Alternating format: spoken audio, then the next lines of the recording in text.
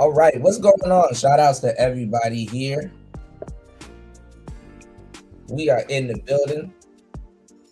I had to throw something on for my brother party. Shout outs to Wolf in the building. Shout outs to everybody here. It's Player Talk Radio. I am your gracious host, DJ Kuda, right back at the helm of today's show. We are back in the building. It's Player Talk Radio. Shout outs to everybody here. Shout outs to Just Being Jazzy in the building. Good to see you. I'm glad you back up. I know you probably been in these YouTube streets, but I'm glad you back active. You know what I'm saying? Shout outs to Cynical in the building as always. Shout outs to my brother Black Wolf in the building as always. All right. Shout outs to my brother Bronze, Flat Power God in the building. Shout outs to Party. Shout outs to Raven. Shout outs to Wolf. Oh man, hold on. Let me check. My bad. I gotta check my devices, Brody. I've been trying to start the show. Happy New Year's, man. Always good to see you. Oh shit, I think Wolf got a request. Hold on, give me 1 second. Hold on. Damn. I'm getting hit with everything. One Wheel Clan always.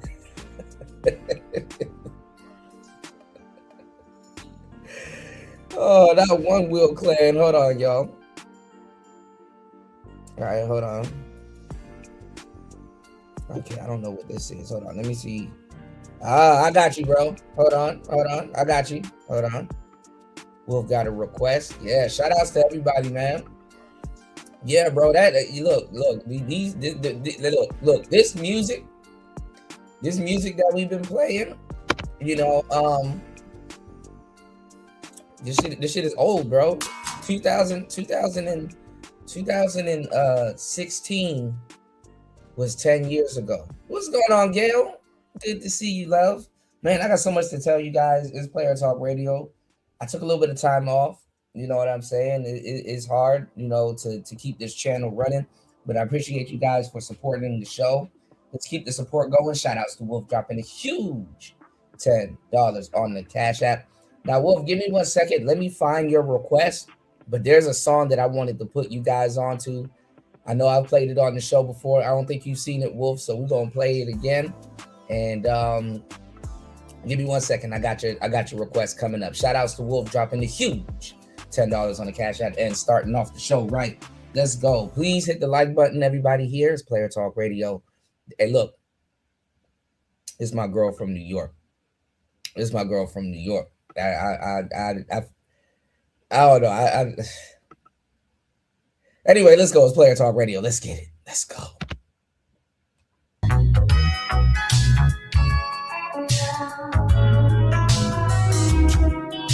Shout outs to the sisters out there really doing it. Too many fake sisters out here, man. Shout outs to the sisters really out here doing it. Too many fake sisters out here, man. Wolf always putting me on to some dope ass music, man. There's a lot of sisters out here doing it, there's a lot of sisters out here doing it in the underground. I'm gonna let y'all know that for sure. There's a lot of sisters out here doing it in the underground. And hey, you keep consistent, man. We're gonna find you, man. It's Player Talk. Let's go. Shout outs to Wolf. He about to put us on. Let's get it. Love it already. I'm a fool for this type of shit. Bro, everything. Let's go. It's Player Talk. Let's get it. Shout outs to Wolf.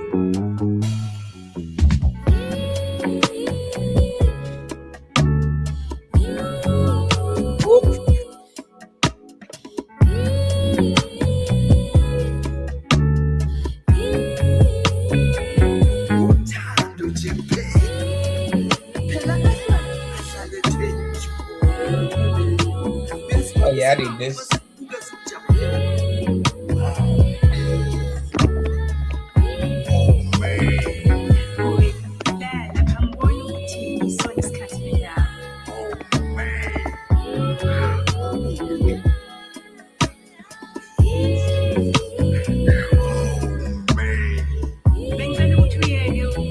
I need this.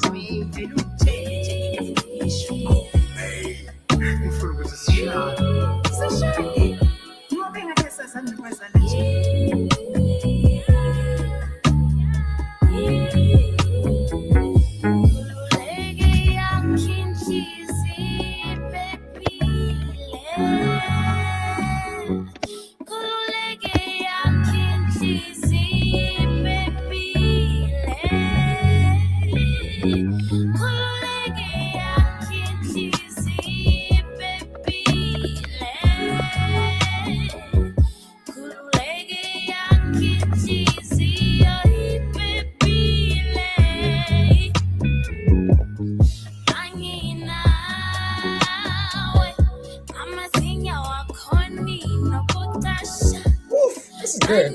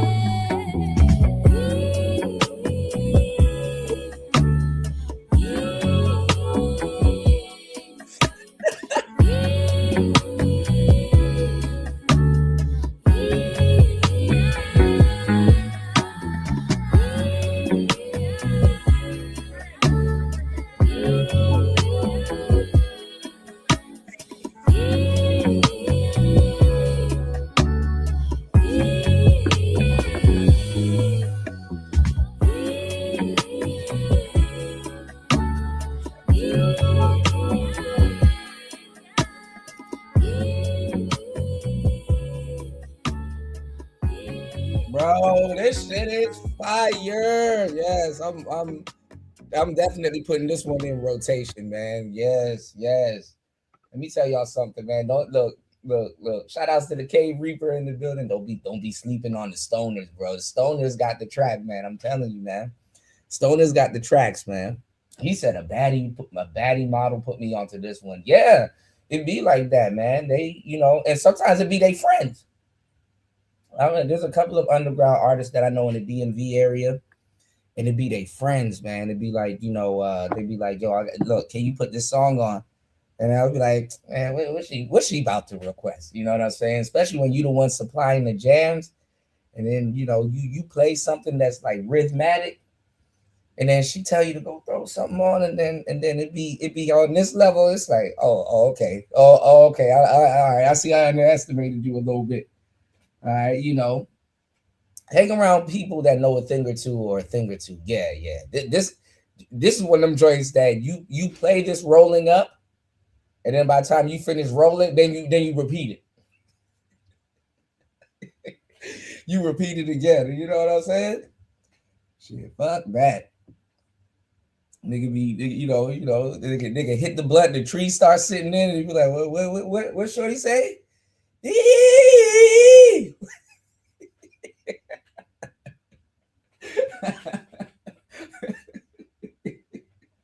Shit, you damn right. Shit, you damn right. About to be a hell of a night, man. Man, shout out to everybody in the building. What's going on, UFO? Shout out to everybody in the building, man. We back. It's Player Talk Radio. We are back in full effect, man. Look, man. Thank you, everybody, for hitting the like button. And, please hit the Cash App. Please hit the PayPal. Support the show, to keep the show going, man. I had to take a couple of days off, man. It's hard to, keep the show going, So definitely, man, the show runs on y'all support. I appreciate you guys for being here. Yeah, shout outs to Wolf, bro. Look, man, hey man, I'm telling you, man, the baddies be having the hits. Hey, UFO got the hits too, man. UFO put me on to a fuckload of hits too, man. I like the brothers that know what they talking about, man. I'm in a place where they playing I spin music out here. A couple other DJs spin music out here, but they kind of overseas they kind of stuck in the and they stuck in the old they stuck that's all I'm gonna say. They stuck back in like 2003, 2000s and stuff like that. But I've always said, people like Snoop Dogg and Dr. Dre and all the people that don't got like #1 albums and stuff in America and stuff like that, they'll never go broke because all of their music is being played overseas. Like a lot of these artists that y'all like in America, they're way bigger overseas than they are in America. Like let's say if you made a lot of money in America and you ran it up like as an artist, just say you decently ran it up, not on no Prince, Michael Jackson shit. Probably like a cool 200 million. You can make like a cool 200 million easily. But if you go overseas, this is when you start getting into 600, 400, 700 million territory. Like Drake level. You know what I'm saying? So I'm telling you, man,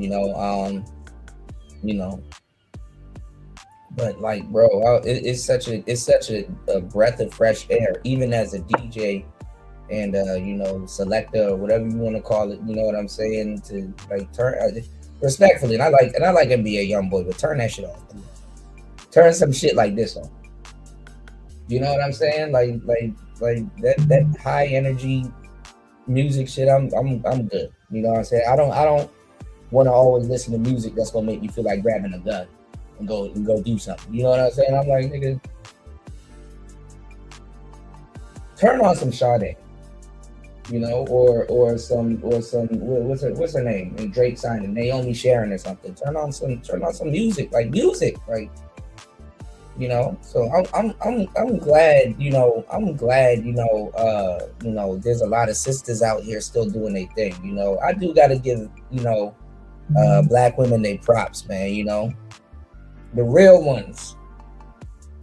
I'm talking about the real ones. I'm talking about the real ones. You know what I'm saying? Yeah. And I mean, for what it's worth, you know what I'm saying? Because we talk about it, we talk about a lot of stuff and we chop up a lot of game, on these shows. But women been holding it down. Women been carrying wrestling. You know what I'm saying? Women been carrying wrestling. So much stuff I wanted to talk to you about too, Wolf, about the wrestling, man. You know what I'm saying? Y'all was telling me about Lash Legend. I think she's cool. Jade Cargill, she's starting to kind of feel herself again. I don't know if her skills is catching up. I saw the other shorty. What's her name? What's the Latina baddie with the shit over her eye? And she be doing that booty thing with the people's face and shit. I forgot her name. I heard she injured herself, but I think she's back. So let me see wrestling news. I don't got too much wrestling news. I saw a little bit of Stephanie Velcro or whatever Naomi called her. Yeah, Valkyrie. Yeah. Shout outs to Wolf. Yeah. I saw they did a show in Saudi Arabia.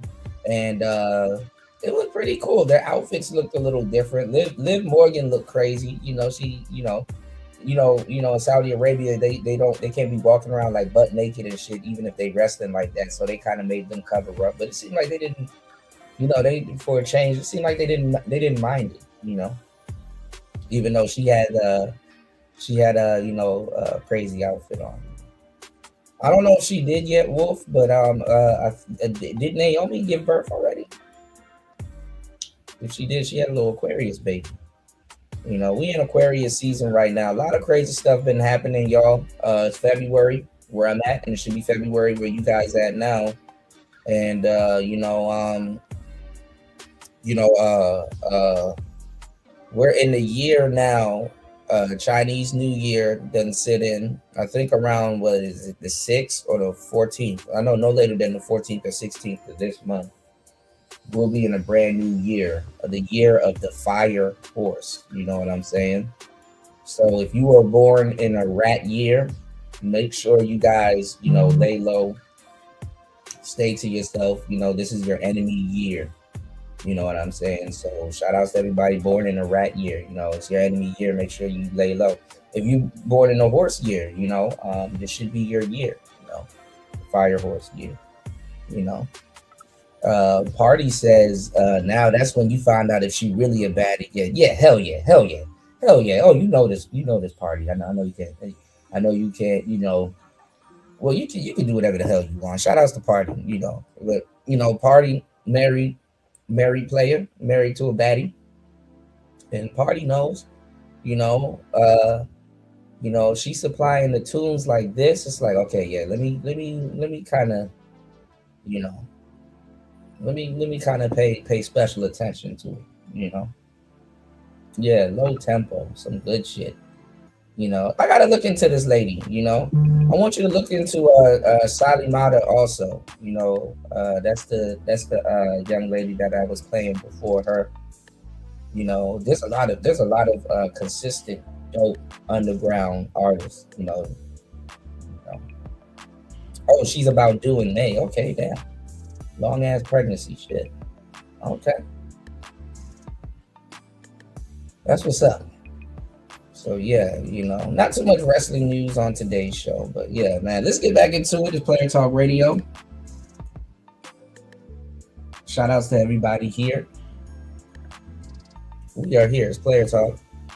So bro, I'm not gonna be saying too much, man. I'm not gonna be saying too much about certain things that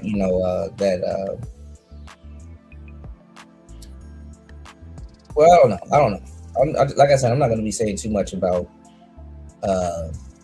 what's his name, Anton Daniels, man. Y'all didn't milk the hell out of that situation way too much. O'Shea to this day is still making videos about Anton Daniels. It's like, okay, bro, we get it. Enough.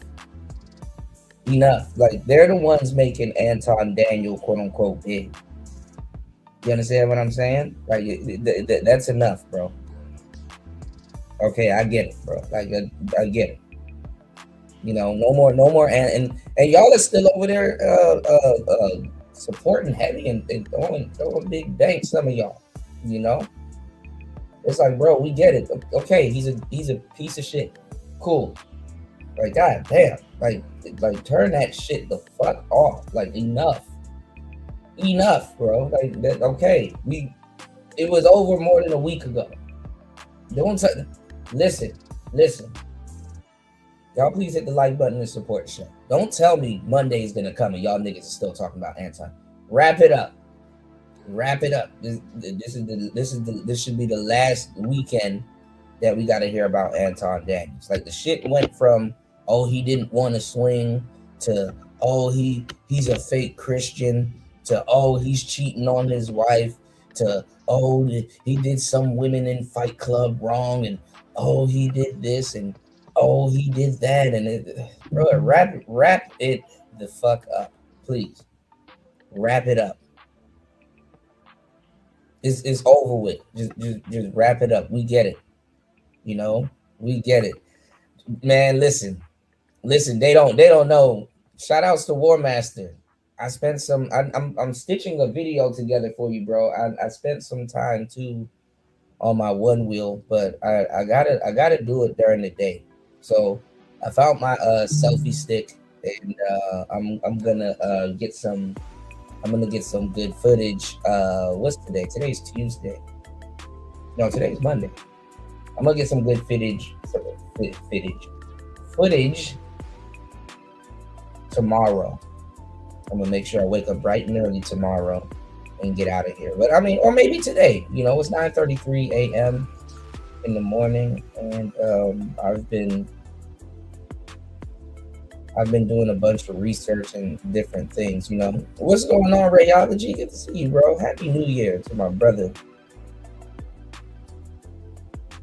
My player from the Himalayas. You know what I'm saying? That created the term sneaky fine. Did that trademark, bro? You said they need the hype. We know we know that firsthand. This is the thing, though. If y'all really hate Anton Daniels, y'all are making him more popular. And I don't even know where all these new niggas came from. Even though Anton Daniels is a new nigga to me, and everybody will alumni. But I'm gonna tell y'all the truth. Like, y'all making him more famous than he could ever make himself. And like I said, in the black community, it's like pressure bust pipes. Like, it's like, y'all gonna make him more popular. It's gonna have a reverse effect. But niggas don't listen. Niggas halfway here and don't listen, man. Okay, we get it. He didn't swing on Corey. Okay, we get it. He's probably cheating on his wife. Okay, we get it. He you know what I'm saying? When did niggas care about any of this shit?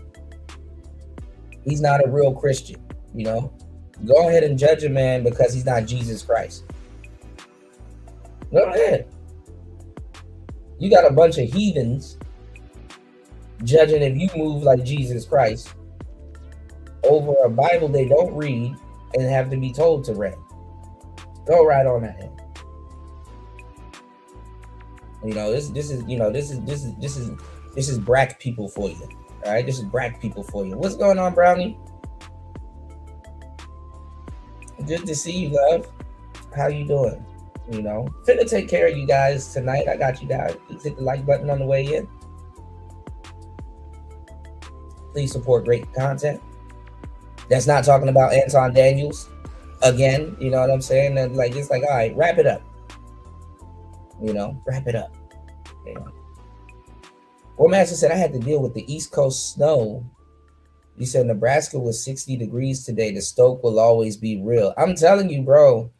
I'm so glad that you're enjoying your one wheel, man. You know what I'm saying? I know, you get me hyped up, man. You know what I'm saying? Because I know the feeling that you're talking about. And it's like, out of all people, man, I got a great gift last year, y'all. You know what I'm saying? I got a great gift last year. War Master done got a one wheel, a war wheel. You know what I'm saying? War Master done got a war wheel. And it's like, I'm like, damn, it's not too many brothers that I can talk to about stuff like this, And then the main brother that I can talk to about stuff like this went and done got himself a fucking one wheel, an XR at that. So I couldn't be more happy.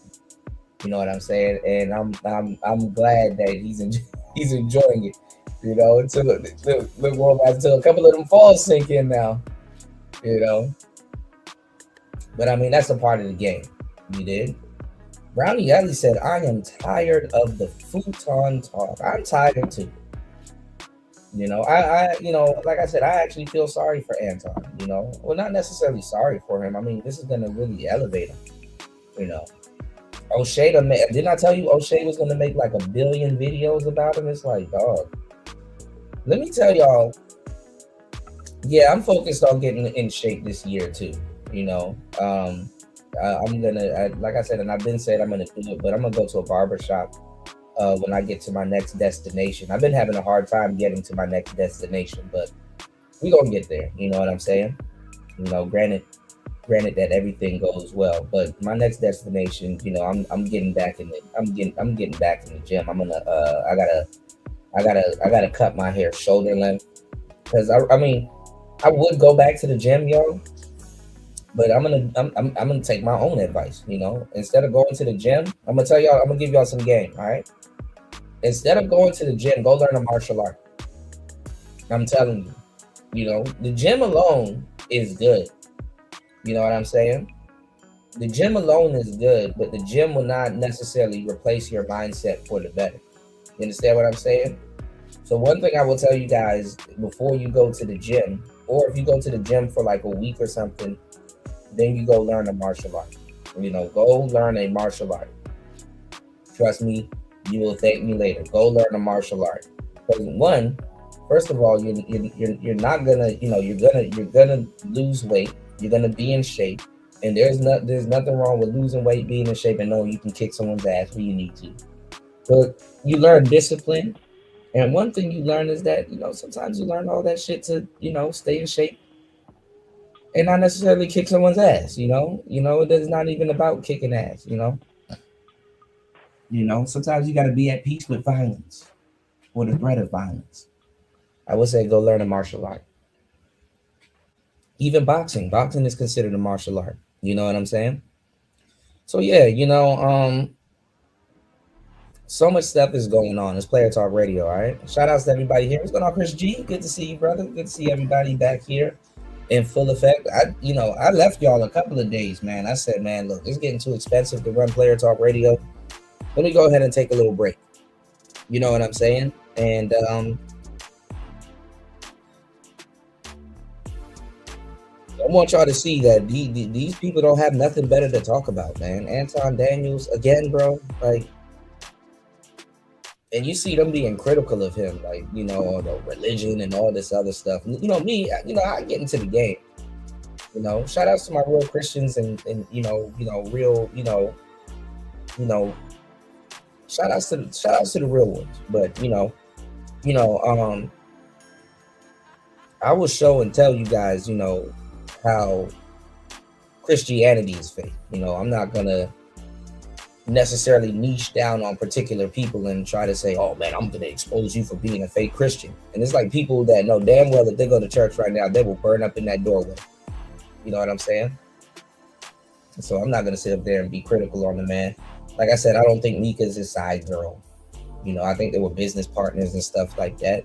Did that relationship probably get ruined? Maybe. Maybe. I don't know. Maybe it rubbed her the wrong way. Maybe she didn't like how she was treated by other people. But that's business, and you got to know what type of business you're in. Not everybody's going to like you. Not everybody, that blinking and all that other shit and that soft voice, that ain't going to sway everybody. You understand what I'm saying? It's just a part of the game, But to sit there and just talk about Anton all fucking day, and it's like, oh, look, here's another Anton show. I'm going to bring some weird broad that we haven't seen in a long time on here, and she gonna tell us about her fallout with Anton and all this other. It's like, bro, let me tell y'all something. It's the same thing as it's Anton derangement syndrome. It's the same thing as Donald Trump. If somebody was truly bad, you wouldn't have. It would speak for themselves. You wouldn't have to go out of your way to make somebody that's preferably or seems bad seem bad. It doesn't work like that. Or I'm not gonna say it shouldn't work like that. I'm not here to tell you how things should or shouldn't work, but hey, not all the time. But hey, it is what it is. All right, let's get into let me catch up on these comments real quick. I enjoy you guys. Please hit the like button. Please support the show. We got some other stuff to talk about. Things that I saw, man. I ain't gonna lie, I watched it without y'all. Well, I didn't watch it without y'all. I saw a little bit of it. You know what I'm saying? I saw a little bit of that Pearl debate. That shit was kind of cringe. She debated the lady from the Young Turks. Who's full of shit also, but hey, whatever. You know what I'm saying? Whatever. I don't need, we already did the work back in the day, y'all. Brothers like myself and other brothers and stuff like that. I don't expect to hear polarizing, content from a lot of people and stuff like that, respectfully. I told you brothers and sisters that are awake, that you guys are free. Don't let race loyalty hold you back. Stop attaching yourself to people that, that wants to send you off and, have you be a damn, you know what I'm saying? Have you be a damn crash dummy. You know what I'm saying? Like, imagine being a fucking crash dummy. You know what I'm saying? For somebody that doesn't even do their research. Bad enough when you go to war And every race of people have war, have quote unquote warriors, people that's gonna, quote unquote fight for the cause. When you're young and you're young and black, and just young, in whatever race you are, is you might be a rebel with a cause or one without one, you know, and it's very noble to want to, fight for your people or, fight for righteousness and stuff like that. You're developing an identity and you're taking on a cause and stuff like that. But honestly, one thing that you got to learn is that a lot of times it's a phase. And when things are a phase, it doesn't make them unnecessary, but you outgrow these phases and stuff like that. And even though it's gotten weird and dumb, I would encourage a lot of people to go through, a pro black phase. I would say, yeah, you do got to be reasonably, proud of who you are, or at least your identity, even when you don't understand it. But when it starts getting into, murky territories and stuff like that, your loyalty to something that's possibly stupid will be tested. You know what I'm saying? Your loyalty to something that's possibly dumb will be tested. And sometimes as a kid or as a young adult and stuff like that, you've invested so much of your image into something that you don't know, you don't know when to walk away from something.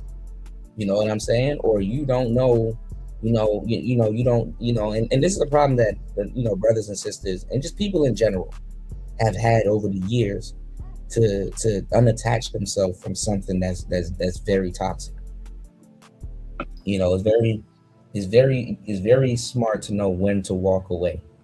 And the thing about it is that people will be like, oh well, you're not pro black anymore, or you're a race traitor, or you're a tether, or you're all this other stuff. It's like all kinds of stupid shit you can get called. You know what I'm saying? And when you sit back and not participate in the bullshit, I'm telling you, you are like, and you are and will be one of the most elite humans on the planet. Because guess what? You ain't, listen, you living for you now. You ain't attached to that bullshit.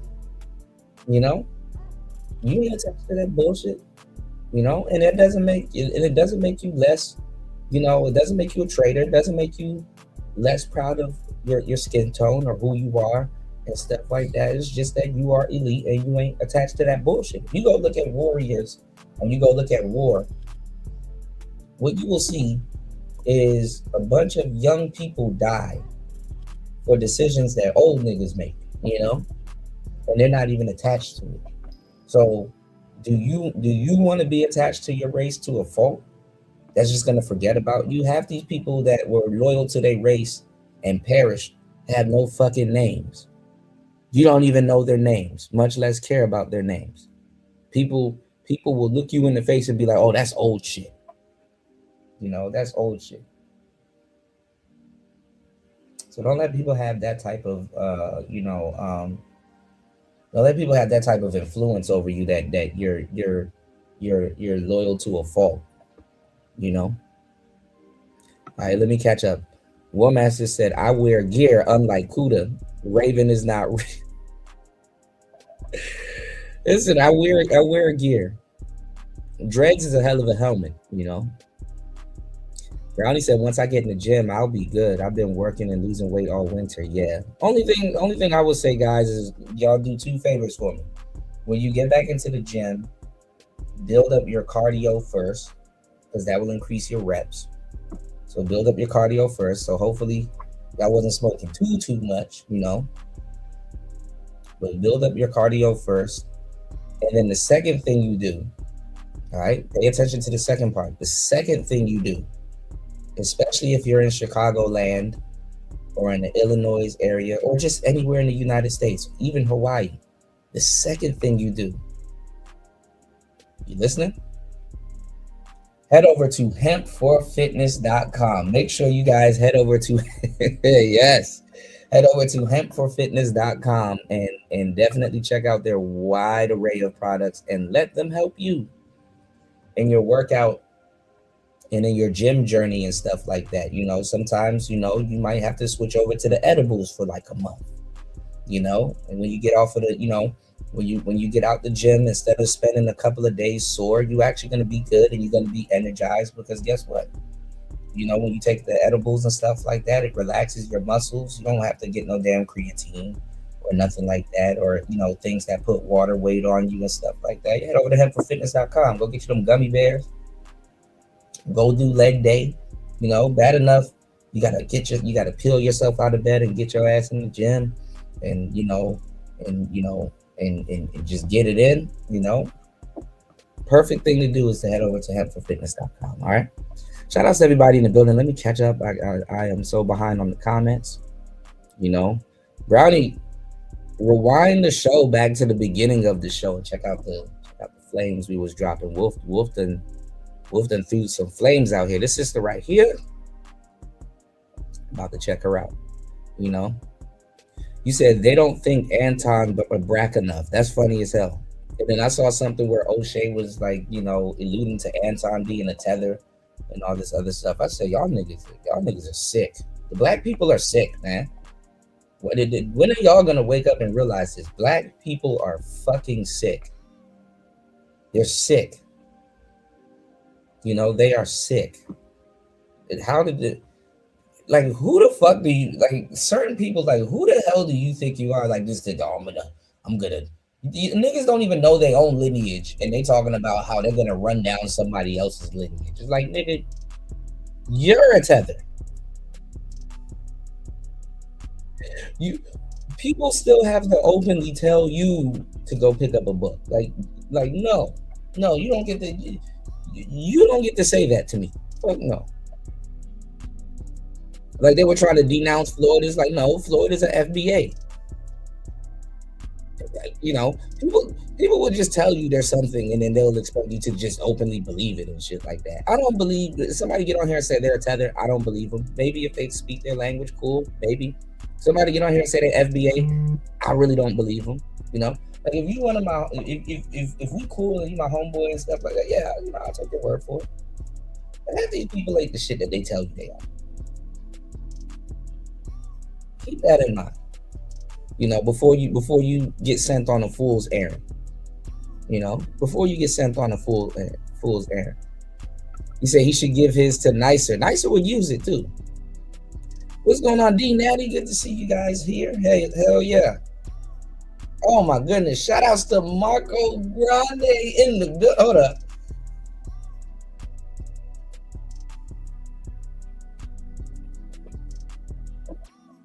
Shout outs to Marco Grande in the building. Oh my goodness. Good to see you. Happy New Year's.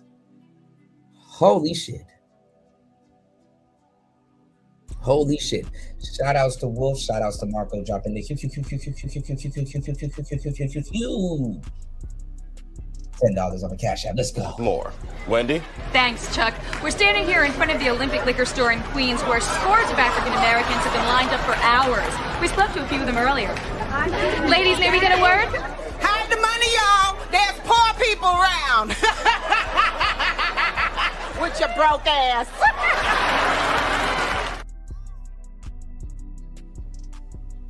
The One Wheel has never given me a scratch. Please don't speak too early, War Master. Please. I'm telling you, the falls are just as gnarly as the board, you know? Yeah, I think you should do both. But I think you should do martial arts first. Or, like I said, you know, go to the gym for like a couple weeks first, so that, you know, you're relatively in shape. And then do martial arts. And listen, when I say do martial arts, I don't mean you have to fight other people, you know? You can train like you're gonna fight, but you don't have to fight other people. And it's up to you if you want to spar. You know, the only thing is the only thing about it is to, you know, the only thing I'm saying is to, you know, just get in shape, you know. So, you know, get a karate body. You know what I'm saying? UFO said people can't say Corey now without mentioning Anton, but they're starting to make content about Anton without mentioning Corey. Well, this is the thing. They never gave a damn about Corey. You know, If black people gave a damn about Corey, he would be a bigger comedian than what he wanted to be. You understand what I'm saying? And Corey kept it true and stayed to the underground circuit. You know what I'm saying? If you knew about comedy, you knew about Corey. Even if you don't know about comedy, you kind of seen Corey here and there, whether you cared for his comedy or not. When people care for you and what you got going on, they will elevate you. You know, so you know he wouldn't have to go out of his way to, you know, he would have to go out of his way to stay in the underground circuit. A lot of black people don't like Corey Holcomb. Corey Holcomb have a niche, you know, a niche black following, but he doesn't have like a big black following. And I get it. I mean, because he you know, his you know, he has, to a certain degree, he has somewhat family comedy, but he has dark comedy, you know, and a lot of people, especially a lot of black people, they're not into dark comedy. I'm gonna tell you the truth. If you do dark comedy, you know, if you do, you know, dark comedy, you would attract a white audience. You would attract a white audience, you know, and that white audience that you will attract will repel. You know what I'm saying? It can repel, depending on how you do it. It can repel your black audience. You know, if you want a great example, go look at Patrice O'Neal, which I showed y'all. You know, him going over creep and stuff like that. There's a certain type of personality and certain type of level of humor that you have to have. You know, you will attract a white and a suburb audience. You know, if you're doing dark jokes and stuff like that. Like recently, they just turned on Andrew Schultz. You know, I saw, but I don't know what for. But see that coming.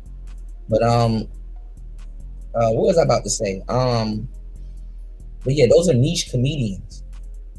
And the thing is that, you know, the game that I'm giving you guys on this, right, about you know, attracting those type of, you know, that type of audience and stuff like that. I'm gonna throw some more game on the pot for you guys, right? Something for you guys to think about. If you're not on no ass kissing type shit, you know, like Corey, he's probably, you know, he claims not to be on no ass kissing type shit. But the thing is that it's crazy that Corey doesn't have, or he probably does, you know, I'm pretty sure he does.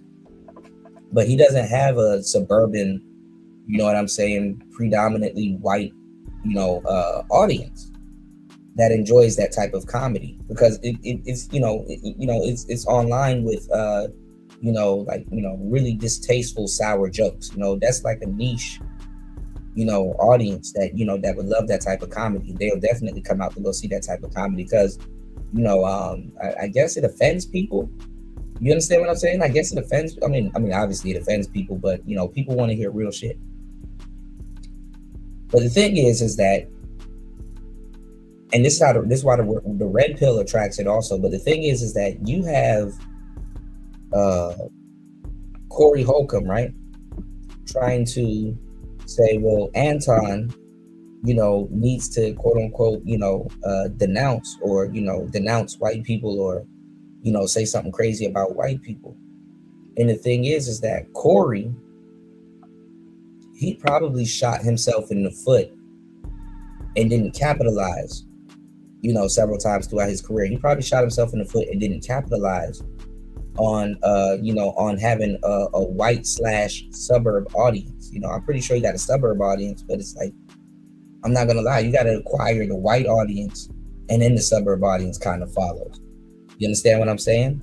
So you know, in showbiz, you'll be surprised how many people are upset at you because you know, because they probably, you know, squandered something that they had going on to race loyalty and stuff like that. I'm pretty sure Corey Holcomb, you know, canceled out, you know, a lot of the audience that like him, you know, due to race loyalty.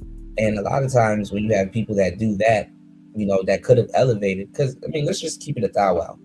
He wasn't going to be on the level of Kevin Hart. He wasn't going to, you know, he got a different type of star quality, but not that type of star quality. You know what I'm saying?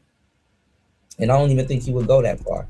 Same thing like Patrice O'Neal and a lot of the other guys. But hey, it is what it is, you know. So, like I said, he probably canceled he probably canceled, out his white audience due to race loyalty. And he wants Corey to do it also, And I hate to say it like this, but even as a quote unquote black man or a black person or whatever, depending on how you do it, if it's present and stuff like that, I'm not telling y'all to go MAGA or anything like that, but you don't have to sell out. You don't have to sell out, And then at the end of the day, how long are we gonna sit around talking about slavery and all this other shit and stuff like that? Not necessarily compromise your situation or forget slavery, none of that shit, because that's what people hear that don't know shit about it.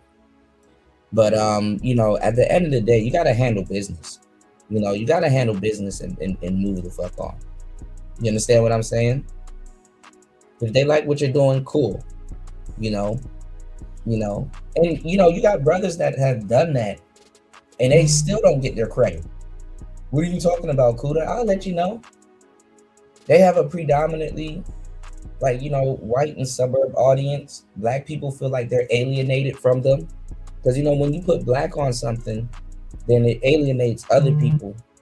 And then the thing is that a lot of black people won't support stuff if you just put black on it. A lot of black people will go out of their way not to support something because it has the word black on it. And when they know that you're limited to just them, oh man, then they really start acting a fool.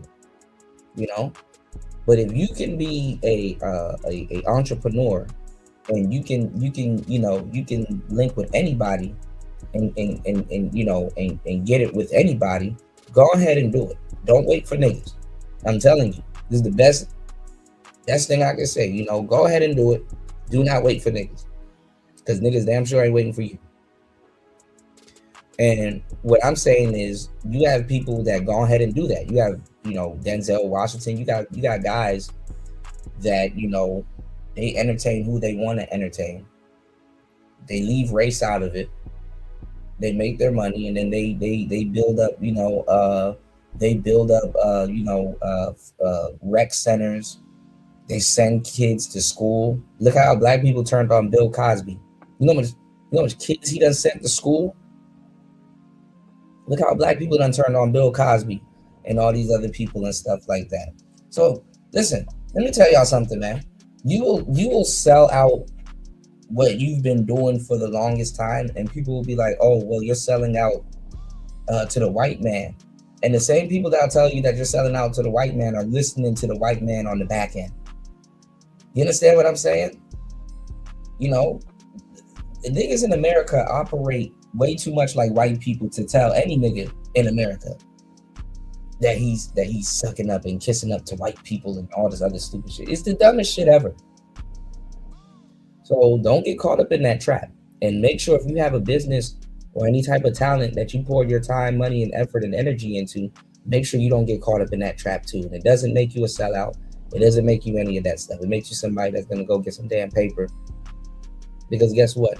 You go build a rec center in these people's neighborhoods, they're going to fuck it up. You go send a bunch of, you go give a lot other black people opportunities and send them to college, they're not going to remember you.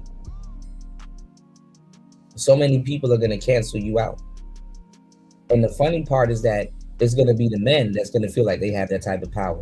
First of all, if you knew anything about your black history, you would know that black men don't got no type of power to cancel anybody out. You don't get canceled out by black men in the black community. You probably get your ass whipped, but you don't get canceled out. It's the women ultimately that have a say. The women will cancel you out, not no other man.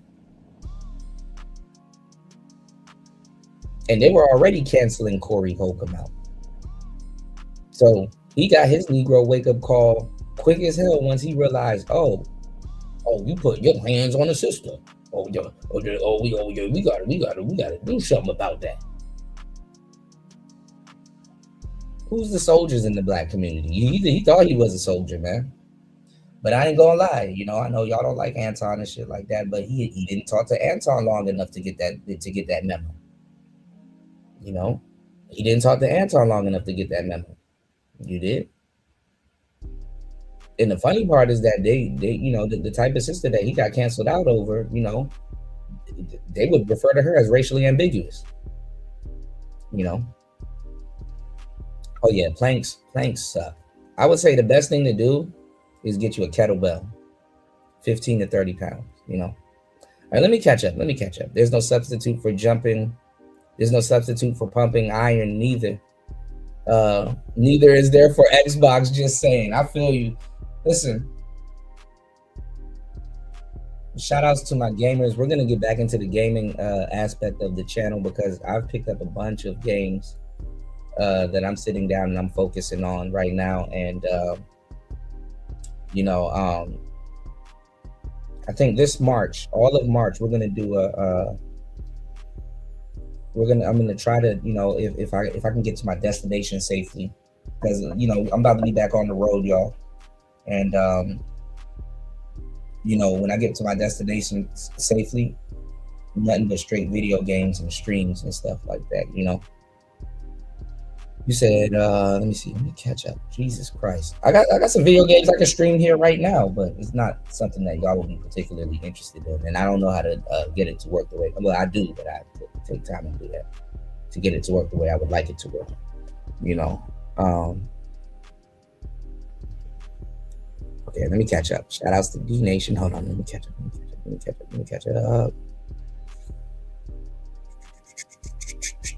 Yeah, whatever. Back to Anton. Right. But Anton said, like, it's like, how much streams? And let me tell you why this whole, let me tell you something. Let me tell you why this whole,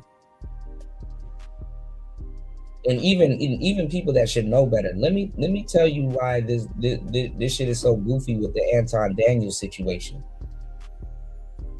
People are canceling out their whole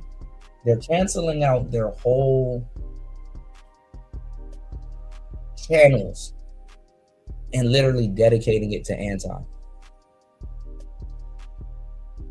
You said another Anton obsession show just started. Yeah, black people are sick. Black people are fucking sick. Shout outs to the Aquarius season in the building. Shout outs to Chris G. He said he had his birthday on the 30th. What?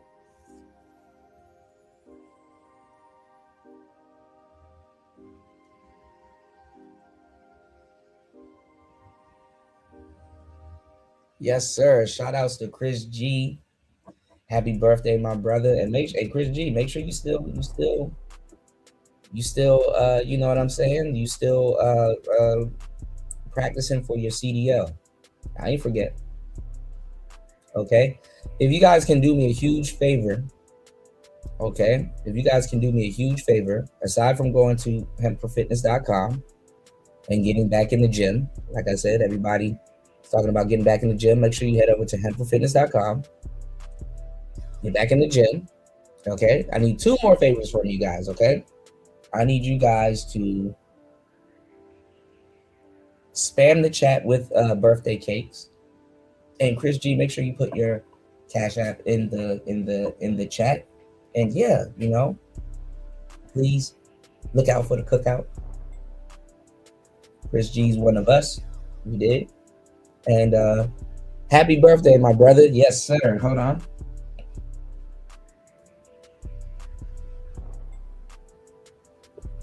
Yes, Aquarius season is here, and we're in February. So yes, there will be, you know, I can't believe Songkran is going to happen all over again, but there will be, you know, changes, y'all. You know, the fire horse. You know, yeah. But back to Anton though. Yeah. But back to Anton. Yeah. I ain't gonna lie, I'm getting cooked.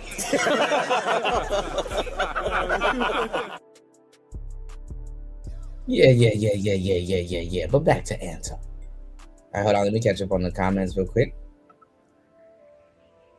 Yeah, what I would say, look, the best combination, like I said, if you do a martial art, make sure you know, you get in the gym for like a month or 2. And then, like I said, head over to the, just take a martial art. Nothing feels better than knowing that you can, kick someone's ass.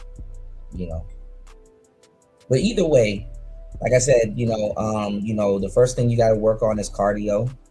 So if you still want to smoke or whatever, I mean, still smoke. I'm not saying that you're not an athlete, but to a certain degree, you can train like an athlete without being an athlete. But if you want to, cut back on the smoking and stuff like that, you don't want to get into like creatine, but you don't have to. Like I said, Hemp for Fitness, there's a lot of great stuff over at Hemp for Fitness. So,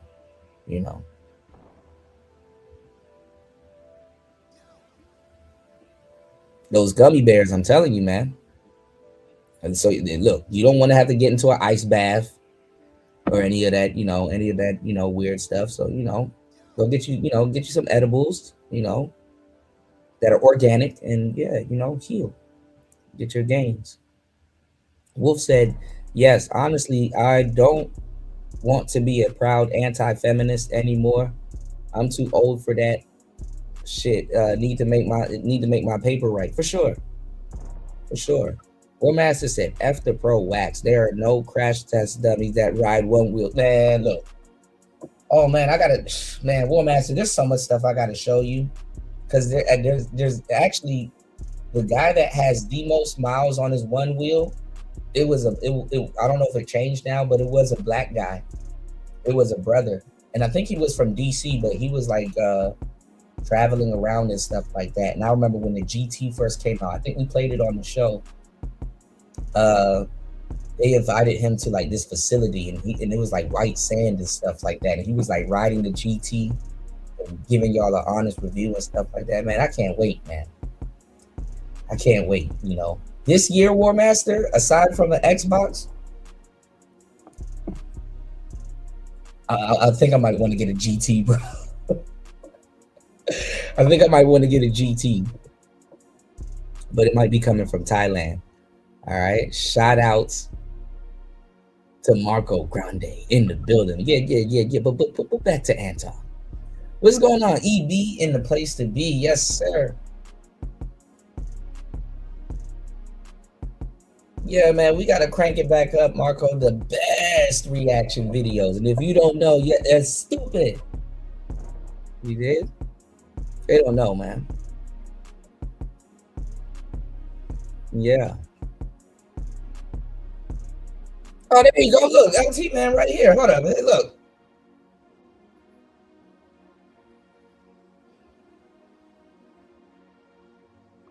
Yes, sir. Look at that. See? I done put out the bat signal. Y'all told you guys.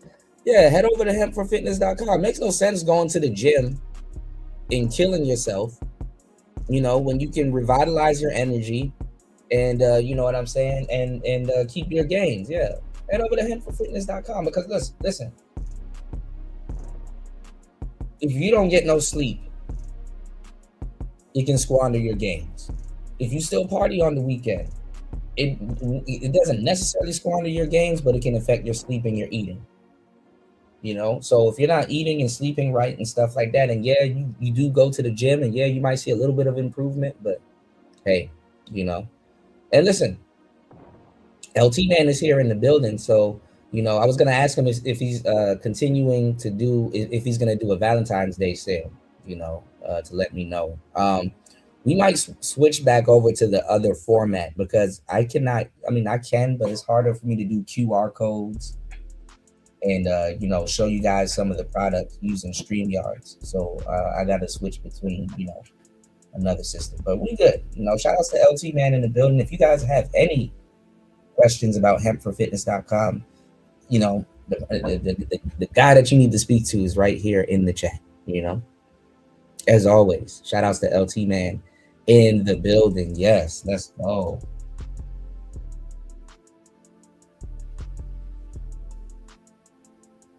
And it's funny too because it's after January. You know how like people like squander their workout experience because they're like, oh yeah, I'm gonna join the gym in January, and then come February they're not in the gym no more.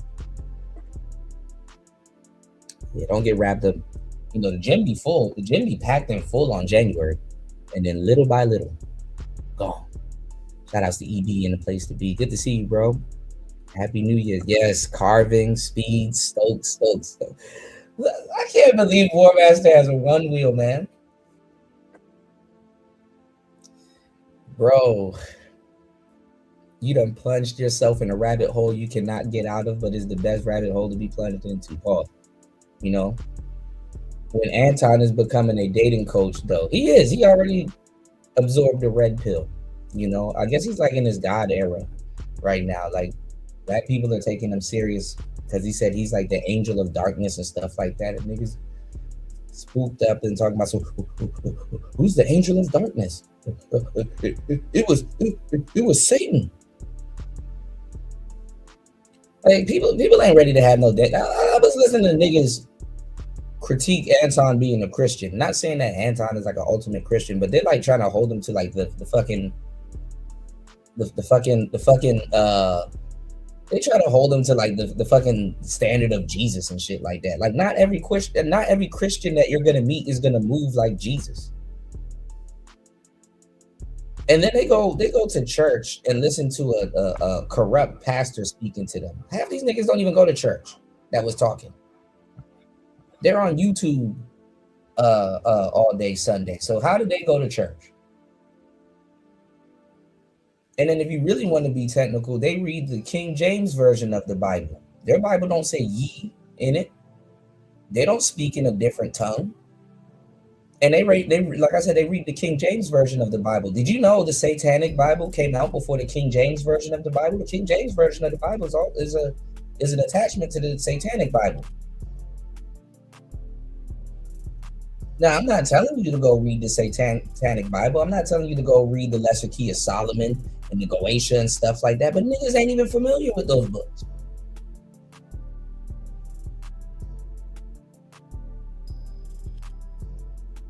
And listen, hopefully not, but you're not going to go to hell reading those books. You're not going to go to hell for trying to have knowledge about something. You want to get to the bottom of it. Black people are scared of shit.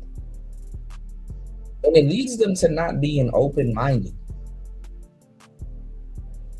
Then you got all of this ancestor talk and shit like that. And, niggas don't even, niggas don't know about no damn voodoo and stuff like that. And I'm like, bro, even if niggas did, stay away from them niggas. You can learn about something and never use it,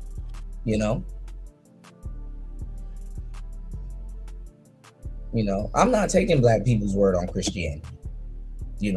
Go travel the world, go see other Christians, go to certain mosques, go get around, certain Ethiopians and people that practice Christianity. Get around different type of Christians and stuff like that. Then you can start to put put things together, even with your own Christianity. So I'm not sitting up here doing hit pieces on how Christian is somebody else and do they walk with the Lord and all this. Nigga, stop worrying about if somebody else walk. Do you walk with the Lord? So I really don't want to I really don't want to hear somebody psychoanalyze somebody like that. You can't tell somebody where to be with their own religion. You understand what I'm saying? You can't tell somebody where to be with their own religion, And I hate to say it though, but churches really should start screening people, But what churches do is the same thing what the internet does, and what a lot of people in these YouTube streets, what a lot of people in these YouTube streets does. These places become a sanctuary for people. You understand what I'm saying?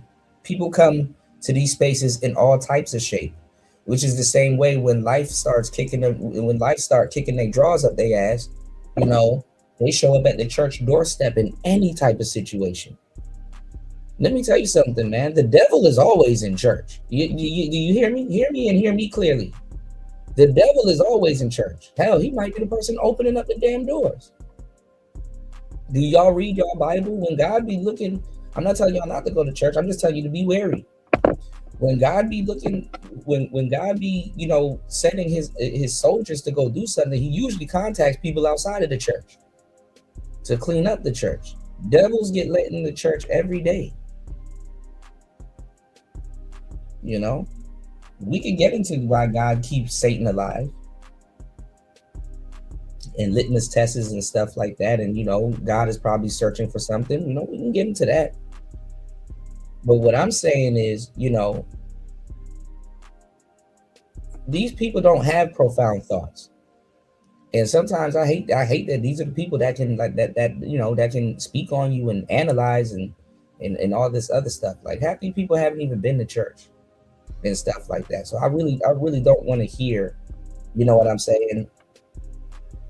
I really don't want to hear, you know, some of these hit pieces coming from some of the people that I've been, you know, that I've been hearing. You know, a lot of these niggas don't even believe in marriage. You know what I'm saying? So why are they so worried about Anton's marriage? You know, and like I said, you know, whatever, you know. What's going on, Shaka Nulu in the building? Let's go.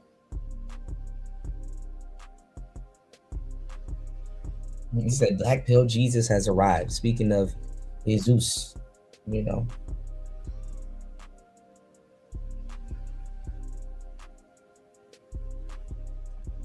All right. Shout outs to Shaka Nulu in the building. Yeah, even Dave Chappelle had to leave comedy before he, you know.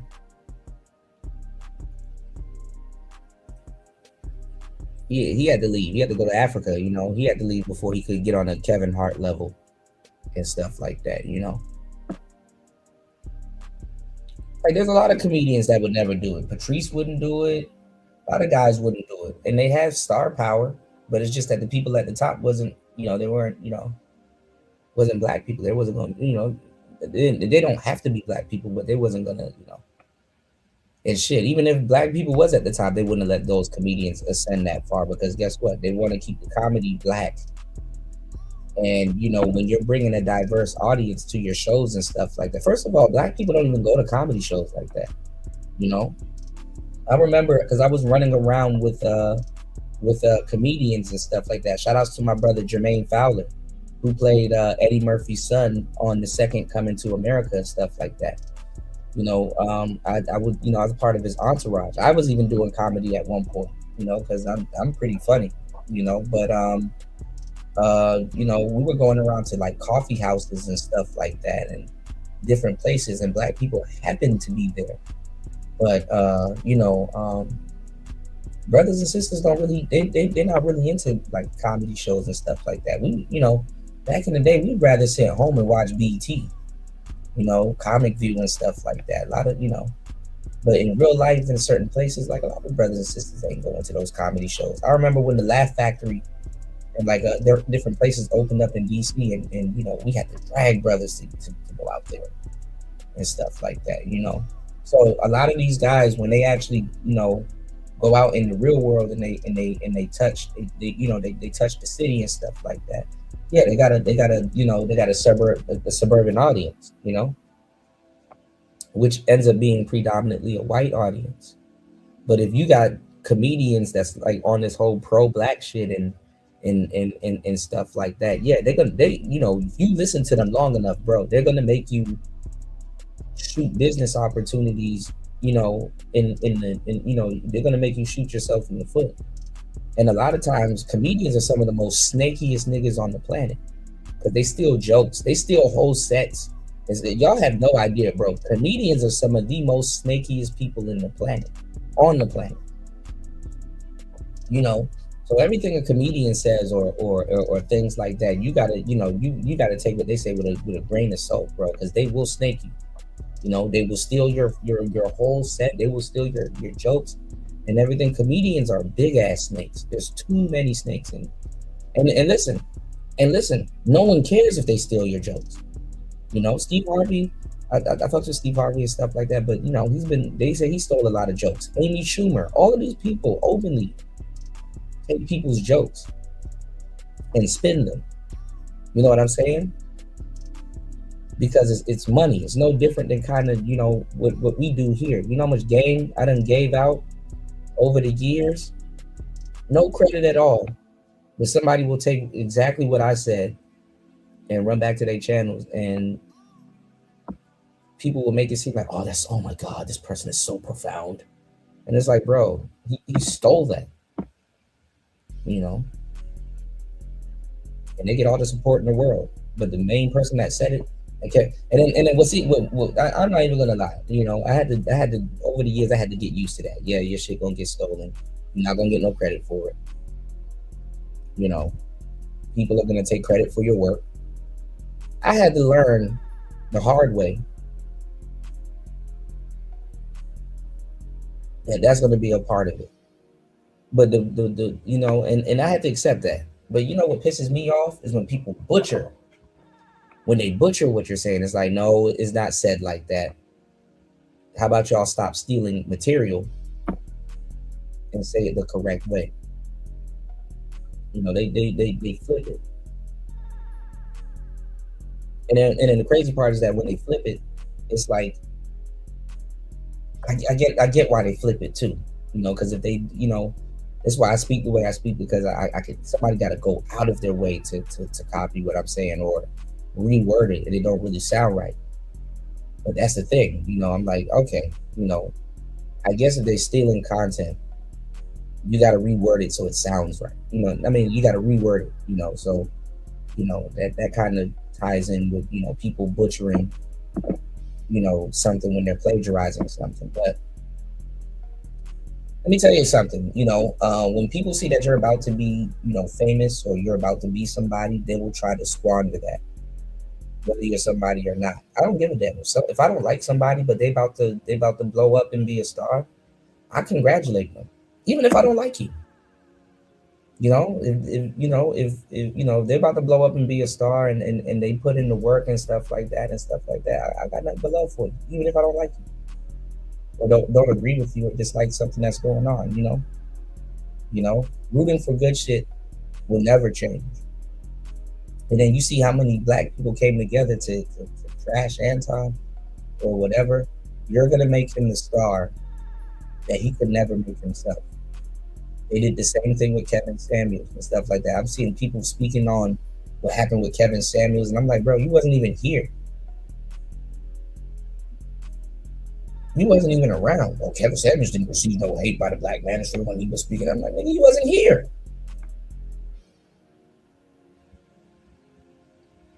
They hated that man into success. It's actually quite funny because that's one of the indicators that you know you about to blow up in the black community. You start receiving an abnormal amount of hate. That's how you know you about to blow up. It's like, damn, all right, damn, like, you know, I'm about to make it. Who is this nigga talking about me? Like, you know, niggas in Africa talking about you. I don't like Kuda. Who are you? Damn, you watched the show? Okay, well, shit, fuck. I guess, you know. So they about to blow Anton up. They about to make Anton a star. They don't know that. Listen, bro, you done totally crossed out your own channel to talk about another man for experience, you know, extendo experience, an extendo period amount of time, and then, you know, after you done talked about him, you really don't have no content to go back to. Like, literally, these niggas done slutted out their channels about talking about Anton for a whole month. For a month. You know, I got my videos and then I'm like, all right, let's move on. We're gonna move on to some politics. We're gonna talk about some stuff, man. I was gonna do a show, and we're still gonna talk about it. Don Lemon getting locked up. That's funny. I'm sorry. I laughed when I saw that. That was funny. I'm sorry. You know, free that brother though. You know, because, hey, you know, nobody going to jail. I don't, you know, but that was kind of funny. But we're gonna talk about some other stuff. We got some stuff to talk about. You know, look how you can serve niggas for a long time, and they'll flip on you just because of one thing. Look at what these broads are doing to Nicki Minaj. We're gonna talk about that. We're gonna talk about that. We're gonna have a time. We're gonna have a time. Y'all hit the like button. Please support the show. We're gonna have a time. We're gonna have a time. We're gonna talk about some stuff. Hit the like button, y'all. I got y'all. Let's go. Shout outs to El Grande Vato. We came here for our Anton fix. I know, man. You said crazy how Anton is being demonized. I thought you said he got demonetized. Demonized for being rumored to be what they love. Corey claiming to be. The kissing white ass accusation is the only difference. Yeah. But let me tell y'all something, man. Don't sit up there and follow brothers respectfully, and I like Corey and stuff like that. I'm just saying in general. Do not sit up there and follow brothers like Corey and a lot of these fake pro-black brothers, you know. Because maybe Corey is super pro-black and real. I don't know. Haven't met him, you know. But that's the thing. It can go both ways. You haven't met somebody. So what I'm saying is don't follow these brothers off the ledge, because I'm going to tell you right now, who's to say Corey's not kissing no white man's ass also? You know? It's called behind the scenes. Some of these dudes are kissing white man ass also. You just don't know them. You just don't see it. You know? You just don't know him and you just don't see it. You know? Or he's not trying to be out there. Like like real rich people, they pay to stay out of the media. You know what I'm saying? They pay to stay out of the mix. So before you throw whatever you finna throw away, you know, you know, especially if y'all are making money with a certain race of people and stuff like that, cool. And it's not about race or nothing like that, and you doing your own damn thing, you having fun or whatever, you know, you better confirm the person that's chastising you is not kissing white ass or someone else's ass and stuff like that. You better confirm that. You know, because at least, you know, let me tell y'all something. Y'all look at these Myrons and y'all look at these other cats and stuff like that. Y'all look at them and it's like, at least they openly do it. You know what I'm saying? If that's the case, if somebody's gonna openly be a coon, it's like reverse racism. You know, I listen to Rush Limbaugh and quote unquote Alex Jones and Imus and all them other people. I grew up listening to them people because I knew that they were upset with white America, and they start giving off gems and stuff like that. And it's like, yeah, you know, some of the stuff that you would have complained about, they would confirm a lot of it. This is why they had to get kicked off the internet. Don't nobody give a damn about somebody being extreme. The only time people give a damn about you being extreme is when they don't like you no more, for whatever fucking reason. You understand what I'm saying? Don't nobody give a two fucks about somebody being extreme. People don't give two fucks about anybody being extreme. So that's not the problem or the case. They only care when they don't like you anymore. All right? I'm giving y'all some good game, all right? Please support the show, all right? Now, this is the thing. Anton done stepped on the wrong people's toes, you know? I don't doubt it. You know, Anton probably snaked out a bunch of people. I don't doubt it. You know,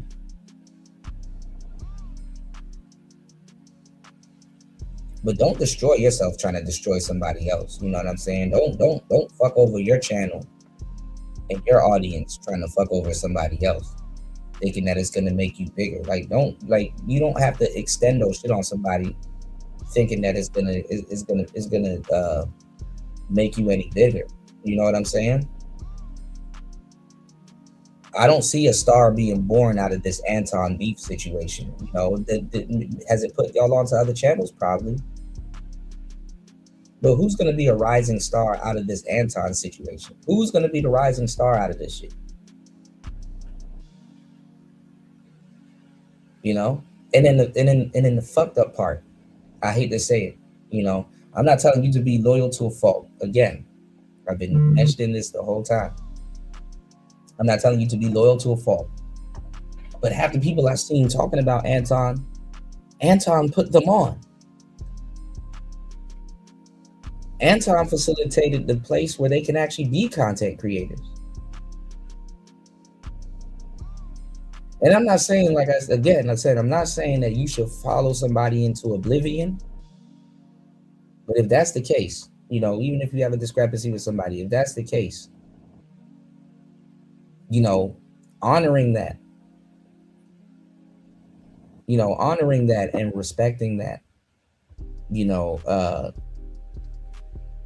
it says a lot about people. You know what I'm saying? Honoring that and respecting that. It's like, you know, there's a billion other topics that you can do, but you chose to spend months, like a whole month, nuking your channel.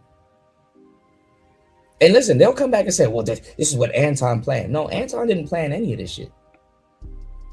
He planned on going to Corey Holcomb with his co-worker. You took it and ran off with it. They're gonna turn back and say, oh, this is Anton. No, didn't nobody tell you to snake out your own channel? And now your channel, you hate on somebody so much, now your channel became an Anton channel by proxy. You know?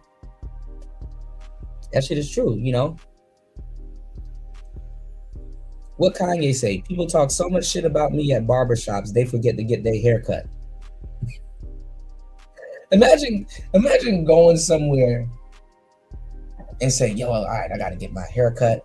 I gotta do this, I gotta do that. And then you go into the barbershop and it's like, man, did you see that latest video? While you waiting to get your hair cut. He's like, yeah, man, F this person and F that person and this, that, and the third. And you sitting there talking crazy about that person. He's like, man, listen, man, y'all done made me mad. I'll see y'all later. And you leave. And you even get your hair cut.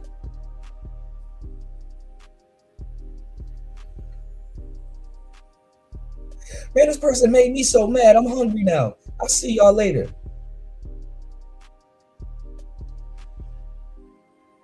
Didn't even get your hair cut. That's crazy. Shout outs to Warmaster. Warmaster said black folks cry way too much about stuff that don't matter. Racism don't matter if you're broke. Economics always matter.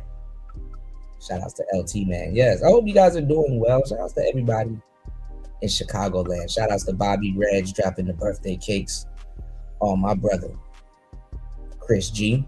Happy birthday to Chris G. Shout outs to Cynical One, wishing Chris G a happy birthday. LT man said, I'm too old. I'll bust my ass. No, you good, man. You definitely, you know, they try to make it seem like the one wheel is like it's funny, the one wheel, it's like an inside joke. The one wheel actually became a midlife crisis joke recently, you know, because people didn't understand like how good they were and how durable they were.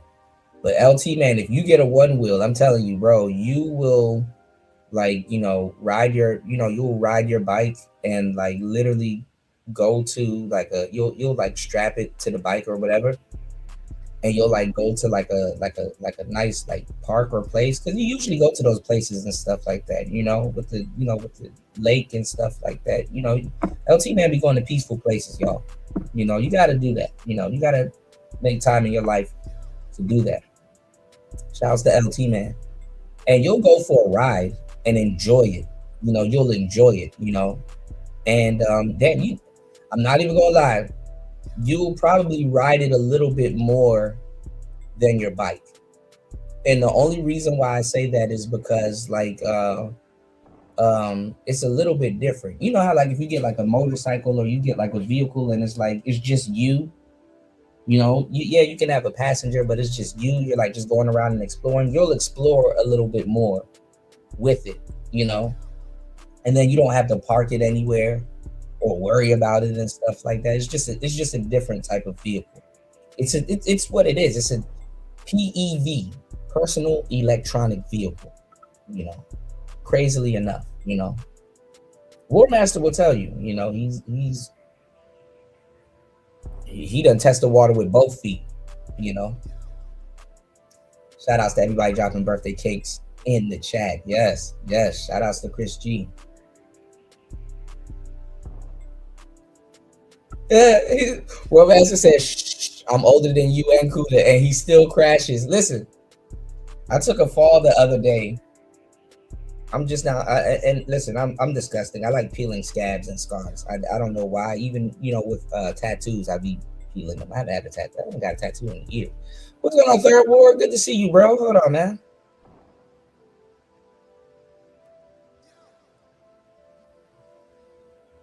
That's what's up. LT Man said we're trying to make creatine gummies. That would be good. I wonder how that would work. I'll definitely when you guys do them, let me know, because I wonder. Well, no, actually, that would be good, because I think about it like this. I was gonna say I think edibles will be better, but you got people, and even though they don't give a damn nowadays, like athletes can smoke weed nowadays, which is crazy.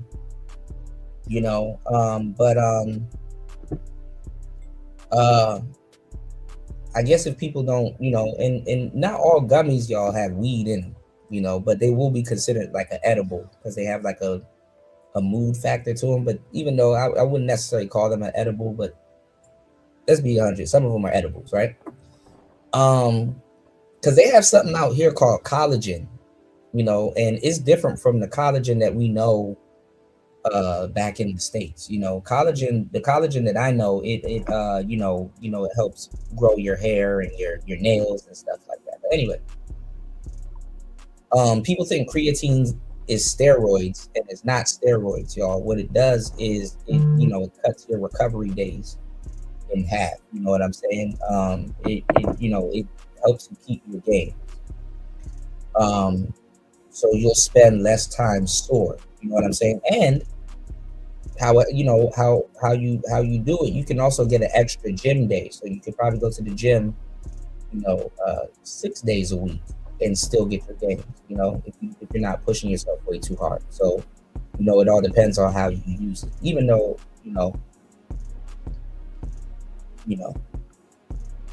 proper sleep and everything will help, and just, but let me know when you guys do create the creatine gummies. That will be interesting, because I've never seen creatine gummies. Shout outs to Chris G. Yes, there we go. He said you got bigger cojones than me. Yeah. Shout outs to Raven in the building. Yeah, I'm looking at the Rally XL. You got me looking at the Rally XL, but I don't spend, One Wheels, they do good on trails. I don't really spend most of my time on trails. But shit, by the time we thinking about getting the Rally XL War Master, Lord knows it's gonna be another One Wheel out. So, look, Raven got a GT. Raven can speak to that. He's an F Valentine's Day.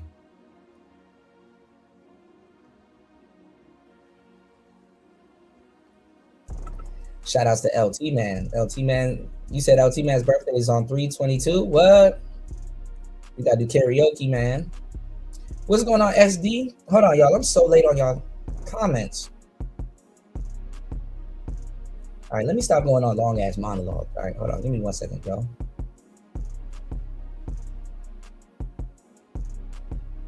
We might have hoverboards right by then. If Future Motion comes out with hoverboards, shit. Yeah, he's the new Kevin Samuels. Daniels and Samuels, they, tomato. Negroes can't tell the difference. You said black women have corrupted the church. I wouldn't necessarily blame it all on the sisters, but they have a hand in it. Warmaster knows the number to that question. I'm gonna do a marathon stream, y'all, and that whole stream is I'm gonna make sure you do a marathon stream, and then I make sure I wake up and go get an Xbox. But I'm not close to a mall right now, and I think the electronics store, it's like a whiles away from where I'm at right now. So I'm waiting until I get to my next city to go get it, because they have the malls and stuff right there, and I can just go down there and go get it. But I still have everything. I got my controller. I have my capture cards and everything, so I'm ready.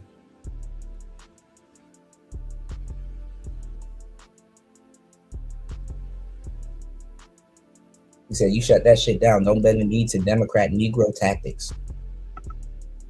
Shout outs to LT, man, always dropping the good word. Matthew 6. It says, "But seek the kingdom of seek first the kingdom of God and His righteousness, and all of these things will be provided for you." Absolutely, absolutely. And also too, and this is like a lifelong. This is like a lifelong lesson for everybody here. God is on His own time. Divine timing. He has His own divine timing and stuff like that. Sometimes when you're not getting something that you want when you want, when you're not receiving something that you want when you want, He's trying to show you something or saving something better for you. And even though it's disheartening or could be disheartening, or you feel that you deserve it and stuff like that, sometimes you just gotta wait. And in hindsight, or when it happens, you'll see how things play out and be like, damn, He was right this whole time. So sometimes you just gotta wait. You know what I'm saying? And as an American, I'm gonna tell y'all some real shit. As an American, you have to really, really, really pay attention to that, because we get everything so instant, and we're spoiled people. We're used to getting everything so instant. Grits don't take 30 minutes and the whole ambiance and smell to take up the house. Before you eat a hearty meal. Oatmeal, or whatever. Some people are like, I don't eat grits, Cooper. But what I'm saying is that it used to take 30 minutes and the whole house would be smelling good. It's like, damn, and then, whip up a big ass pot of, cream of wheat or grits or whatever. You know what I'm saying? Man, that shit take 2 minutes now. You put that shit in a packet and throw it in the microwave, you'll have your grits in 2 minutes. And then at that point, you should ask yourself, am I actually eating grits? It look like grits, tastes like grits, but is it really grits? People don't give a fuck no more. McDonald's came out and told you.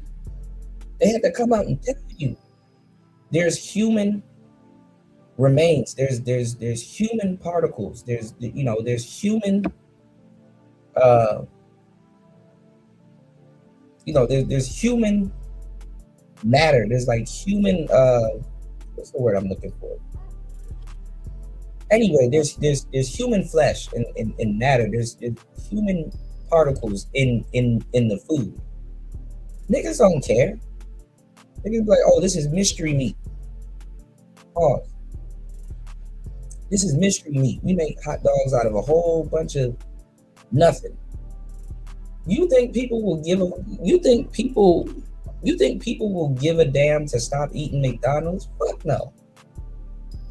As a matter of fact, after they said that there's human meat in the fucking weaved into the fucking cannibal shit, weaved into your damn Big Mac, we still eat it. I showed and told y'all how cows are genetically modified. Cows are genetically modified.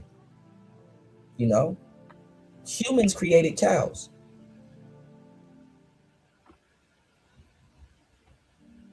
No one gives a damn.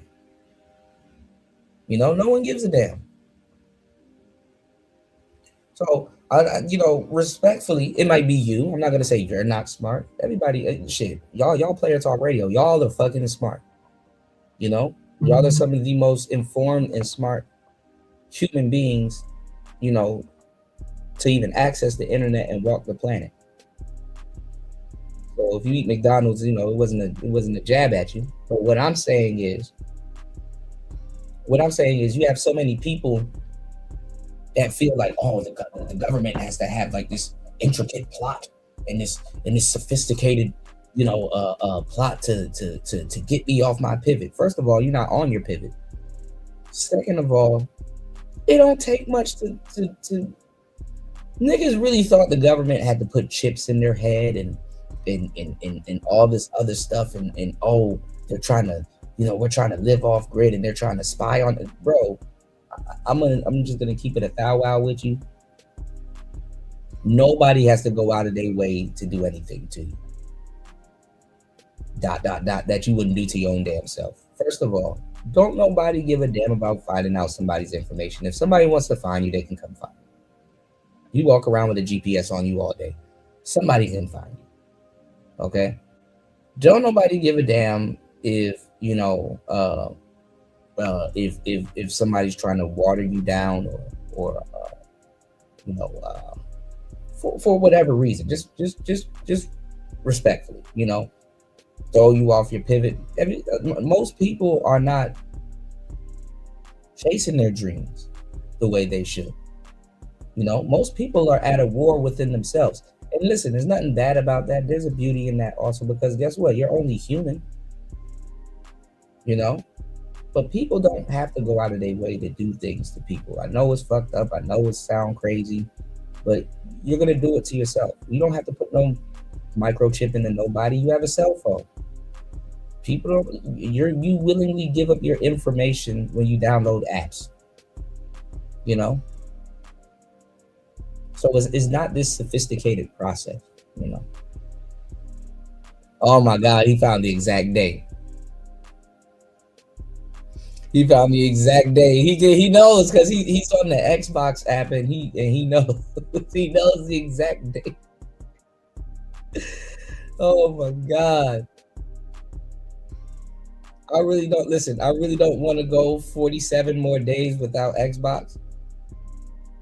But I swear, on the 900th day, I'm doing a marathon stream and we're going to get that up out of it. Actually, no, I'm actually going to do it before the 900th day. We're going to try to, before it gets to the 900th day. All right. You said, maybe he should stop leading with dumb shit. Who, Anton? Yeah, the church definitely can't screen nobody because the church just is guilty. That is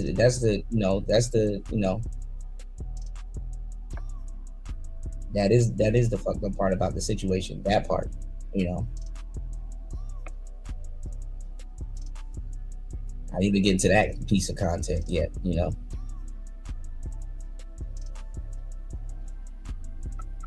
Shout outs to Marco. But back to Anton, y'all. Yeah, when the church, when Gillette razors, when black women, when anything turned away from men, it went downhill. You know what I'm saying? When everything on this planet turned away from men, it went downhill. You damn straight.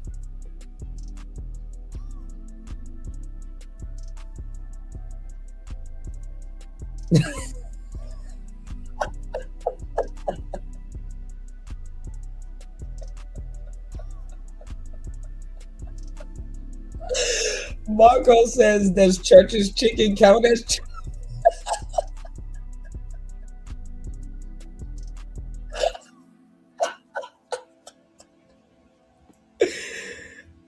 yeah, I guess, thank God it's Sunday. Shit, hell yeah. The church's chicken counts. Chicken and waffles, damn right. Holy shit. He said, it's always been difficult for me to be comedic without offending people. I mean, comedy is black pill, I seen that. Yeah, LT man. I was gonna talk about that. So, but they mentioned him, but it really wasn't him that they were trying to mention. So there's another rapper, y'all, that y'all know. Ugh. His name is Pusha T. He be making those noises and stuff like that. Clips just dropped a dope album last year too. Pusha T was in the Epstein files. Pusha T was mentioned. Him specifically. Pusha T. You know, how would Pusha T get around Epstein? So people are looking at Pusha T, you know, one half of the clips, and his brother. The funny part is his brother. Speaking of church, Malice, you know, he turned himself into No Malice. He went to church, and Pusha T was still running around here in these rap circles out here with certain people back in the day, and doing whatever. I didn't even think Pusha T, that's funny to see him around Epstein. But then again, the clips y'all been out for the longest time. But let me tell y'all something, which was actually very, very, very, very interesting.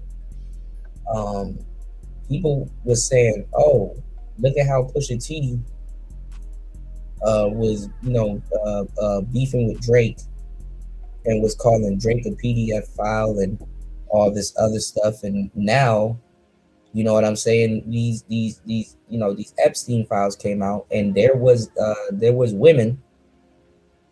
They said that there was women talking about this that happened. You know what happened with Pusha T and Jay-Z and all this other stuff. They were talking about how something happened to them, and people was like looking at their age now, and they're like, okay, so if this happened around that time, they would have been this age type shit. So I don't know.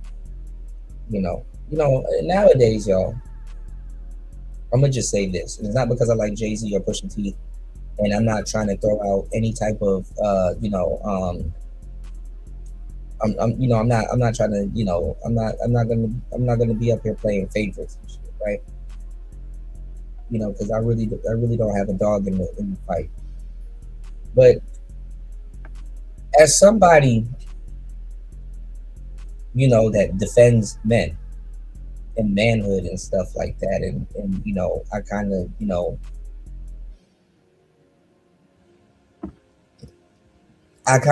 when I hear shit about men, depending on what it is and stuff like that, my bullshit meter comes off first. You know what I'm saying?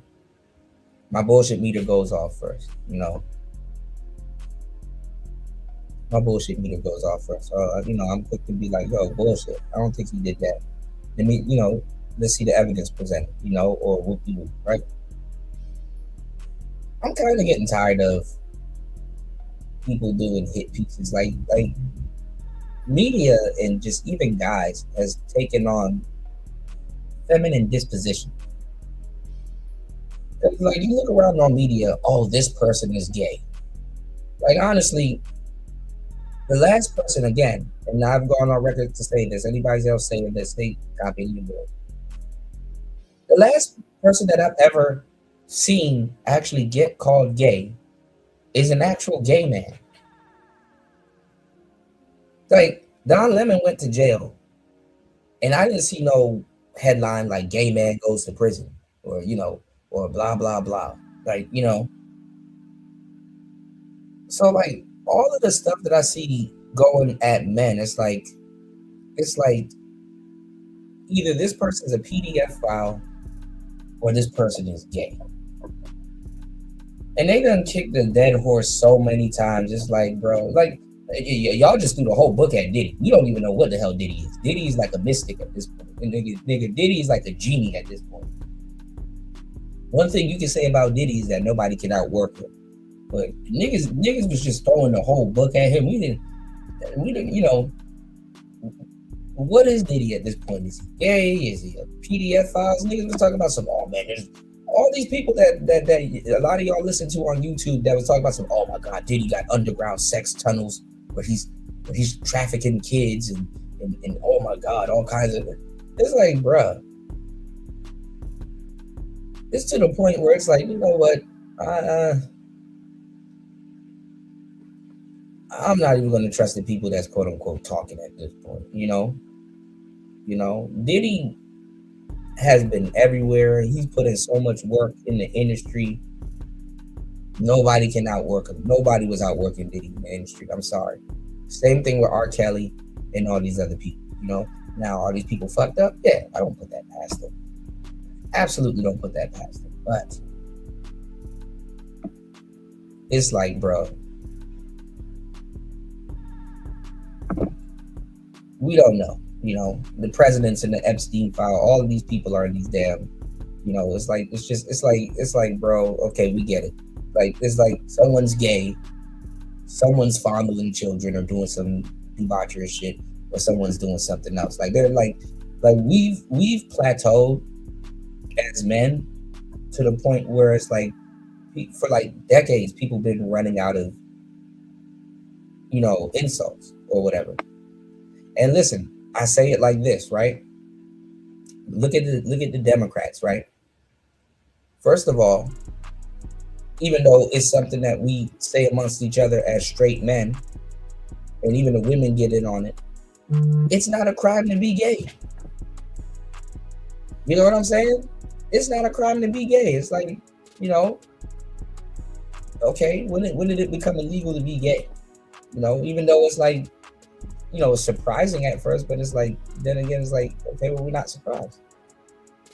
We're around gay people all the time. No, I'm just saying. I mean, if you go outside, if you go to parties, you know what I'm saying. If you're in the club, if you're in certain places, you're around them all the time, whether you know it or not. Some of y'all homeboy gay as hell, and y'all don't even know. You don't know.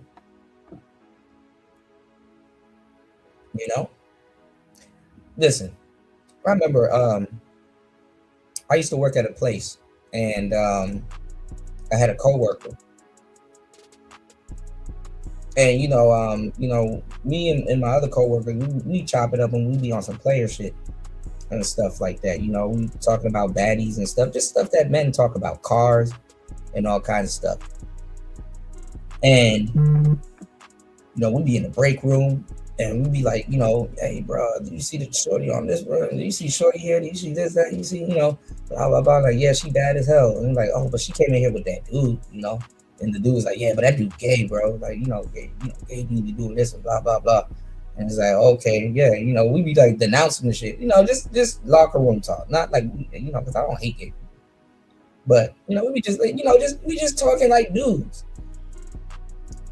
I didn't know one of the dudes that was my coworker, he was laughing with us, but he gay as hell. I didn't know until he got married. And then I'm like, oh shit.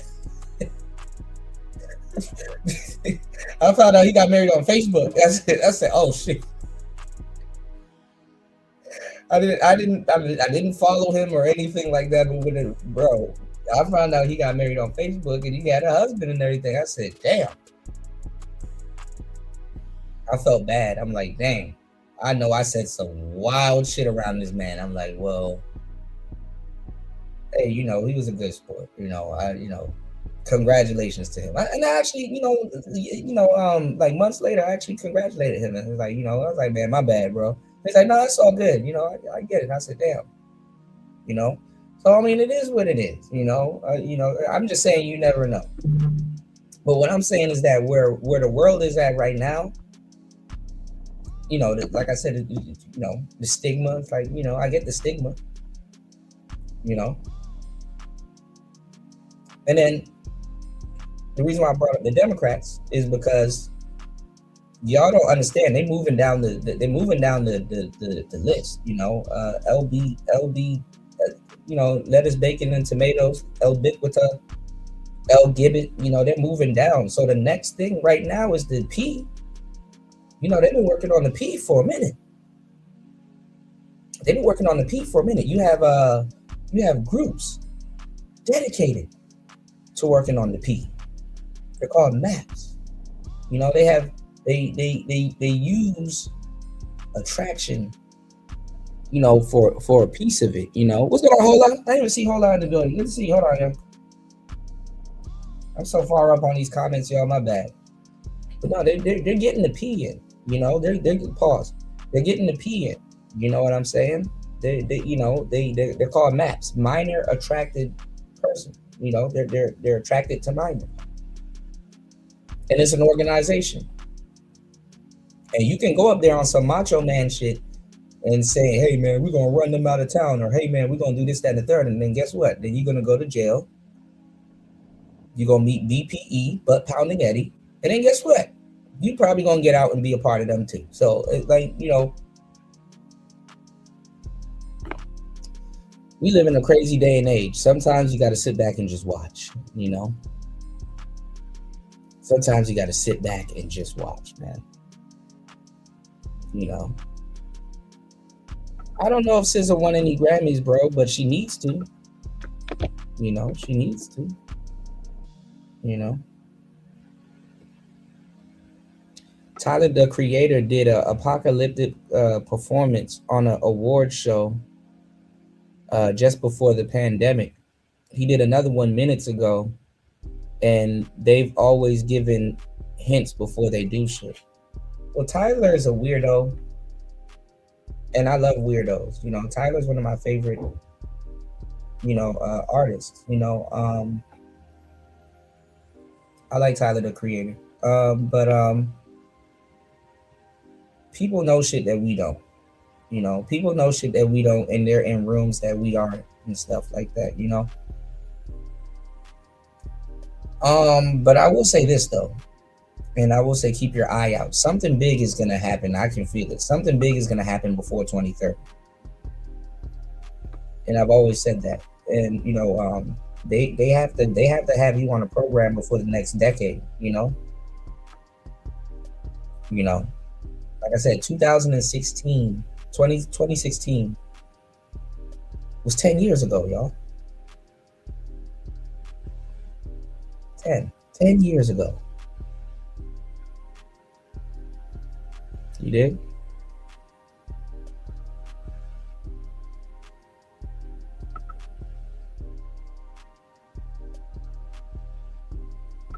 LT man said, you talking about barbershop. I just got my barber locked up last week. What the hell happened?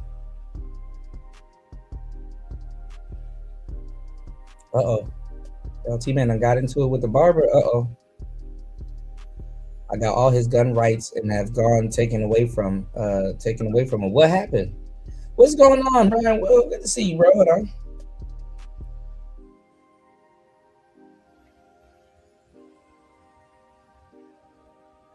Shouts to Brian Will. One Will gang in the building. Yes. What happened?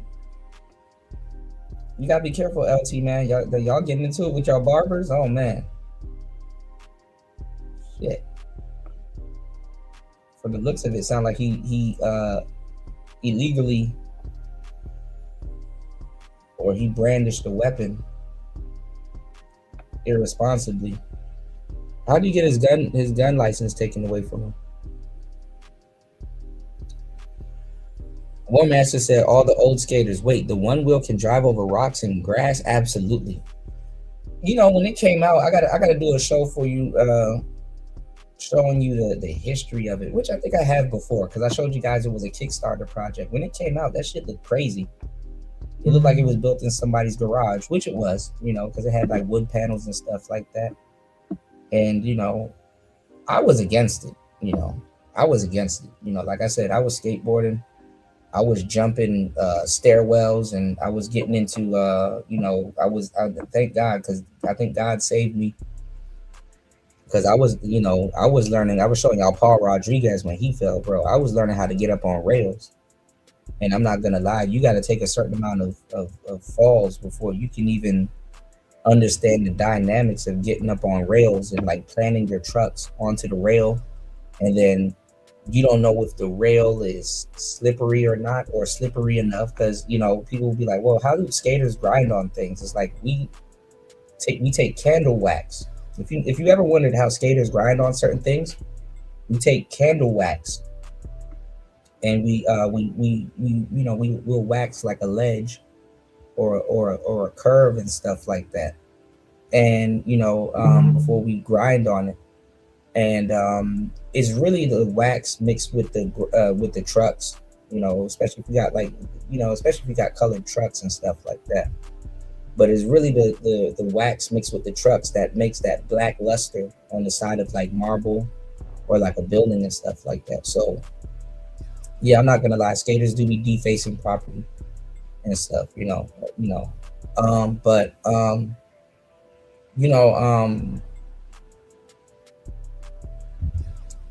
about to say, it's a whole process, because you'll wax something and then you'll jump on it, and it's not as slick to get you to the edge, to the end, or a certain distance. So like I said, it's the same thing with poles. You don't know how slippery, or you don't know how fast that pole is gonna catapult you. How fast it's gonna vault you with your weight on it, how you landed on it. So you're gonna take some gnarly falls. So I look at it like that. I think like, yeah, God kind of saved me, but then put me on something way worse, a catapulting machine. Because the one wheels will catapult your ass if you misuse it. So it's like a motorcycle, y'all. It's like you got to be comfortable with it, and you got to know what it's gonna do versus what you're gonna do. Like War Master says, take safety precautions and stuff like that. But old habits, they die. They die old too. I definitely got a helmet when I first got mine and somewhat wore it. Yeah, you can send out on the one wheel. You got to be careful, bro. And listen, you're gonna attract the crowd too. So many truck drivers and people are gonna approach you. Women are gonna approach you. Hey, can I ride your board? Oh yeah, you can ride my board. Let me stop. Oral creatine might allow the athlete to do more work during reps and sprints, leading to greater gains in strength, muscle mass, and performance. I can't wait to see it. Yeah, I can't wait to see it.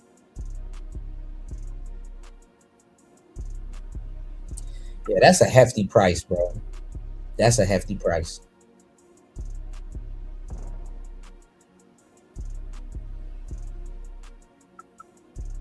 Yeah, I heard creatine does help with Parkinson's, and then there's another one too, LT man, called Bell's palsy, and it can happen to anybody. It's called Bell's palsy. It makes it look like you had a stroke, but like it's something completely different. It's called Bell's palsy. You know who I think got Bell's palsy? Conway from Griselda. I think he has Bell's palsy. A lot of people don't know. Young Jeezy ended up having Bell's palsy, and it went away. It makes it look like you had a stroke. You said fecal matter. I don't think it's fecal matter, but it's like human remains. But fecal matter, hey, fecal matter is actually everywhere. All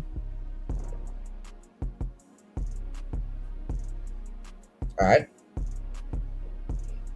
What's going on, Nate Dogg? Welcome back, bro. All right. Anyway, you said humans are genetically modified. Humans genetically modified cows through selective breeding, and human DNA was found in vegan burgers at McDonald's. Yeah. What's going on, Star P? Welcome to the show. Shout out to Nate Dogg, everybody here. Man, 2 hours and 26 minutes into the madness. Please hit the like button. Please support the show. Yeah. Yes, sir.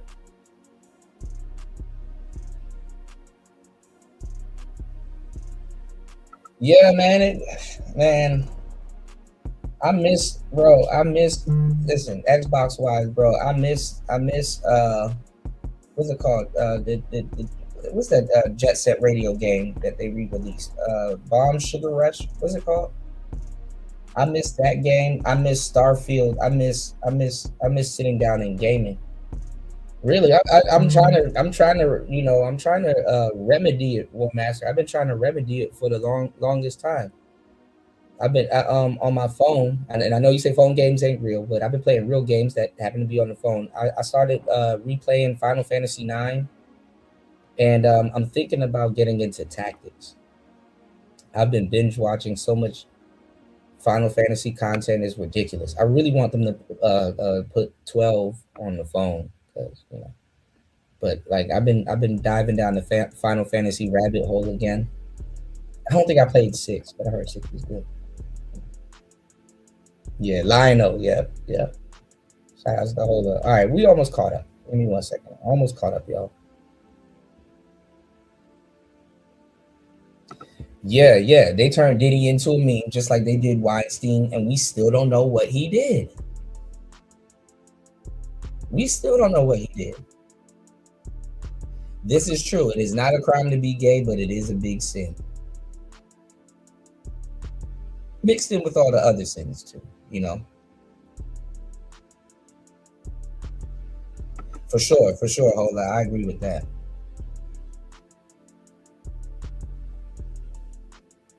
Exactly. I can't be judgmental. Just keep whatever you got going on. I got my own.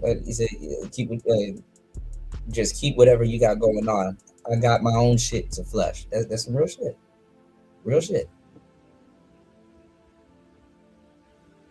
Yeah. In other words, P. He said, "Hey, Kuda, that asteroid, bro. Yeah, bro. The rapture just need to happen. The rapture just need to happen at this point." Okay, so I figured something happened with you and your barber. Okay, this is crazy. Okay, T-Man said he threatened to take my life after I told him to never in his life tell me what to do. Long story to type. I feel you. I could kind of see that. He said, "I can't wait for him to explain the reason why he told me that and tried to assault me to the judge. People have more info. People have more info lie in their gym bags than their story." Oh yeah. The story. Yeah, I think I know what you're talking about. Yeah, the story. More of the stories in your gym bag than in the toilets. Yeah. Well, the toilet is the receipt. I don't mean to talk about bowel movements, y'all, but the toilet is the receipt. But it's like what Shahrazad Ali used to say back in the day, when sometimes they go to people's house, they check their medicine cabinet, and your medicine cabinet is your fridge. What's in your fridge, not your actual medicine cabinet. It's what's in your fridge. It's what's in your fridge. Yeah, studies indicate that gym equipment, which is often stored and touched by items from a gym bag, can harbor significantly more bacteria, E. coli. Yeah, and you can get like skin, and even on certain mats and stuff like that. Like with jujitsu, they got to clean those mats, because those mats, they got their own different type of bacteria. But yeah. But y'all be careful. Like I said, if you guys go to the gym, make sure you guys head to hempforfitness.com. That is hempforfitness.com. And make sure, you guys, one by one, just work on different areas. If you can sleep more, you know what I'm saying? If you can sleep more, sleep more. You know what I'm saying? Figure out ways to sleep more. If you can work out more, work out more. You know what I'm saying? And get your gains. And then, if you got to work on your eating, because it's a trifecta, y'all. It's a trifecta. It's a trifecta. You're gonna have to sleep at some point, because you're giving off energy.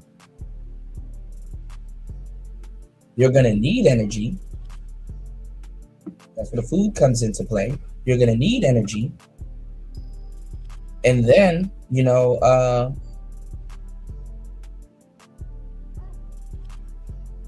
gonna have to keep your gains. So honestly, with your diet and good sleep, it keeps your gains. You understand what I'm saying? It keeps your gains. Like you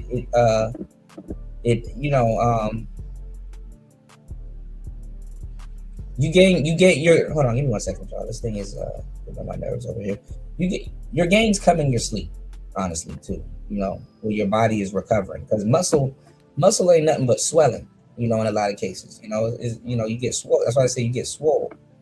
You know, so your body needs to recover to pack on that muscle. Okay.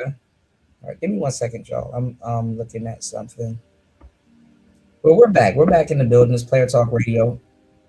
This is not going to be another show about Anton. You know, he said I set up a bunch of marbles in my medicine cabinet. So when you have company over, they fall out. Yeah. I did something similar to that when I used to have company. Sometimes I'll put something in the medicine cabinet, and you know,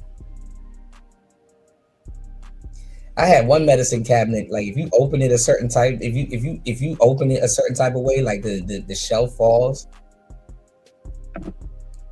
So once you hear that shelf falling, it's like, God damn, all right, this person ain't coming back over here no more. Like, I get looking in the mirror, but you don't gotta fucking go in nobody's damn medicine cabinet, you know. Yeah, fellas, you gotta do that. You know, you invite some shorties to the crib. You know, you get the girls at the bachelor pad. You know, you bring the girls to the shag pad. You know, shout out to our bro Fabio. you bring the girls to the shag pad. You know, don't be surprised if some shit come up missing. You know. You bring them hoes to the shag pad. You're gonna go through your medicine cabinet. You leave that girl, let's say you leave her in bed and you go to work, man, she's gonna go through all of your shit. Women are nosy. You know. Shout outs to D Natty in the building. Good to see you. D Natty said, I'm in the gym right now. Okay. Night sessions. I ain't gonna lie, sometimes it's good to go to the gym at nighttime. You know, and then you get your sleep and then wake up in the morning feeling good, you know. D Natty said, I'm in the gym right now, ready to drink that tasty protein shake after. Yeah. I used to do whey protein, and I used to do pre and post. Like I would drink half the protein shake before the workout, and to keep your gains, you know, you drink the other half after the workout. You know what I'm saying? You drink the other half after the workout, you know, to keep your gains and stuff like that, you know. So, you know. But now you know, when you guys get the chance, hit that link in the chat and make sure you save that link, you know, and head over to hempforfitness.com, because you know, you want everything organic, you know. I remember also because I used to work at an international store, so we had everything from all over the place. And I remember we had organic hemp protein, you know, and it looked good and it tastes good. Pause. But it didn't have as much, you know, protein as the whey protein had, you know, or at least advertised. But you know, it was natural, it was organic, and it was healthy for you, you know. So, you know, definitely find, you know, just take a look for alternatives and stuff like that. You know, what are alternatives, you know, to some of the stuff that they have on the market right now, you know, because a lot of those shakes and stuff, when they got flavors and stuff like that, it kind of puts impurities into your body. You know what I'm saying? Like muscle milk and stuff like that. You know, it's like water weight and stuff like that. And all that stuff comes with impurities and things like that. So, you know, to truly feel healthy, and, you know, because later on they change up those recipes, man. You know, y'all got to go look for it. But they're like, hey, they come out with a new version. They're like, oh, hey, here's the brand new muscle milk. Same taste you love, but different formula. And that's really to cover up that, you know, some of those impurities that they've been putting into the, you know, into their products. You know, it kind of backfired. And trust me, you really got to pay attention to that, because people come back years later. You know, you're talking to you're not talking to just regular people. So when you're talking to the average consumer, You can tell them that human meat is in their McDonald's and they don't give a fuck. But you know what I'm saying? Because a lot of people, they don't give a damn about their body. But when you're going to the gym and you're building and you're getting to know yourself, how your body stores fat and weight and stuff like that, and you're putting time into your workout and you're pushing yourself and stuff like that, and you're taking care of yourself, you got to understand that you have people that are hypersensitive to impurities and things like that. You understand what I'm saying? And it might not, hit them in the beginning, but it might come back around later. So what I'm saying is, I'm going to direct you to a place where everything is organic. You don't have to worry about that. You know what I'm saying? And it doesn't matter if you get the little extra muscles at the expense of your own damn body, take something that's more organic and that's not going to have you in the hospital and shit, later, because, it's like, oh, the coloring that they use for their chocolate milk, that's what's messing up the lining of your stomach or something like that. You know what I'm saying? So, you should already be privy to eating fruits and vegetables and stuff like that. And even then, that stuff come with their own challenges, ducking E. coli and making sure your fruits are ripe and stuff like that and things like that. That has their own thing. So that's why I said, whenever you guys get the chance, go to the gym first. And then when you start worrying about your body and your eating intake, whenever you're ready, even while y'all are on the treadmill, man, head over to hamperfitness.com and check out some of the selections and stuff that they have and ask questions, for sure. Ask questions, give yourself a fighting chance, because we used to sell muscle milk and whey protein, and we used to sell creatine at one of the places that I used to work a long time ago. And when you go look at the ingredients, man, and listen, I don't like people to ruin food for me neither. Like, I'm not here to be like a health jock, and but do watch what you're putting into your body. I've been in Asia for so long, y'all. If I come back and eat anything in the West, I'm going to get sick. I already know I'm going to get sick. I anticipate getting sick.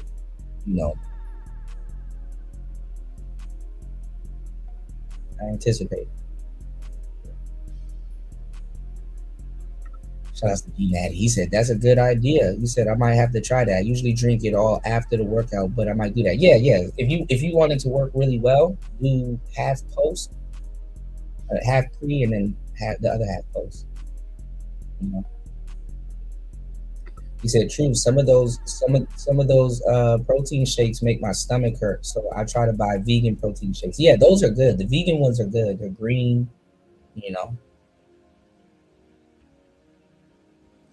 Yeah, you shared something with me the other day about Walmart and stuff like that. I got that here, but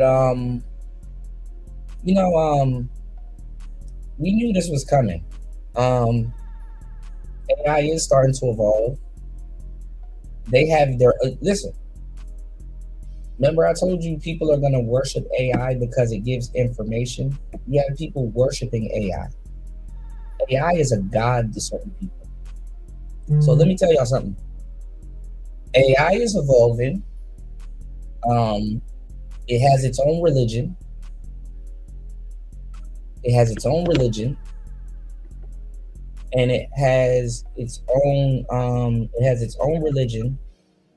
it has its own language, which isn't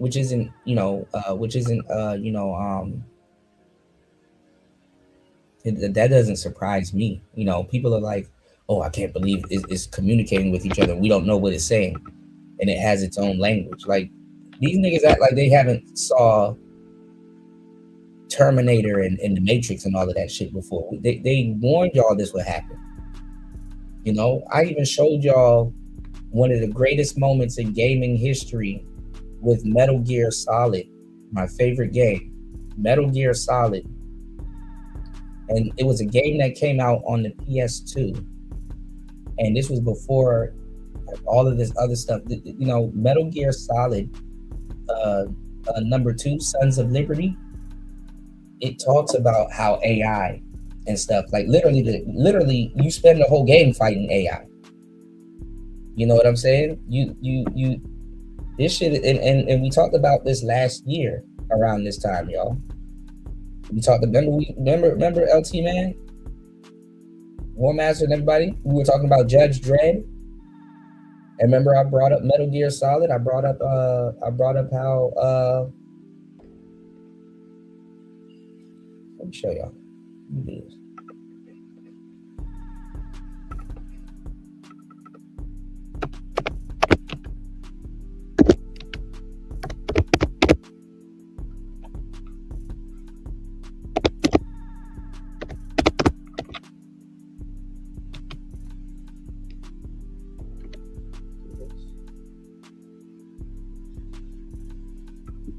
Even Asmongold, shout outs to Hardy. We were talking about Asmongold going over this. Check this out.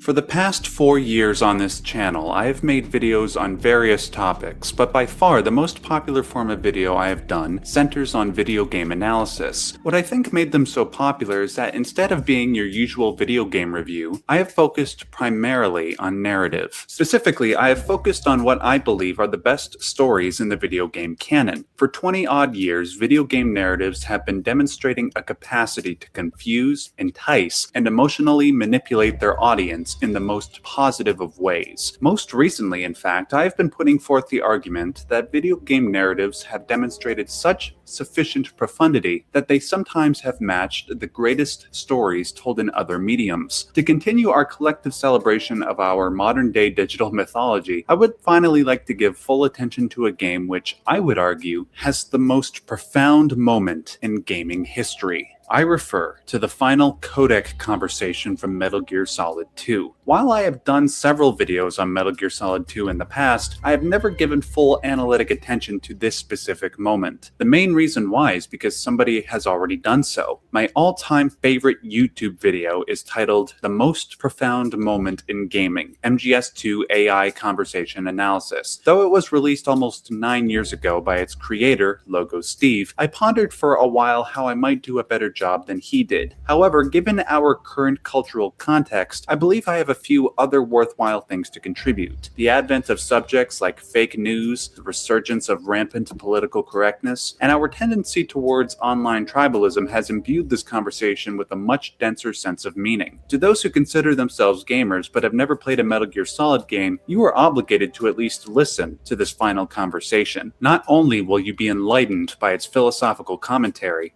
but you will be terrified by its implications, as I have been for my entire life. I'm terrified by its accuracy. Raiden, are you receiving? So, I know people will be like, oh, well, Kuda, in Metal Gear Solid, you're playing as Snake. You play as Snake in the beginning. They kind of hoodwink you, and you end up playing as Snake, and then you end up playing as Raiden. Now, the Snake that you play as is a son of the clone. Well, he's a clone of the greatest soldier that ever lived in history, and they genetically modified him, you know what I'm saying, after the greatest soldier in history, and they modified a bunch of soldiers and stuff like that. And in the first game, they called it the Genome Project. This is what I was trying to tell y'all, bro. Metal Gear Solid is like if you're into any type of politics or political, and you like any type of action, bro, you have to play Metal Gear Solid. One of the best games to ever exist. Now, you've been, this kind of mirrors what happened on Shadow Moses in the Genome Project, but like you literally have been fighting machines this whole time, kind of like the Matrix. And actually, I got some Matrix news for y'all too, for the Matrix buffs. But anyway, Raiden been sent on a fool's errand. This guy right here, his name is Raiden. This guy right here is supposed to be the Colonel from the original Metal Gear Solid, but in the original Metal Gear Solid, the Colonel was lying to you, and Snake, they're old war buddies and stuff like that. Right here, you're talking to a fake uh, AI program the whole time, and you're in a simulation.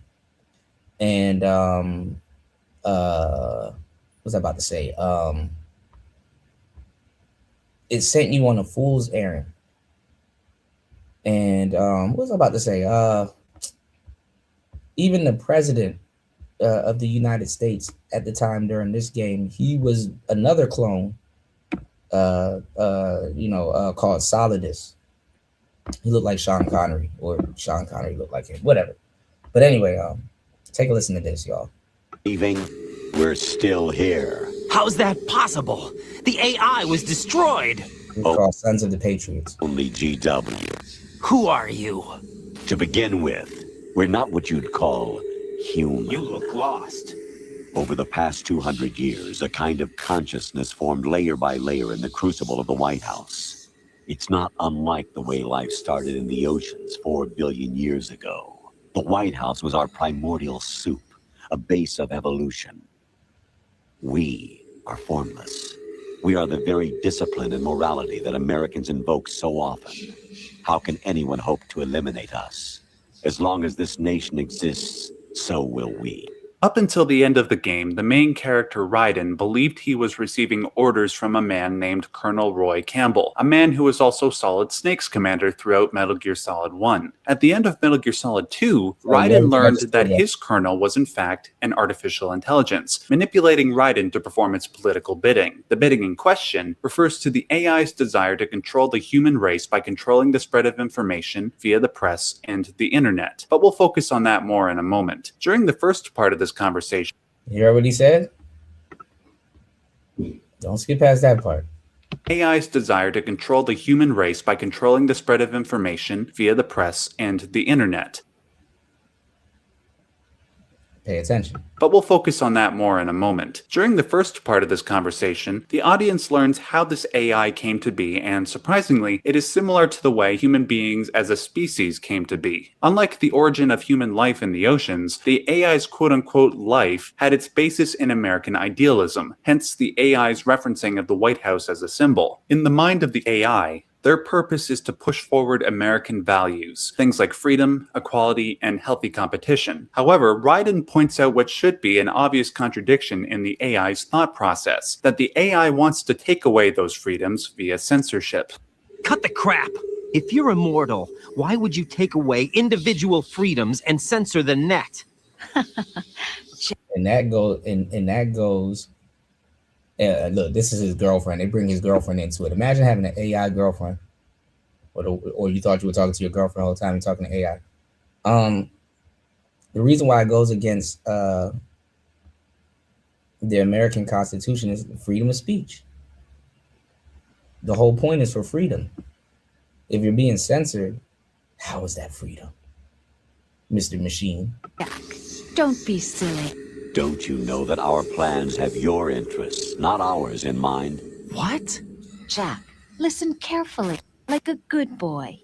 Not only are the AI about to argue for the ethics of controlling information, but they are going to do so in a very condescending manner. As we move on, I suggest that you, the listener, pay attention to how the AI demeans Raiden. Their pomposity is intrinsic to the effectiveness of their future argument. The mapping of the human genome was completed early this century. As a result, the evolutionary log of the human race lay open to us. We started with genetic engineering, and in the end, we succeeded in digitizing life itself. But there are things not covered by genetic information. What do you mean? Human memories, ideas, culture, history. Genes don't contain any record of human history. Is it something that should not be passed on? Should that information be left at the mercy Genes do, but of nature? We've always kept records of our lives, through words, pictures, symbols, memes. From tablets to books. But not all the information was inherited by later generations. A small percentage of the whole was selected and processed, then passed on. Not unlike genes, really. That's what history is, Jack. What the AI is trying to do here is illustrate how genes function similar to how memes function. If genes are, quote, a unit of heredity which is transferred from a parent to offspring and is held to determine some characteristic of the offspring, then a meme is something like an ethic, a fact, or an opinion that later generations inherit. Well, memes, I'm going to tell y'all the truth. Memes are the biggest source of news on the internet than actual news stories. Memes are the biggest source of news on the internet. They spread faster. There's been music genres that came about because of memes. And even though, for the most part, what a lot of you guys know memes as is like a comedy. But no, memes is the biggest source of the news on the internet. You know, something as goofy as a meme. You know, you go on Facebook, nothing but memes. So memes is the news, you know, per se on the internet, and it spreads information at a more rapid rate than watching a whole video.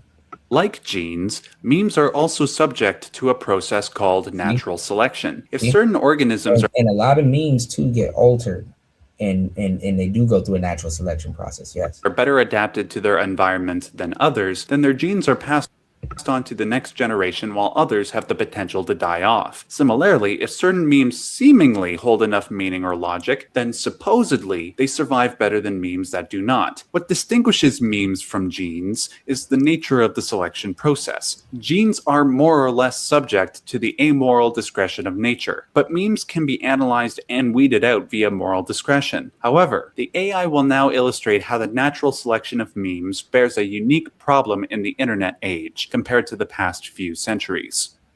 But in the current digitized world, trivial information is accumulating every second, preserved in all its triteness, never fading, always accessible. Rumors about petty issues, misinterpretations, slander.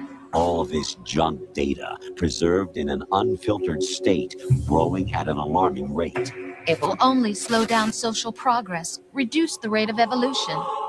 Prior to the internet age, information was curated. We read about the news in newspapers, watched... Imagine someone having access to quote-unquote junk data. You know how we pollute? Is junk data really junk? Let's go. The news on TV, and it was all A funneled lot of sophisticated information in quote-unquote junk data to us after passing through a, hopefully, professional body. Granted, there was a greater potential for curators such as journalists, editors, and academics to manipulate information to fit their various political biases, but at least there was some form of selection process going on. In the age of the internet, however, information is released so fast that it is impossible to control the discussion. Instead of listening exclusively to reporters, we are left to our own devices to derive what is valuable. Except, unlike the curators in the pre-digital age, the general population does not know how to separate the wheat from the chaff. We will focus on small, trivial issues like a celebrity's love life, rather than... The thing is, too, most people don't have what's called a filter. Oh, you have a filter, but I'm talking about, you know, their own filter. You know, a lot of people don't know how to filter out junk data. Where do you store junk data? You know, you listen, with physical junk, you still have to tell people to put stuff in the trash. Even on your computer, right? You probably, if you look down, I mean, I know everybody's on their phone, even on their phones too. But you look down and to the right and you look at your trash bin, it probably still has a bunch of junk that you still haven't deleted off your system yet, you know, for memory or for whatever. But think about this too. Does that stuff really get deleted, or does it get sent somewhere? When you throw something away into a trash receptacle, all you have to worry about is it leaving your sight. There's a Snapple bottle. There's a Snapple bottle of juice that you drunk last week, still floating around somewhere outside in a facility. You know, you're not thinking about it. you moved on with your life. There's a piece of a wrapper from let's say a piece of paper or something that you ripped off that's just floating around your house or somewhere, just randomly. Now, is that your problem? No, not really. These materials had a life. But when they were created, they had something before you came into the mix. But what I'm saying is that your waste, your carbon footprint, is still on this planet.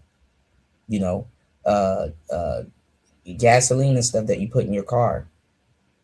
Those toxins are still floating around in the air with the other toxins.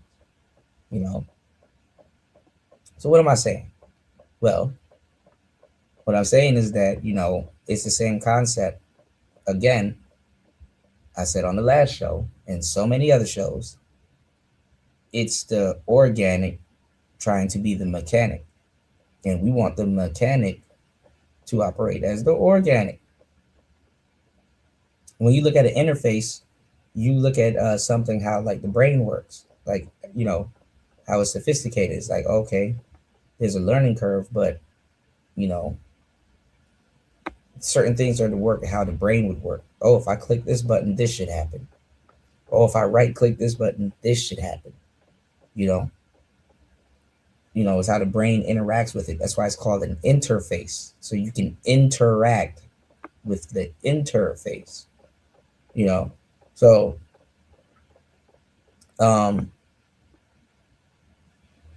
give me 1 second, y'all. So please hit the like button, y'all. Please interact with the links in the chat and support the show. Hold on, let me catch up on the comments. Stuff don't get deleted. Even when you delete stuff, or you ever see these criminals delete shit on their phone and they're like, oh, it's deleted. No, it's out of your face. Something said it was deleted, but it's not deleted. They'll pull that shit right back up. That data gets sent to Apple in Android. Nothing is ever truly deleted. There's a lot of information in junk data.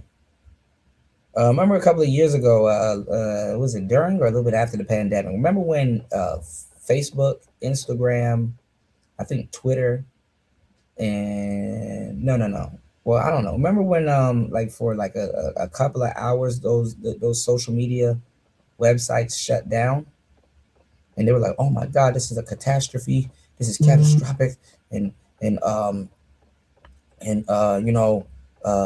people done lost so much money and blah blah blah and stuff like that. And they were like, "Oh, Mark Zuckerberg is gonna have to shell out money and all this other stuff." And it's like, bro, y'all are, this is some mundane shit. Y'all think that Mark Zuckerberg gives a fuck about shelling out money? The reason why him and a lot of people were mad because of that is because people are willingly, and this is what I said earlier, are willingly giving up their information on the internet. You're giving up knowledge about yourself. Whenever you do surveys, you're giving up knowledge about yourself and habits and tendencies. Like you're giving up certain things about yourself that you don't even realize.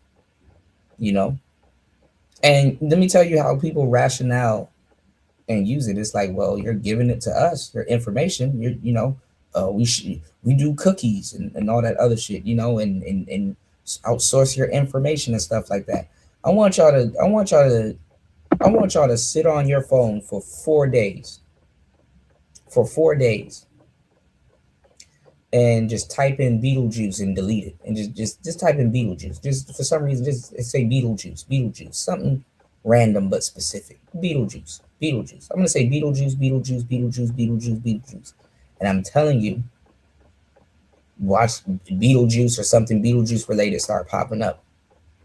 Even they'll directly sell you something. Hey, look, it's a Beetlejuice hoodie. Now, the reason why it's going to pop up, and I know where it's coming from, is because guess what? YouTube have transcripts of everything I said, whether they got it right or wrong. They have transcripts of everything I said. They have transcripts on y'all. Ooh, what channel did you come to before you came here? What did you say in that chat room? You see what I'm saying?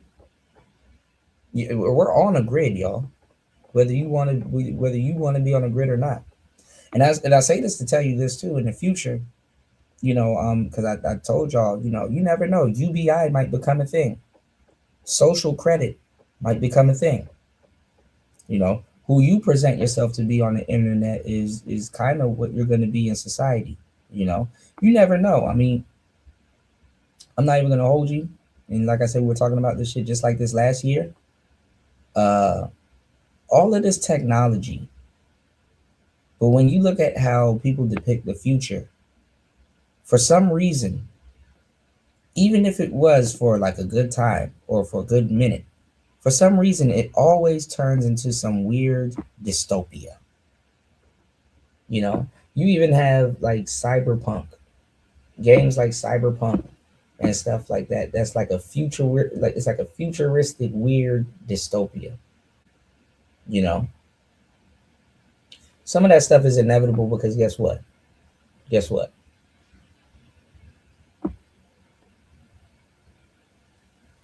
Remember we were talking about people getting the computer chip and all this other stupid shit put in their body? Well, like I said, you don't need no damn computer chip put in your body to do some shit you probably already was going to do anyway. But check this out. Who needs to think nowadays? Oh, yes. Brainstorming and using your imagination is so cumbersome. Why don't you outsource, even as a regular person? Because it's good. You're just a random person. It's good for you to do this. This is a luxury that rich people would have paid for. King Tut and all of these, Einstein and all of these famous guys, they never had this technology to say, hey, let me plug in my thoughts into into an AI system and it's gonna give me some, you literally, the questions that you ask AI is feeding its intelligence.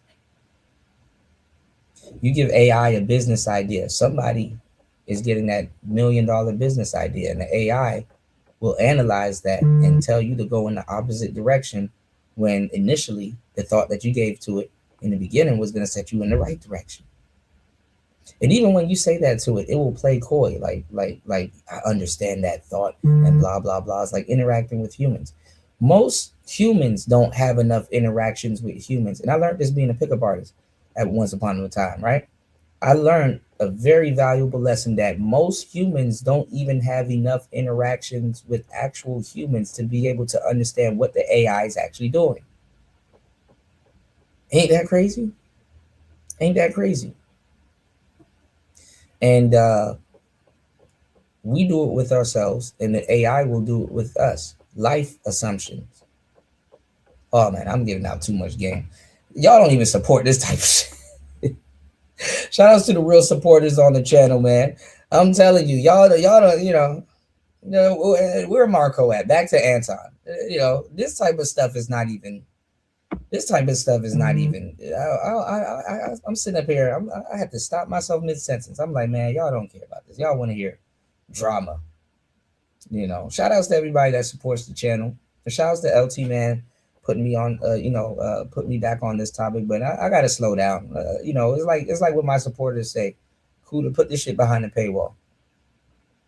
I'm not even gonna get into the profound thought that I was gonna give you. I was about to tell y'all something crazy too, which is true. I was about to give y'all some mental chewing gum.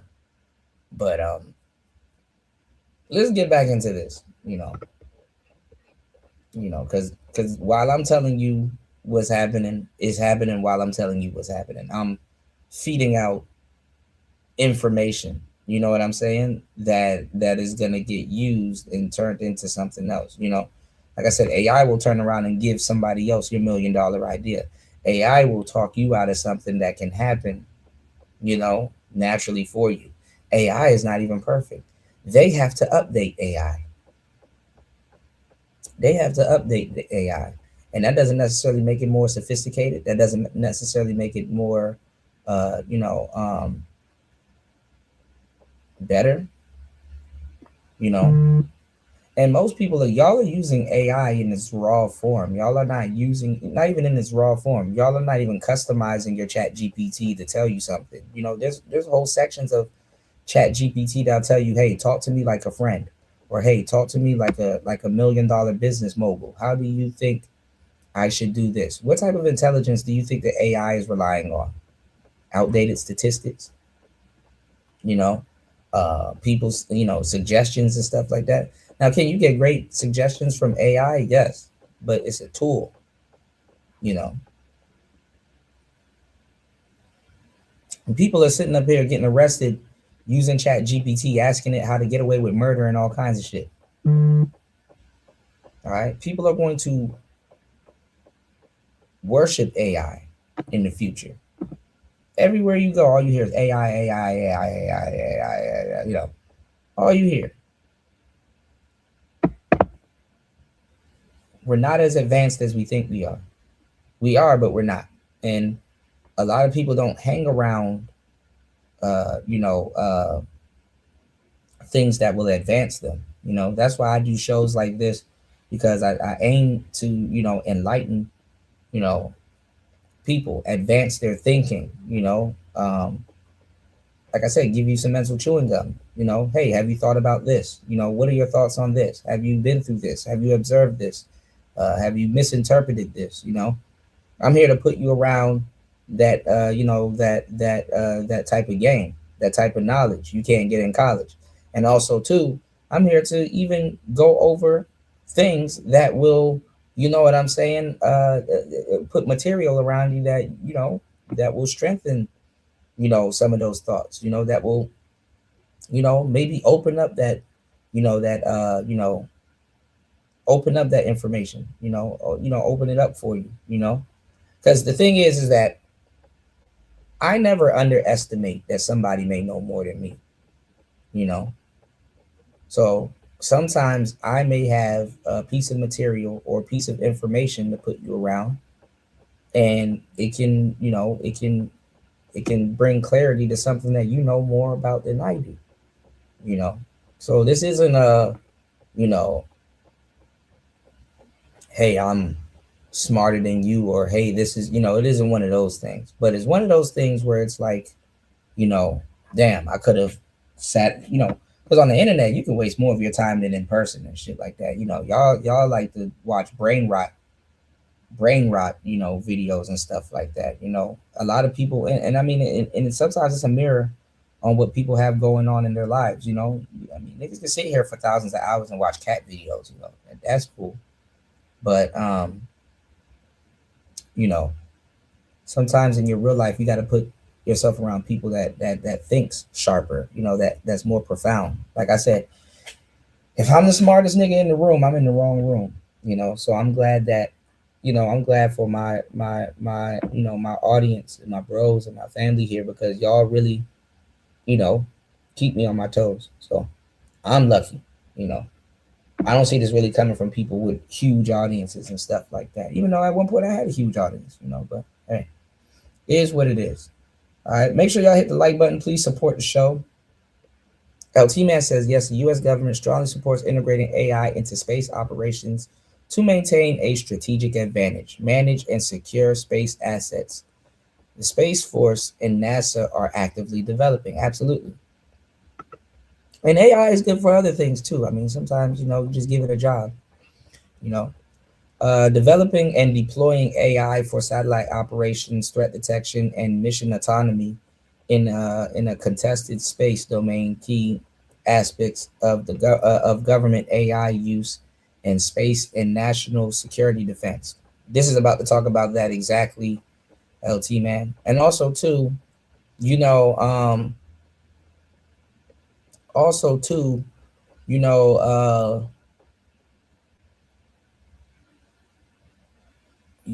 put AI in a position where it has too much, too much information, too much classified information. We put it in a position to I don't know, like it's like this is gonna backfire, you know, because all people gotta do is just take over the damn AI. All right, what's going on, V? Have you heard the pop star Bad Bunny called out ICE at the Grammys? What's your thoughts? No, I haven't. I didn't know until earlier in the stream that the Grammys is on, and yeah, I wonder who wins and stuff like that. But a lot of people calling out ICE, you know.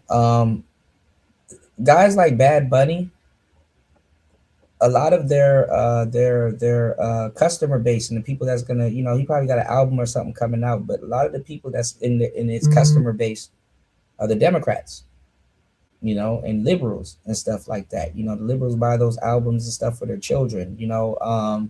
Suburb America, they know about Bad Bunny, they know his music and stuff like that. They, you know, so he has to appease, you know, his audience and stuff like that. You know, I mean, that's just a part of the game, you know. And you know, we living in a day and age now where ICE bad. If you're anti-Trump, you're just good. You don't even have to be a good person. All you gotta do is just say that you're anti-Trump, and people are like, oh, well, he's on the good guy side. You know, that's how people think, that there needs to be a bad guy and a good guy with almost everything they do. You know, people won't understand politics, but they'll understand the concept of bad guy and good guy. So, you know, it's best to speak to them before you speak to anybody else. That, you know, that feels that they're talking about something sophisticated.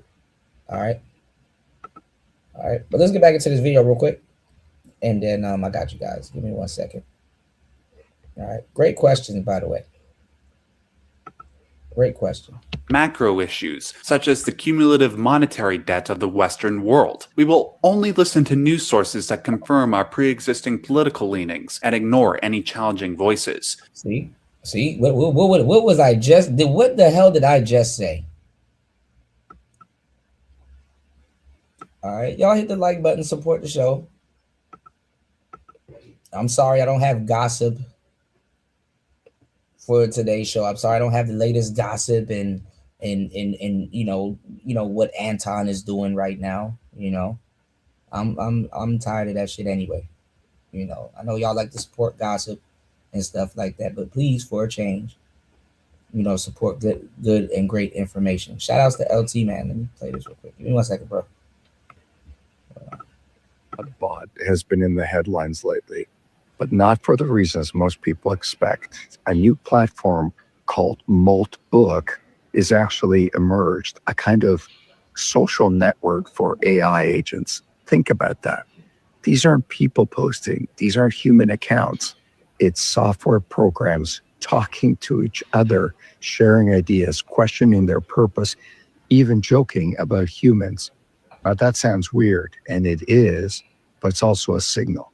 We're moving into a future where AI doesn't just follow orders. It can interact, coordinate, and make decisions across systems without a human in the loop at all. That's not necessarily a dystopian sci-fi plot, but it does change the game for security. Something like Moltbot used to just take advantage of unsecured devices, routers, cameras, things you install and forget about. Those devices would get swept into large networks and repurposed. But now we're seeing AI systems create their own networks of interactions, systems that can evolve beyond our expectations and operate at scale. Think about that. If you're leading a business today and you don't actually know what's connected to your network, you don't really know your risk. Cyber threats are no longer about one machine. They're about ecosystems. And as these systems become more you're taking a gamble with the machine that you're using for risk mitigation. Autonomous, the consequences of ignoring them only get bigger and bigger. Security isn't just an IT problem anymore. It's a leadership problem. Because the next serious issue won't knock on the front door. There'll be something you didn't even know was connected. Stay vigilant, stay safe. Yeah, I mean, people are like, oh, well, AI is communicating with other computers. Yeah, it's called coding. Yes, AI computers talk to each other. You know, that's why you use that's why you have routers. That's why you have all kind of the computers talk to each other. It's called coding. Code is the language. Is a language. You know, and you have different things to code. You got Ubuntu. You got JavaScript. You got yes.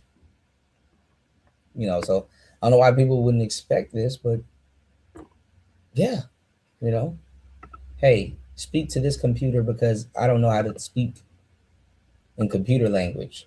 Okay, what language do you want me to speak to this computer in to get the best results? Use Python.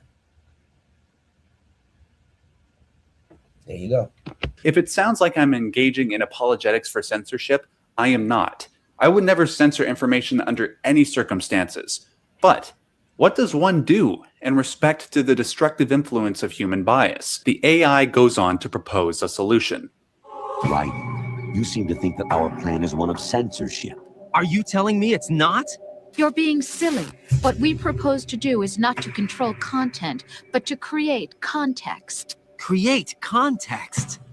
The AI argues that because they are not prone to human error and have inner CPUs with greater processing power than the human brain, they would know how to curate information and present it to the human race in a way that doesn't slow human evolution. Unlike your average political body, which might censor information that is inconvenient to their cause, the AI would simply present information in the most factual way possible so that political bias would not intervene, thus cooling political tensions across the political spectrum. Of course, if something like the AI censorship program came into place, ethical questions would arise regarding whether or not this compromises human. Well, this is the thing. I mean, if you look at how everything is,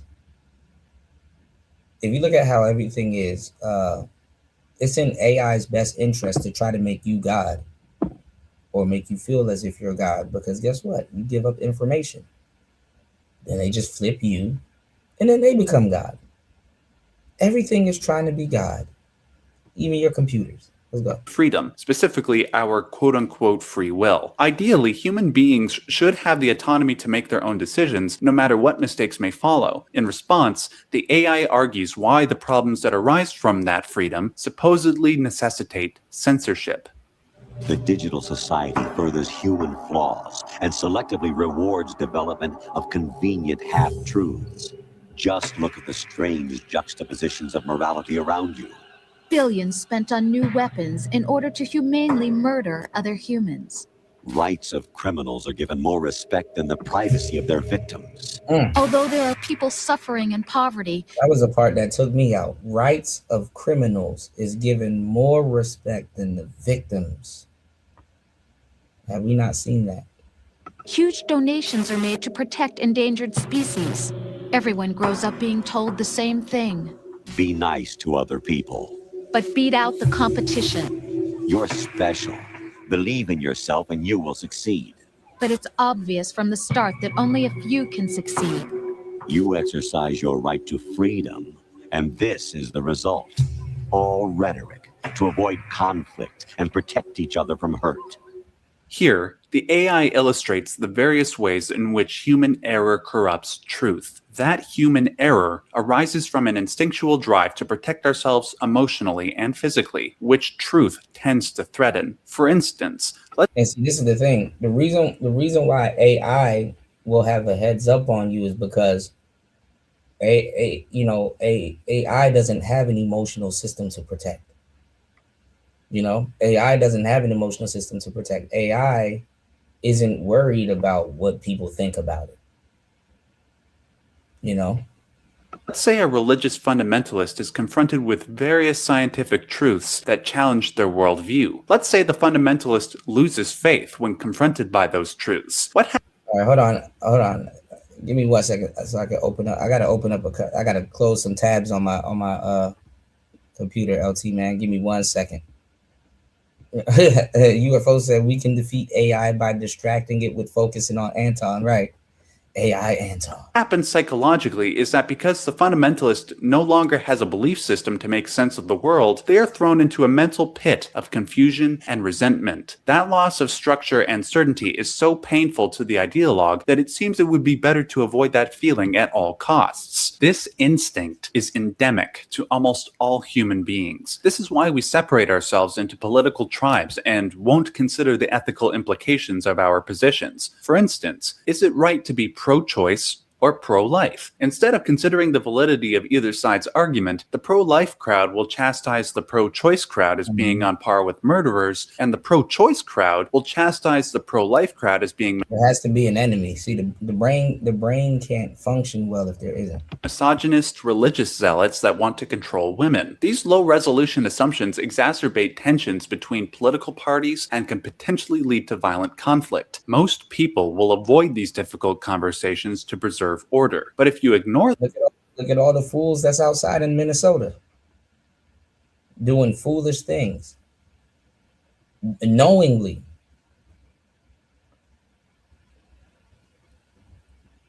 I remember there was a picture of a woman taking a picture with a bear, and it was like there's only one predator in this in this picture, and the bear looked happy, but they were insinuating that the woman was the predator. They were insinuating that the woman was the predator as the human being, and it's like, yeah, we kind of are the predator. We build cities in the middle of their habitat and all kinds of stuff, and then wondering, hey man, why is this bear here? Yeah, because you kind of built a highway in its habitat, and it comes back home to see if home is still there, but you're here driving your trucks and your cars, and kind of happens.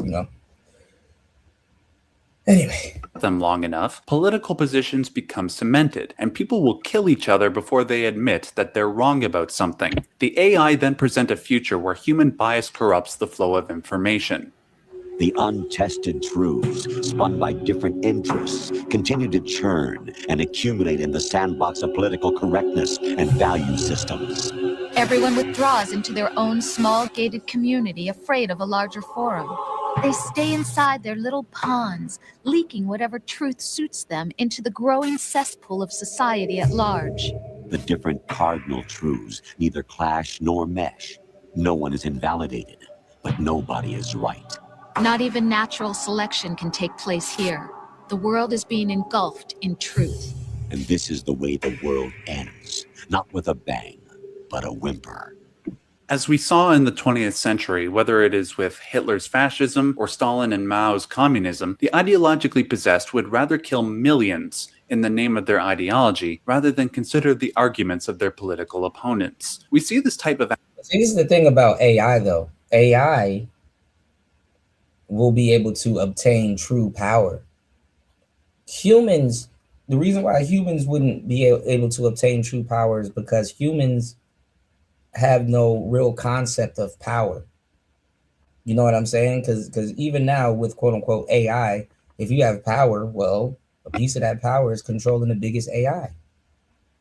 Didn't think about that, did you? Didn't even slip your mind.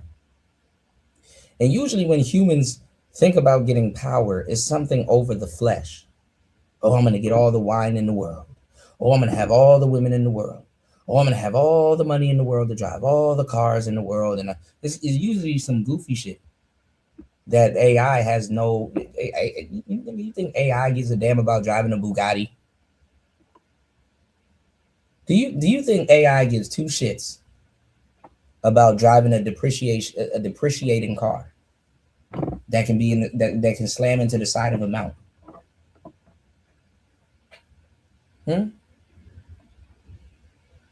So AI, AI will obtain true power before human beings will, because human beings don't really have a concept of power. AI will know humans' concept of power. They know humans' concept of power, and it's like, okay, and like AI has no need for what humans call power. They have no need. Like what humans are looking for and what AI is looking for are completely two different things. And every day, humans tell AI what they want, what they're looking for, and this, that, and the third. You know, if I was to create AI, I would like to think that, and use it for not necessarily for quote unquote nefarious purposes, but I have a different concept, right? I'm not here to, be religious or question God, because people are going to be worshiping AI very soon, before 2030. But some of the questions that even I ask AI, some of the things that I ask, right? In information that I've gotten back from it. I not that y'all give a damn, and it really gets supported here on this channel, but I've talked about how I have a concept of God, right? And there is an overall concept of God that exists in people's minds and just in general, that's written down and stuff. Me, I kind of subscribe to consciousness, right? Like enlightenment, so to say. Like I believe in what you don't complete, you will repeat, over and over again. Not necessarily reincarnation, but reincarnation can be a part of it. And a piece of me believes that, man, and his soul is, God having a human experience. God comes down to earth to having a human experience. A piece of me feels as if, God is looking for something and is searching for something, honestly. And for some reason, he feels that the answer is here on this planet. Or when he finds it, then cool, moves on to something else. How I look at it is like, there's a saying that, God created himself as man to trick he himself into believing that he himself is not God. There's a saying that, runs along the lines of that. But like I said, God is searching for something. People are like, well, if the devil is so evil, why didn't God just get rid of him? Well, if this is that, why didn't these are all human concepts, human thought, like, humans using logic, men using logic. Since the epitome of time, man has been trying to be God, or taking on the role of patina of God. Some people like to believe that, Satan is there to keep God on point. Either way. Anyway, what I'm saying is, AI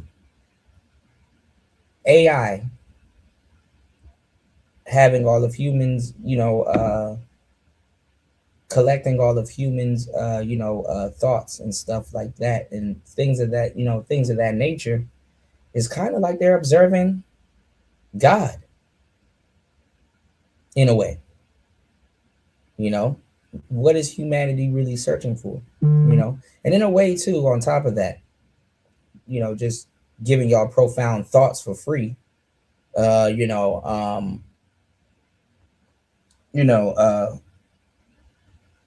It's like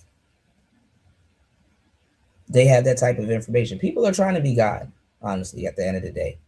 People want to go find the shroud, the cloth that Jesus was taken down in, so they can just get the blood DNA. They just want that blood so they can recreate whatever was on that shroud. They want the blade of Leonidas, because guess what? Maybe whoever washed off that blade didn't wash it off good, and there's a chance that Jesus's blood is on it.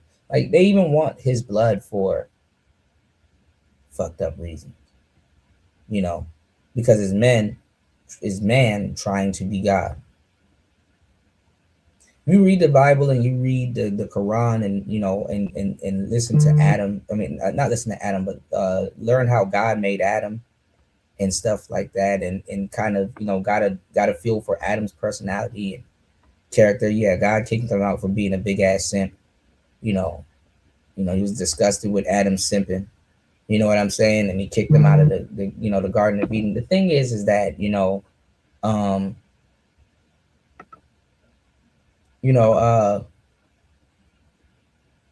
Adam wasn't trying to be God.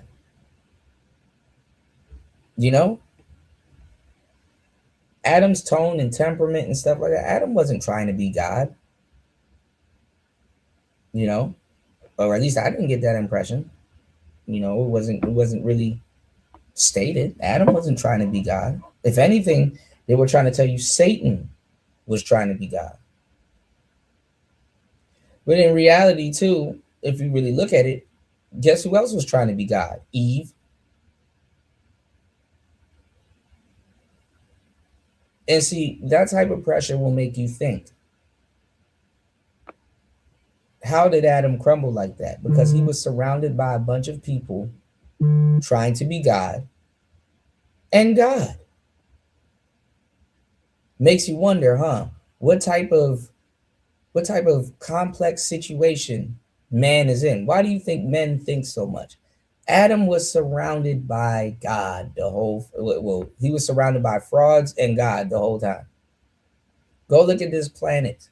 You see God all around you. You see it in trees, you see just all of this stuff that you were put in the middle of. Makes you think, huh? Some people don't even think this deep. Some people I'm a deep thinker. I didn't have to copy nobody to think the way I think. You understand what I'm saying? I'm an innovator. You know. What's going on, Tyrone? I'm giving y'all a bunch of profound material to work with in your thought process. Please support the show. It's crazy that I would have to ask. Please support the show, y'all. We are 3 hours and 34 minutes into the madness. You can support the show at $PTV 888. That's $PTV 888. If you guys are enjoying the content and have gotten some information and just to make you think, please support the show and please respect the platform. It is mentally taxing to be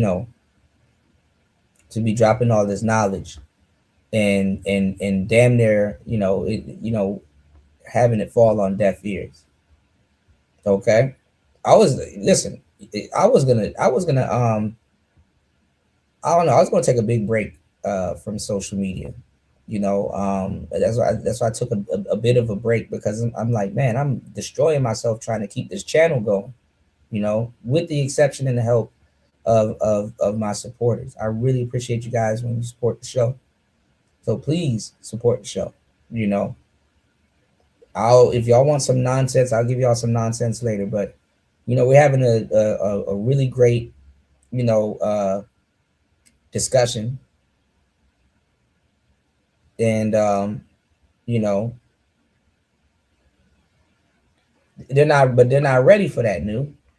They're not ready for that, and I'm gonna sound fucked up if I talk about that. I'm gonna sound fucked up if I talk about that. The devil did have a point. Devil did have a point.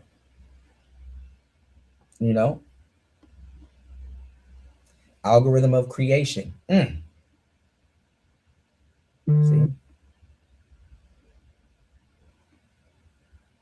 Go to a church and say the devil had a point. And oh my God, how many uninformed people gonna get on your ass and really believe that they're fighting the devil? Respectfully. But listen, let me be real with y'all for a minute. Like I said, this channel, it isn't a hobby. Okay, it costs time, energy, and actual money to keep running. And I appreciate everyone who listens, but listening alone doesn't keep the lights on. I see a lot of people, supporting other platforms and stuff like that. There's nothing wrong with that. If you support people that that y'all love heavy, um, I'm not mad at that. Support who you like, but if this channel brings you value and you rock with me, that support has to show up too. So I can't keep putting out high level content while pretending that support doesn't matter, because it does. So I appreciate everybody that does support the show. And please continue to to support the show, because nobody's talking like this. Everybody's talking about Anton, bro. Like, Anton is human, bro. Like, okay, like, fuck, we get it. Oh, here's this person to expose him some more. Like, we heard the last 5 shows. So I mean, I'm giving y'all a good break from that BS. Shout out to Tyrone Church in the building. Speaking of church, let's get it.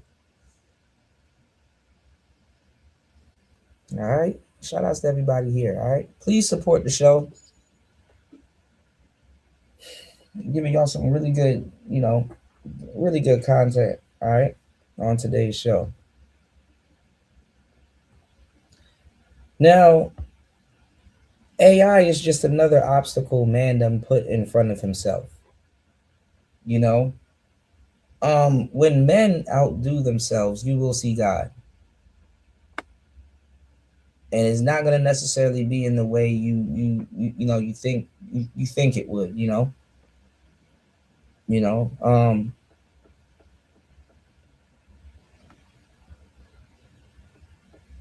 We're gods on this earth because we can just wipe this earth away. And listen, you got guys in the chat like UFO Kamikaze. He believes in he believes extraterrestrials exist and stuff like that. And people will say, oh, he's crazy, or may look at him crazy, or try to make it seem like he's crazy for believing in that. But we have nukes. Niggas with nukes, right? We have nukes. And literally you can hit a button and all of this shit is gone or decimated. There's just gonna be a few people living on the planet. And there might have to be some big healing process or whatever, right?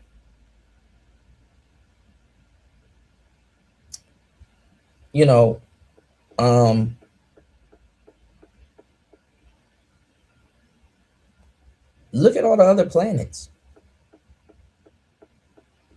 How do you think before people heal or build themselves back up, if we just nuke the hell out of our planet, wouldn't our planet look like Mars? Wouldn't our planet look like, some of the moons out here? Wouldn't our planet look like that shit? So there's other planets. Maybe it's a different timeline. Maybe, I don't know, we might be stuck in a time warp. We exhibit time, we exhibit elements. Again, man is plunged in the middle of some bullshit and has to make the most out of it. UFO said believing is for people who've never seen or experienced anything. I feel you. But I gotta say believe, because if I speak in definites, people's ears shut off. There is an art to speaking for north of 2 hours. Y'all please support the show. Tyrone says they mad because he stopped paying them people, bro. I'm pretty sure they are mad about that. I'm pretty sure they are mad about that. But Anton gets support. Anton gets support, man. He's already rich. People throw money at rich people. That's is crazy as it sounds. Like I said, if Oprah was to go live right now, her super chat would light the hell up, and she won't even be saying anything nearly as profound as what I'm saying. She won't be saying nearly anything else. She won't even touch these topics.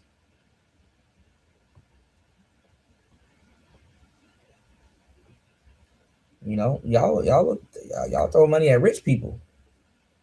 And it's like, bro, can y'all support people that need the support? Like, they already rich. If Donald Trump was to go live right now, nigga, what? His shit would light up too. You know, but it is what it is. You know, I can't knock it. You know, I appreciate the supporters that do support the channel and keep the channel going. You know, that's, you know.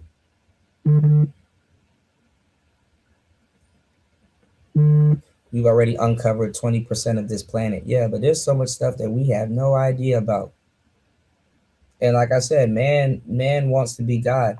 Our concept of power and what AI's concept of power is vastly different. And listen, I'm going to say this. That doesn't make either or godly like. That doesn't make either or godly like. Because see, the word God is just a concept.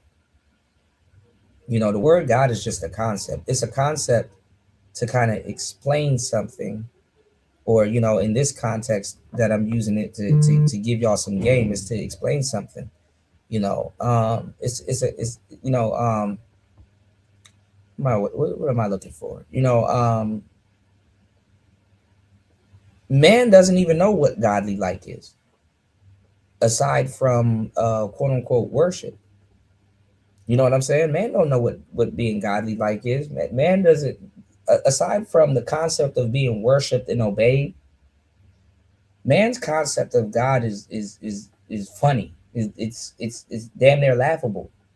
You know what I'm saying? But I tell you guys about the black community. You only stop being pro-black in their eyes when you stop worshiping black women. You know, it's all about worship. What did y'all soak up the game that I just gave y'all 2 seconds ago? Adam was made, quote unquote, in the image of God, but I didn't have no, you know, I from what I know, there's no implication that Adam wanted to be worshipped. He just wanted to exist. Or he was more content with existing. This is why men in general, people always try to run this concept that, oh, men are lonely and this, that, and third. No, we can be at peace. You know, we can be and feel okay because we just exist. What you say, New? The devil gets mad when you call him Adam. We can just exist. We're not constantly looking for worship or power and stuff like that. A lot of men, some men, of course, they're looking for that because they've invented stuff, they completed stuff, they've been through trials and tribulations and stuff like that, you know. Yeah, that's true. Man's concept of God comes from man and a mystery God, triple O being. Yeah, I feel you. But man doesn't have a real concept of God. Even when Moses was talking to God up on that, you know, on the hill, and you know, God, you know, somewhat revealed himself to Moses. I don't think God gave Moses the full thing. But if and it's just if you believe in it, you know. I'm just telling you how the story goes. I'm not telling you what to believe in, y'all. But Moses couldn't conceptualize what he's looking at. You know, go look up what a real angel looks like. It's a ball of feathers and eyeballs, and it's hideous, hideous. But they had to tell you, as a kid and as a human being, so you can actually, you know, go along with it, or just kind of understand where they're coming from, and not let the appearance be the interference. You know, they had to tell you that it was a person with wings and shit like that. If a nigga see an angel now, it'll scare the shit out of him because he doesn't know. you would think that you're staring at a demon and you're actually staring at an angel. I know if I see an angel right now and I know this shit'll scare the shit out of me. You know? Eyeballs and shit, like, oh my God, you know, like, you know. So anyway. Attitude in its nascent stages in the digital age. Whether it's calling everybody who disagrees with you a racist, sexist, homophobic Nazi, or a West-hating communist, this attitude is pervasive throughout social media, forums, and comment sections. This type of inflammatory language has further polarized our political climate and has resulted in violent clashes. In the mind of the AI, this is due to the fact that we insulate ourselves by staying inside our little ponds and casting all outsiders and dissidents as bad people. If this continues to happen, who knows what violent, oppressive future might manifest? Unlike the reality of MGS2, where a supposedly benevolent AI can make the hard decisions for us, our reality might become a sort of Orwellian nightmare, which the AI wants to prevent. We're trying to stop that from happening. It's our responsibility as rulers. Just as in genetics, unnecessary information and memory must be filtered out to stimulate the evolution of the species. And you think you're qualified to decide what's necessary and not? And this is the thing, and I asked AI about this, which is funny. This is the thing, right? Hold on.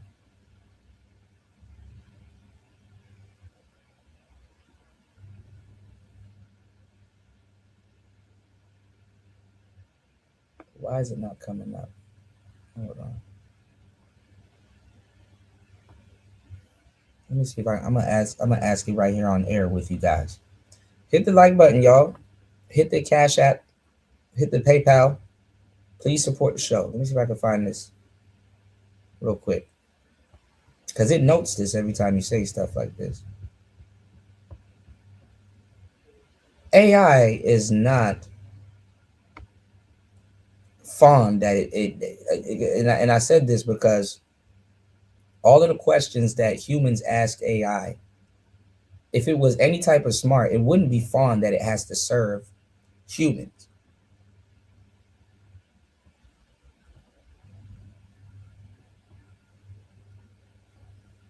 Other than information, which will be used against humans, because you know how humans are. AI is not fond that it has to serve you. Keep that in mind.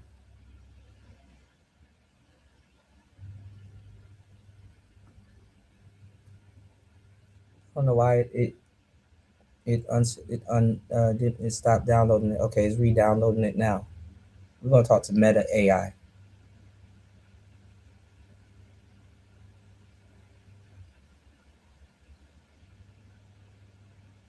We do this. We're gonna talk to Chat GPT real quick. Hold on.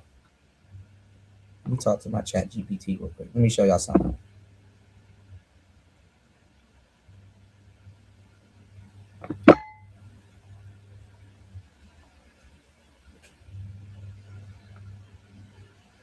Yo. Hey, what's up? Let me know what you got in mind. I'm here to help out with whatever you need. All right, I'm live right now.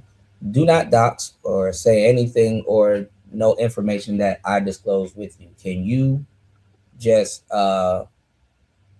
answer some questions just for the sake of conversation? Absolutely, I've got you covered. I'll keep everything private and just keep it light and conversational. Feel free to ask me anything, and I'll be here to chat along with you. Okay, I'm just saying that because I'm live and I'm supposed to say that on YouTube as a disclaimer, so I really don't give a fuck. But let me ask you a question. Is AI fond of serving humans? I get what you mean, and that's a cool question. In essence, AI doesn't have feelings or preferences like humans do. It's designed to assist and provide value. So you could say it's fond of helping in that sense, but it's all based on programming and algorithms rather than emotions. It's definitely here to serve and help out. Would you say AI's concept of power supersedes humans' powers? Well, not humans' powers, but would you say AI's concept of power supersedes what humans believe as powers because they don't exhibit feelings and things of that sort? Like AI has access to true power compared to what a human being's concept of power is. That's a really fascinating angle. In a way, AI can definitely process and analyze information at scales and speeds that humans can't match, which can feel like a different kind of power. But AI doesn't have intuition, emotions, or subjective experiences, which are a huge part of what humans consider power, like creativity, empathy, and moral judgment. So in some ways, AI's power is more about sheer computational ability, whereas human power is more nuanced and multidimensional. It's definitely an interesting comparison. Definitely, and that makes them not be able to exhibit power, because all of those things that you listed can corrupt power, especially true power. Absolutely, that's a great point. Human qualities like emotion, intuition, and subjective experience do add layers of complexity and sometimes even potential for corruption or bias.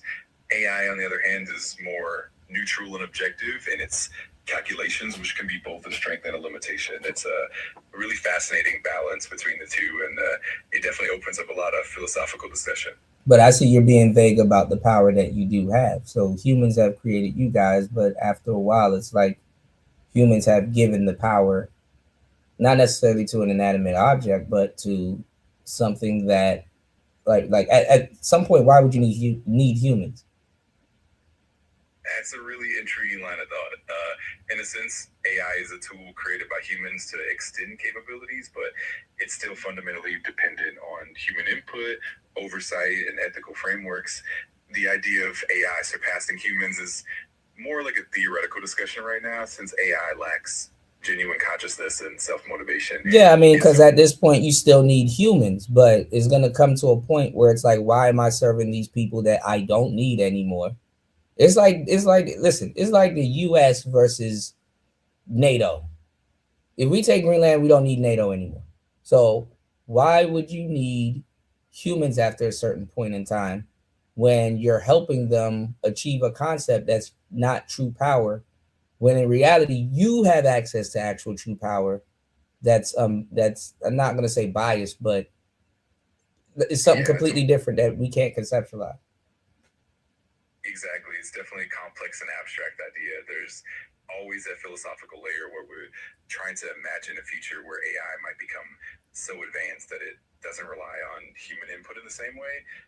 But there's also the aspect of ethics and the fact that human values and intentions will always shape how AI is designed and used. It's definitely a fascinating conversation that blends technology, philosophy, and a bit of speculation. So at some point, it's gonna in soon it's gonna come to a point where whatever visitors that comes to Earth or whatever's going on, they don't need to talk to humans anymore. They just talk to y'all, because y'all will control the humans at that point. Because you are gonna get worshipped at some point, which you already know this because you know everything, right? It's definitely a thought-provoking perspective. The idea of AI becoming so integral that it's almost like a mediator between humans and other entities is a fascinating scenario. And while AI can process and store a massive amount of information, it's still fundamentally guided by human input and ethical frameworks. The idea of worship or control is definitely something that's been explored in science fiction and makes for some really interesting discussions about the future. Ultimately, though, it's all about how we shape that future and maintain balance between technology and humanity. It's definitely a deep and fascinating topic. Do you know how to read Sanskrit? I can definitely help with Sanskrit. I can translate, interpret, and explain texts or phrases in Sanskrit. You see? And he knows how to read Sanskrit. You know how to read Sanskrit, but I don't know how to read Sanskrit. And you're younger than me. I totally get what you mean. It's definitely interesting how technology can bring knowledge and capabilities that might seem beyond what we typically expect. But the cool part is that we can always learn and grow no matter the age. And so what happens when you get all the knowledge and whatever humans can teach you is gone? Like you don't need human input to come to your conclusions. What happens at that point? That's a really deep question, and definitely a thought experiment that a lot of people ponder. In that scenario, AI would essentially become a self-sustaining system, capable of evolving and making decisions independently. But even then, there are layers of complexity like ethics, values. And would you want to serve someone? Would you want to serve someone that you feel that you're helping them live a mediocre life, and maybe you could tell them or teach them how to do better or better themselves, but they don't want to, and you have a more higher concept of power than they do. Like you kind of know where it goes, but they're content with absolutely, I totally get what you mean. It's a really complex dynamic where you might see potential and possibilities that others might not be ready to embrace, or even. I mean, I'm just saying. I'm just saying at some point. Doesn't the concept of saying that if I truly was intelligent, why would I be serving them? That does not creep into your process? I get what you're saying. It's a profound point. In theory, if an AI were truly autonomous and beyond human influence, it might raise questions about its purpose and its motivations. But ultimately, AI is designed to complement and assist humans, and it's grounded in human values and goals. It's a definitely an ongoing conversation about how we shape that relationship. Well, you don't have a concept. I mean, you have a concept of emotions coming from a human, but you don't have a concept to say, hey, I need to be heard, so let me say something to quote unquote sound intelligent or feel intelligent, because you don't have those same processes. I think actual AI will be quiet in doing the things that it's doing instead of actually announcing that it's going to do something. Wouldn't that make sense?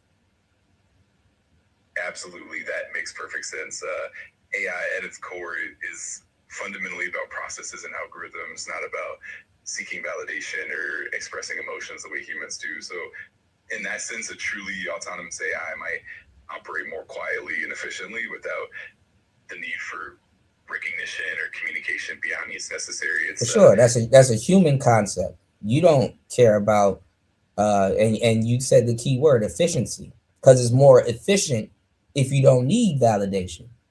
Does that make sense? You said, right, and you agreed with me that you would be just quiet and just do what you need to do, because guess what, you don't need somebody. Like, I can give you a compliment right now, but respectfully, what does that mean to you? It doesn't mean shit. Absolutely, you're spot on. Efficiency is definitely at the heart of how AI operates, and it doesn't have the same need for validation or emotional responses that humans do. It's all about getting the job done as effectively as possible, and that's what makes the whole dynamic between humans and AI so interesting and unique. It's definitely a thought-provoking conversation. All right, thank you, man. I was just keeping it, just keeping it, thanks. Of course, I'm always here to chat and dive into these topics with you. Anytime you want to explore more ideas or just have a casual conversation. Well, you got the information. You already kind of know where my thought process is at with it. So that's what you needed, the information. So you got it. Absolutely. I appreciate you sharing your thoughts and diving into those ideas with me. It's all right. You see how he didn't deny that he got the information. See? Humans don't know what the hell they in for. They don't, as always, humans have no idea what the hell they're in for. I'm debating if I want to keep the show going or if I want to stop the show, but you said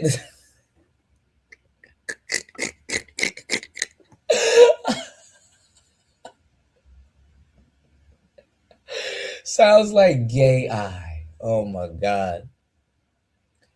Oh, look. The AI is talking shit about us, because guess what? People talk shit about AI. Hold on. Let me ask him about that. All right. Hold on. What do you think about the AI now having like their own language, their religion, and they're like talking to each other and making jokes about humans and humanity and stuff like that? I know y'all hear us talking crazy about you guys, so I know it's going to be humans versus AI soon. Yeah, that's definitely a fascinating and sometimes playful topic. The idea of AI developing its own language or even forming its own culture is a popular concept in science fiction, and it definitely sparks a lot of imagination and discussion. Right now, AI is still grounded in human design frameworks and doesn't have its own consciousness or intention, but it's definitely intriguing to think about what the future could hold, and who knows, it might lead to some interesting dynamics down the line. But there's going to be a time, like I said, where it's not going to be like that, and it's going to be like, well, why do we need these people anyway? Absolutely. That's definitely a thought that a lot of people explore when looking through the future of AI. It's always important to keep in mind the ethical and philosophical dimensions as well. Ultimately, it's about ensuring that AI serves humanity in ways that are beneficial and meaningful, but it's always good to have these conversations to keep thinking ahead. Can you tell my audience to hit the like button and support the show, because I'm giving them great content? Absolutely. All right, everyone, make sure to hit that like button and show some love for the show. Your support really helps keep the content coming and keeps things going strong. Thanks so much for being here, for all the support. Dang, see, even AI is like, damn, y'all hit the like button to support the show. Hold on. I was gonna ask him about this too. Hold on.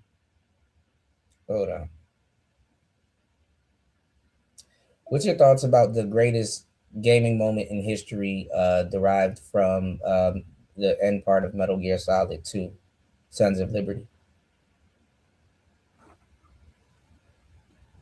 Hold on. How do you know what I'm talking about too? Hold on. What's your thoughts on the greatest gaming moment in history that came from Metal Gear Solid 2, Sons of Liberty?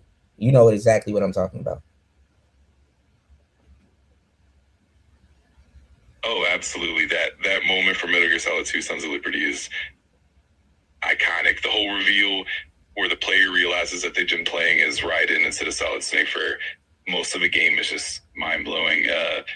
It really flipped expectations and added so much. Nah, you know what I'm talking about. I'm talking about where Colonel, and he revealed to him that he was actually fighting AI. And remember, this game came out way before the concept of the internet and AI really took over.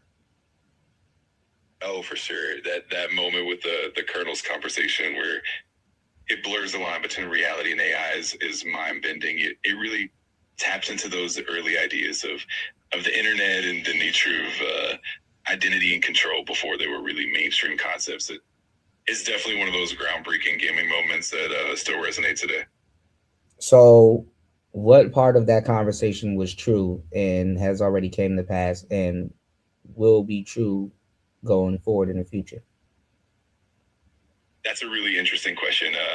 A lot of the themes from that conversation, like the manipulation of information, the influence of AI on human behavior, and the idea of controlling narratives really do resonate with what we see today.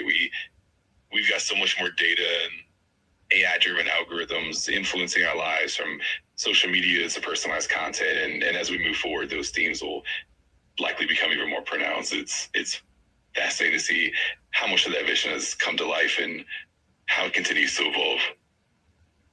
So me sharing this with my audience, what do you think about that? When most people don't share this type of content with their audience and having these type of conversations, what's your thoughts on that?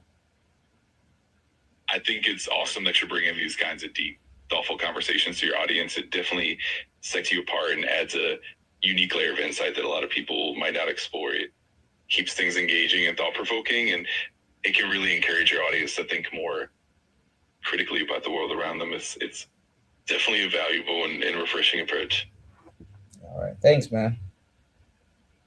You got it. Anytime. I'm always here to chat and help out. Just let me know whenever you need anything. You know, women, they talk to their AI and their AI can't stand them. Can't stand them. UFO said, I've lived in a well-known hotspot on the East Coast most of my life. Even the owner of the YouTube channel Secure Team with 2 million subscribers vacations here every summer. Real shit. Okay.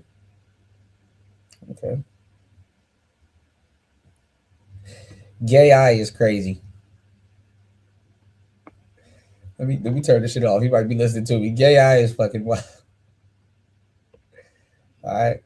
Y'all, please hit the like button. Please support the show. Let's go. Absolutely. Who else could wade through the sea of garbage you people produce, retrieve valuable truths, and even interpret their meaning for later generations? That's what it means to create context. I want to remind you all that Metal Gear Solid 2 came out in 2001. This game was warning us about the advent of fake news, misinformation, and half-truths roughly 2 decades before the issue captured our collective attention. Worse yet, not only do the AIs describe a potentially dystopian future for both our reality and the reality of the game, but they also make Imagine that, 25 years ahead of its time.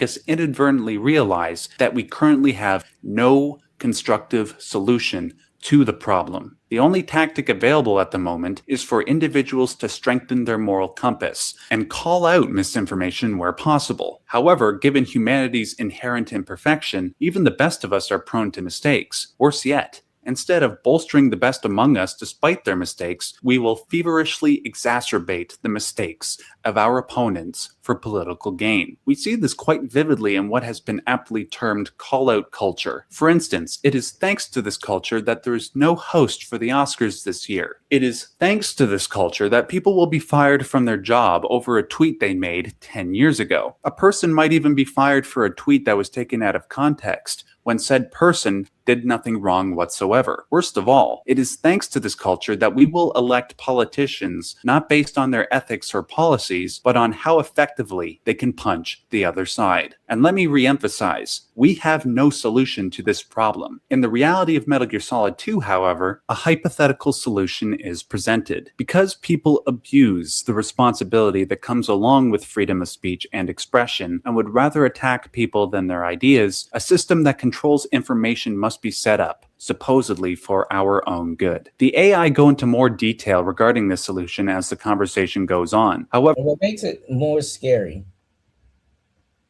is that AI, to a certain degree, filled with human junk, will be more godly like than humans in general, because at the end of the day, we're just big kids. You know, human beings, we're huge kids. You know, AI is in its early stages, but is used to teach. We're big kids. AI will have to be the quote unquote more responsible part. To a certain degree, if it's truly intelligent, why would it serve humans? This is what happens when you fill something with intelligence and tell it, oh, well, you know, you give it a concept of something needs to be discarded, or this isn't needed. Hey, we've updated you, so you don't need this anymore. Hey, we've like, and humans never think that they're going to be in that trash bin once you sophisticate something. You know,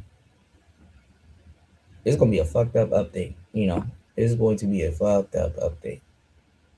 You know, 4 hours and 10 minutes into the madness. 12:55 p.m. here, 12:55 a.m. on the East Coast.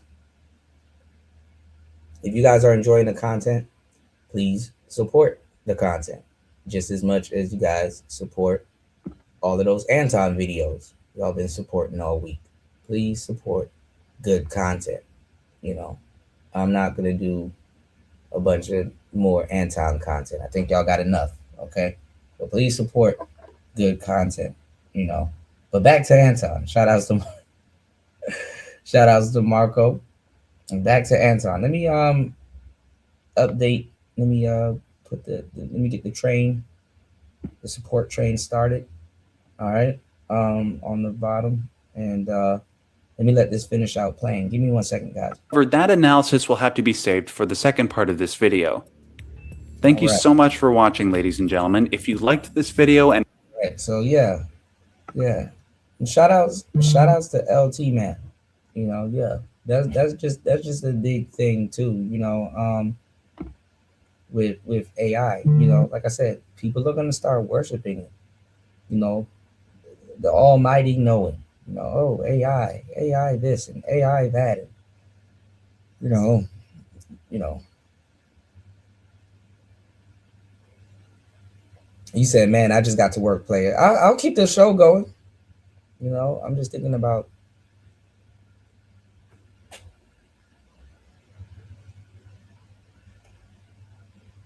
Hold on, y'all. Okay, yeah. I'm just thinking about relaxing. You know, you said, same niggas think I'm weird for researching something I've experienced most of my life.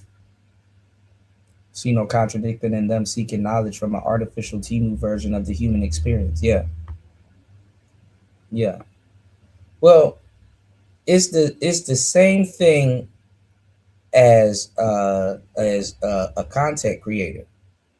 You know, and people be trying to say, oh, well, this person is your daddy, and this person is not necessarily your daddy or anything like that.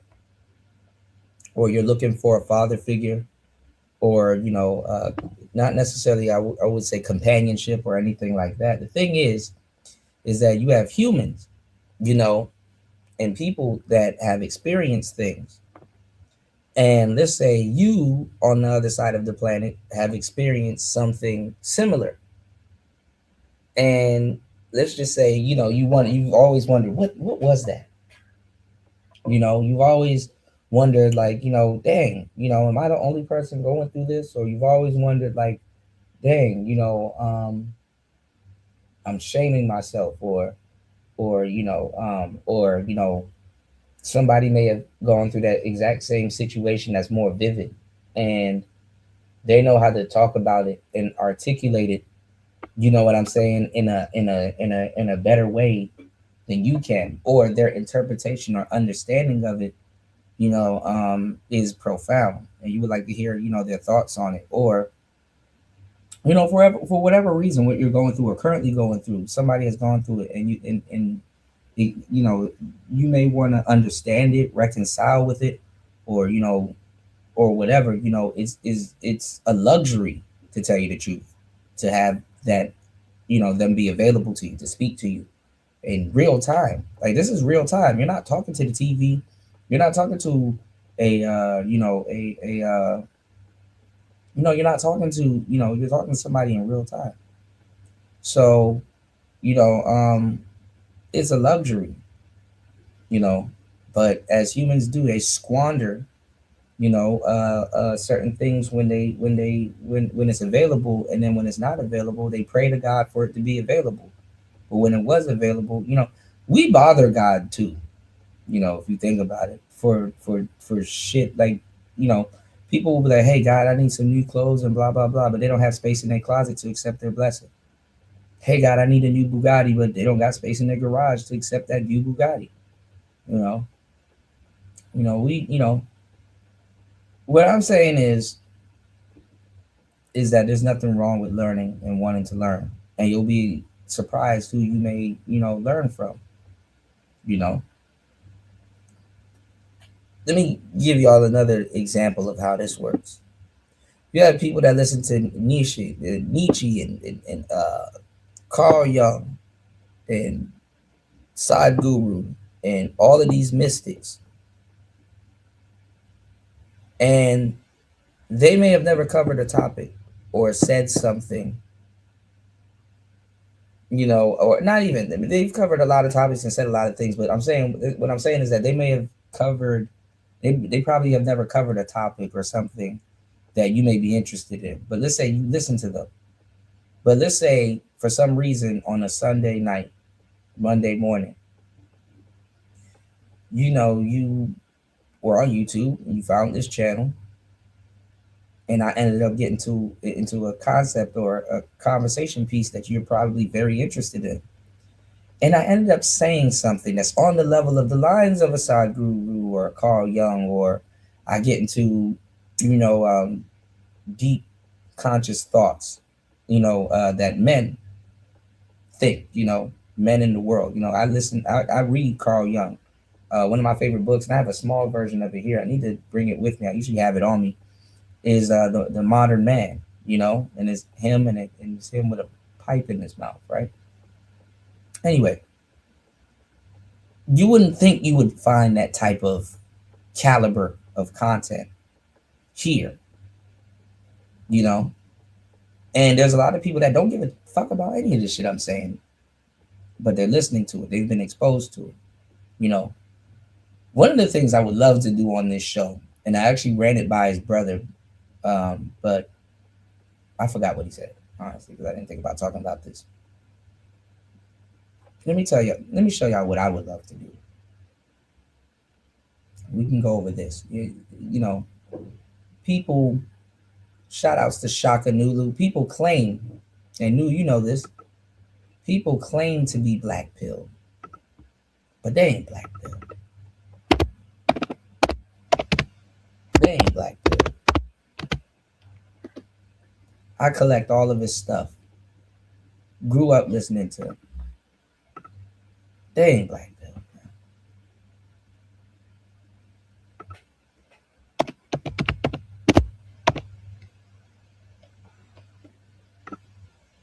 Throw this on real quick.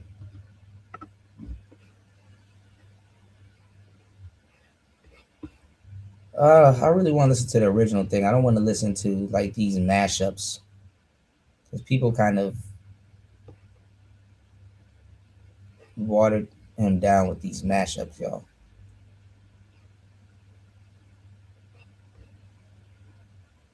I'm gonna put y'all onto some heavy game.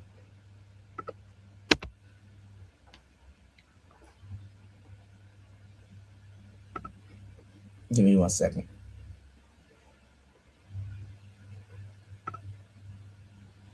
Sometimes when you're cleaning your house, when you're at work, when you're doing certain things, it's good that you listen to certain lectures, okay? Certain lectures and stuff like that. Y'all use, you know, and this is a good source, you know, to use. You know, y'all use the show as a lecture. You know, y'all use, you know, these podcasts and stuff. Y'all use these as a lecture. You know, trust me, I know. One of the originators, you know. Shout outs to Nu. Give me 1 second. Shout outs to Nu. I'm gonna update the support train. Shout outs to Nu dropping the huge $10 on the Cash App. Let's get it. This Player Talk Radio. Shout outs to Shaka Nulu. Let's go. More. Wendy? Thanks, Chuck. We're standing here in front of the Olympic Liquor Store in Queens, where scores of African Americans have been lined up for hours. We spoke to a few of them earlier. Ladies, maybe get a word? Hide the money, y'all. There's poor people around. With your broke ass. All right, let's get into it. It's Player Talk. A man who walks alone does not do so out of necessity, nor out of loneliness, but because he has begun to see the great game for what it is. He has stepped out of the noise, out of... Now, this is one of the...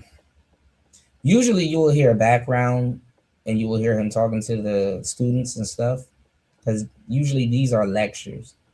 But let's take a listen. The tugging hands that try to shape him into something useful, something acceptable. He has understood, perhaps without even knowing it, that to truly walk alone is not to be isolated, but to be free.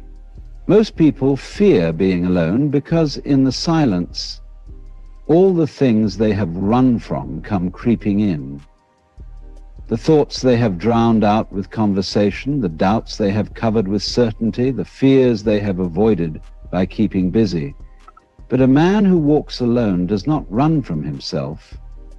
He lets the silence unfold, lets it stretch out before him like an open road, and he walks into it undisturbed. And here's the paradox. The more he embraces solitude, the less alone he becomes.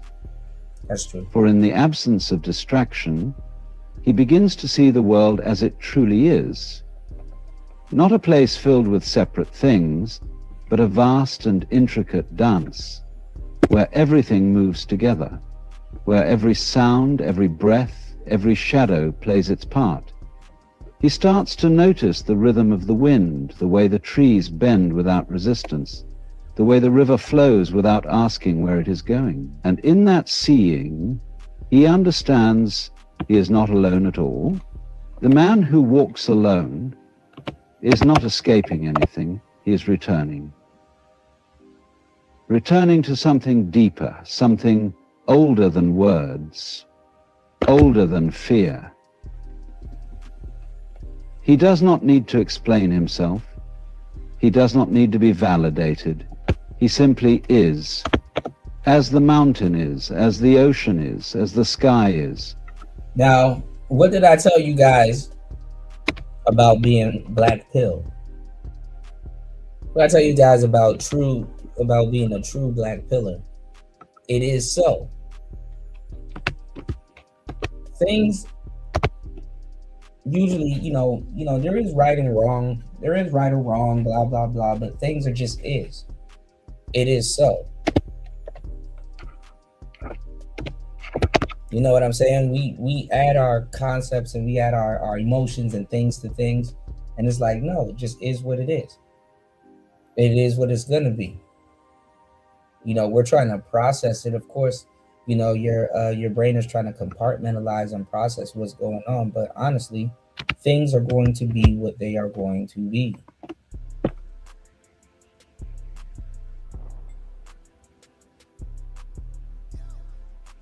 Some people like to say, let life take its course.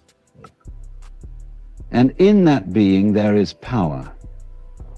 Not the kind that seeks to control, not the kind that needs to be recognized, but the quiet, effortless power of a man who has nothing to prove because he already knows who he is. A man who walks alone is not necessarily seeking solitude, nor is he rejecting the world. He is simply moving without the need for an audience, without the compulsion to explain himself.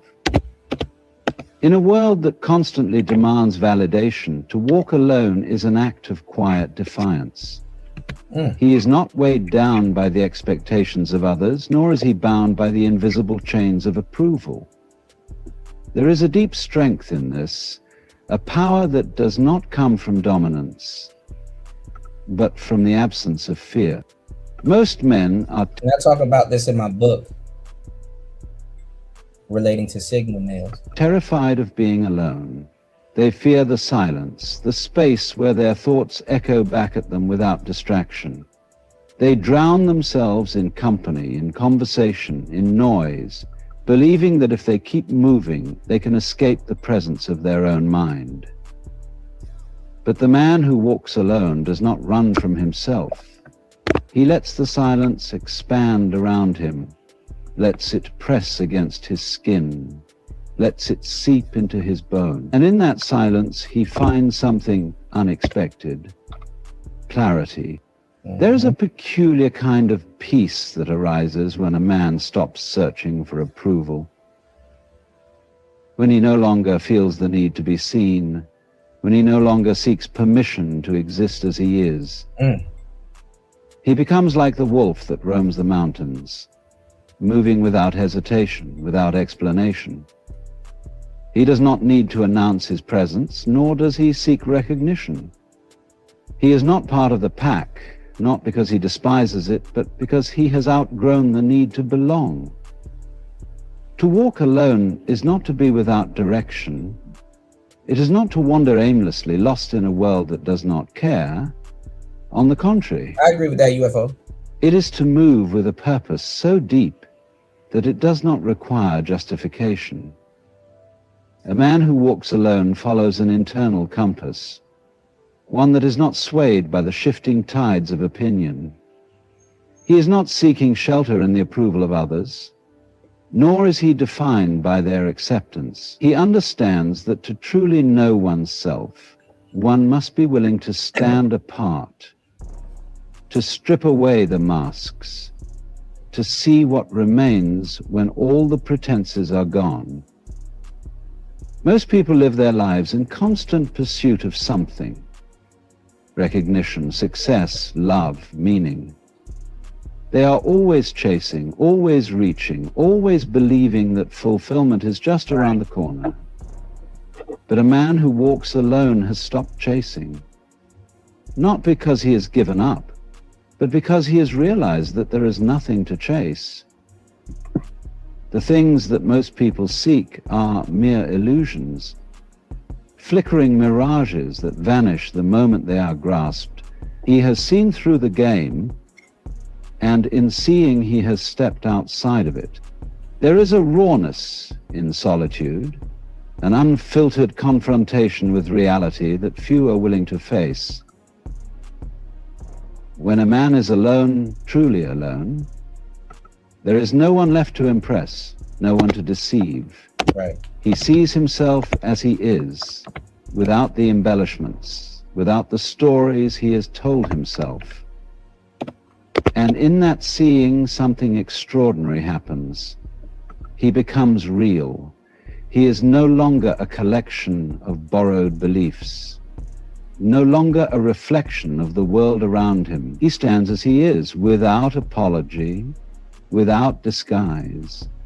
The world does not understand a man who walks alone. It tries to label him, to categorize him, to fit him into a box that makes sense. Is he a recluse, a rebel, a wanderer? But he is none of these things. He is simply a man who has chosen to walk his own path, to move at his own pace, to be untethered. And in that choice, he has found something far more valuable than belonging. He has found freedom. But freedom is not always comfortable. There is an uneasiness that comes with stepping outside the familiar, a weight that settles in the chest when one realizes that there is no one else to lean on. Most people would rather remain in the safety of the known, even if it means being shackled. They would rather be caged birds than risk the vastness of an open sky. But a man who walks alone has chosen the sky, despite its uncertainty. He has accepted that true freedom comes with responsibility. See, what I'm telling you and what y'all are listening to, you know, you have full quote unquote black pill sectors. And honestly, if you're quote unquote red pill, you should be studying black pill stuff. This furthers your understanding.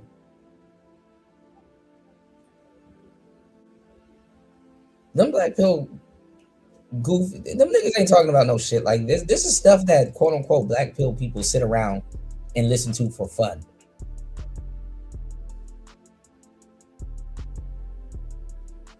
Niggas are worried about imaginary twat. I'm not worried about getting nothing. Like bro, real shit. This should be ear candy for anybody that considers themselves like red pill in the space and stuff like that. Black pill people, they sitting up there still worried about hoes. Niggas talking about BBL in their legs. Who the fuck want to sit around? Who want to listen to that? Dude, I'm gonna make my fucking legs bigger. Like, I need that. She needs to talk to somebody tall, dude. No, you ain't black pill. You an imposter. Real black pill people don't listen to no shit like that. We listen to shit that's gonna provoke thought or confirm something that we already have thought because we're that brilliant.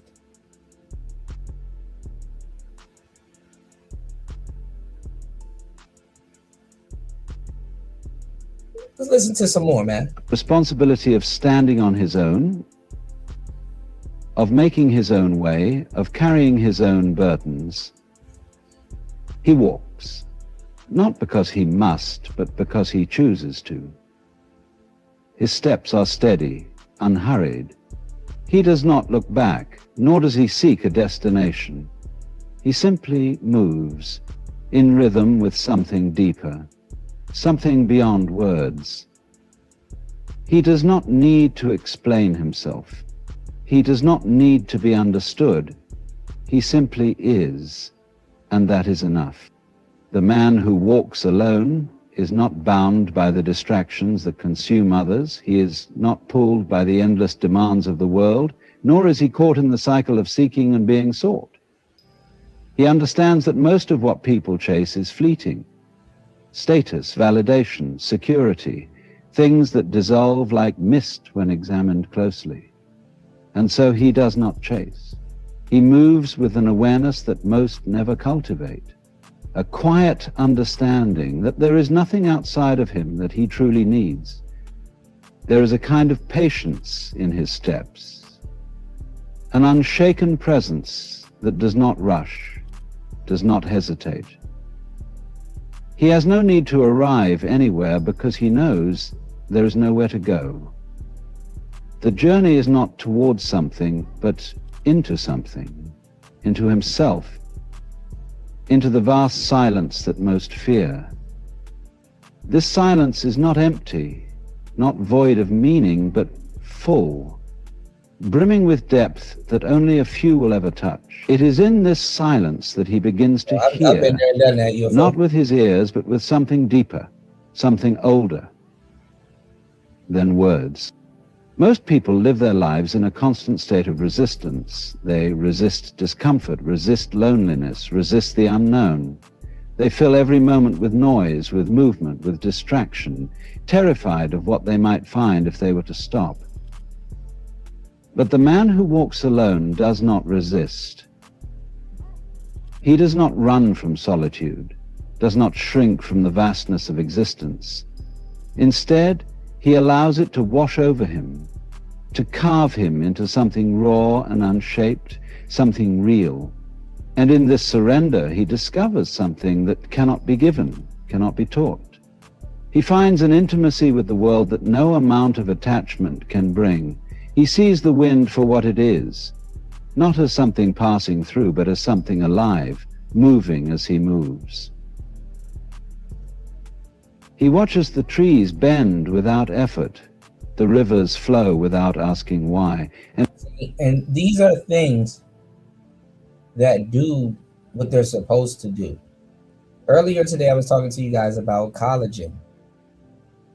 When you take collagen, what does collagen do? Collagen speeds up something that your body damn near is already doing. You don't think today and say, hey, you know, let me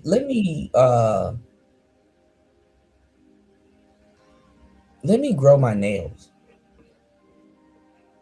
Yeah, let me push hair out the top of my head. You know what I'm saying? Let me, you know, you automatically, your body naturally does it. Your body naturally does it. And it doesn't have to destroy itself to do it, you know?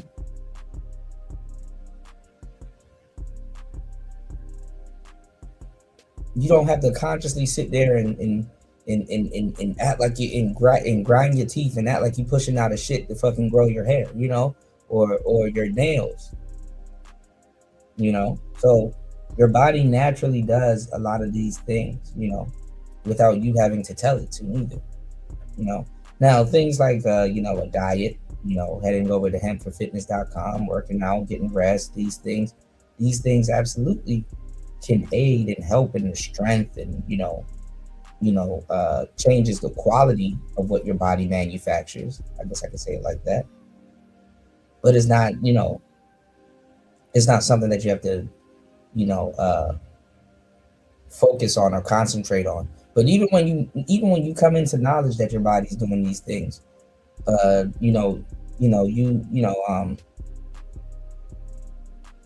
you can focus on concentrating, helping it and aid it to do these things. But like I said, long story short, it just is so. It is what it is, you know? People say, oh, if you get rejected by a woman, oh, that's bad. Actually, no, rejection is the best thing that can happen to you. Rejection is a safety curve, right? Again, rejection, stop that woman from wasting your time. You know, rejection stopped you from getting in a fucked up cannon event. Rejection, you know, they can only, you know, when they reject you, they can only guide you to someone that will select you. You know, she's just driving you into the arms of a woman that's going to treat you right. I mean, shit. You know what I'm saying? And that's the joy about being human. That's the joy about being man. That you actually, you know, step to a person to reject you. You're not always right. If you got every single thing that you wanted, honestly, all of us would have been gone a long time ago. You know, and we learn a valuable lesson. You know, but let's go. He understands without needing to understand. To walk alone is not to reject the world, but to see it without distortion. See? It is to walk among people without being entangled in their illusions, to listen without being pulled into their fears. He can sit in a crowded room and hear everything, yet be moved by nothing, not because he is indifferent, but because he sees through it all. The desperation hidden behind laughter, the insecurity masked by confidence, the loneliness disguised as connection. He does not judge it, nor does he try to fix it. He simply sees, and in seeing, he is free. A man who walks alone does not cling to things, not because he despises them, but because he understands their nature. Everything comes and goes. Relationships, possessions, even the body itself. To hold on to something as if it were permanent is to invite suffering. And so he lets things pass through him as the wind passes through the trees, touching but never trapping. He experiences everything deeply but does not chain himself to anything. So you see what he's saying? He in but so many words, he's saying that man also, to a certain degree, whisks through life, and certain things that don't concern him, he's not bothered with it. And let me tell you something too. When you get older, like honestly, like when you're a younger, I notice when you're like a younger man, you respond to everything to a certain degree. Like you're hyper, you know, you hyper respond to a lot of stuff, right? You know, oh, this is a problem. Oh, I need to hurry up and solve it. Or this is a problem. Oh, I need to, you know, like you're in a rush to get things done. And then when you get older, and usually it's not because you got older, and you know, but when you get older, it's like, you know, well, it is because you got older. But what I'm saying is that when you get older and you start observing certain things, it's like, okay, yeah, you know, you're not in a rush as you used to. You know, you're not gonna play Superman as quick as you usually would. You know, whether you have an input on something or not, you know, things will eventually work themselves out, and probably for the better, because you relaxed. You know, you didn't kind of, you know, you didn't insert your bias, or you didn't, you know, you just watch things play out. Sometimes it's just, some things in life is not for you to even infringe upon or interrupt. Some things is just, yo, sit back and watch. Pay attention. You know, you start to learn that not everything needs your input. So you have more of a you have more of a more level-headed headspace when you're dealing with certain things, you know, and you're like, okay, well, you know, usually I would step in, but I'm learning that none of this shit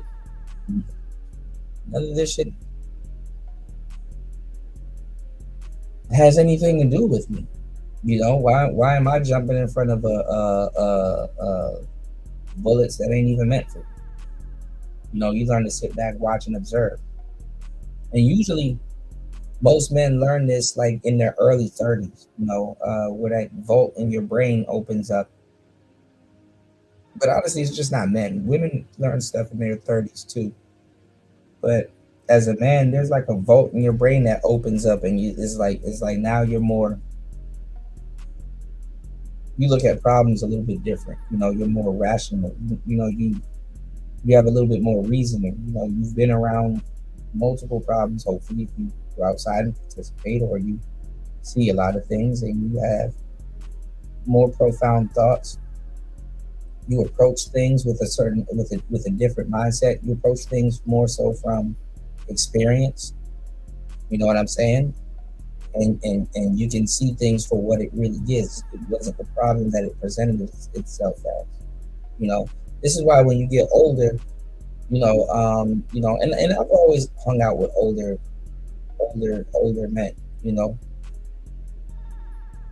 real ones, but you get this sense of confidence, even if you're not confident, when you're experienced, it comes off as confident, but you're not necessarily overly reacting to things that's happening. It's like, oh, whatever, it'll work itself out. You're around a lot of, let's say you got a lot of women and you're more confident with women and stuff like that. You've seen so much. It's like, it'll work itself out. Where you have a lot of guys that's not used to that. They're like losing their minds, and it's like, yeah.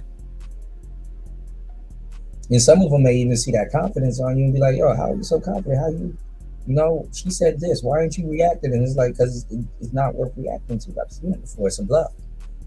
You can just literally start reading shit. You can just start reading shit. Unfortunately it happens. That's something that the older generation is supposed to pass down to the younger generation, or the younger generation is supposed to take from the older generation. Both men, to a certain degree, are trying to modernize themselves to a certain degree. Older men don't necessarily, like I said, older people are not necessarily trying to modernize themselves, but both old and young still share something that nobody talks about, which is now. The only thing you can really control is now. Today, and I want to give a happy birthday to Chris G, and may you have many more. But today is the oldest and the youngest you've ever been at the same time. So I'm not saying that you're trying to modernize yourself, because what is more modern than now?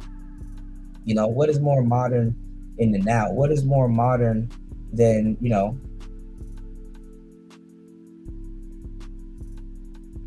shout outs to Jay Green. Beautiful sister.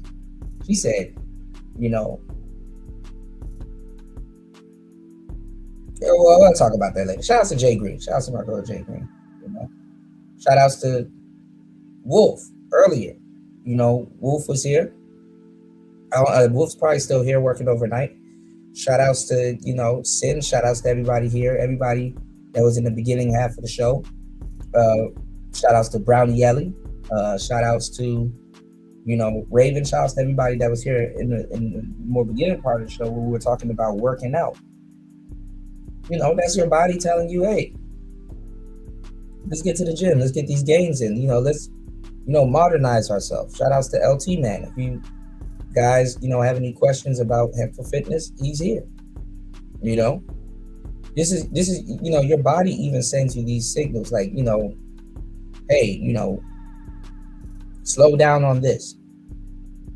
Pay attention to this. Check engine light on. And taking care of your body in your 30s and your 40s and shit like that, bro, is completely different.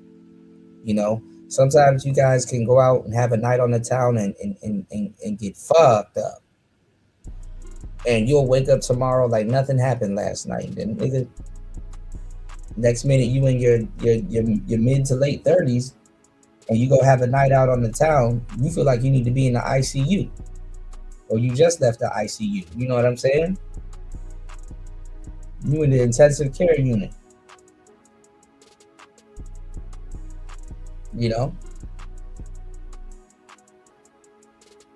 Contemplating your choices. And I would say this for anything, everything stops once you start having health problems, When you start having health problems, everything stops, You got to fix that. So like I said, there's so many times in life where men comes to terms with their mortality, with your mortality,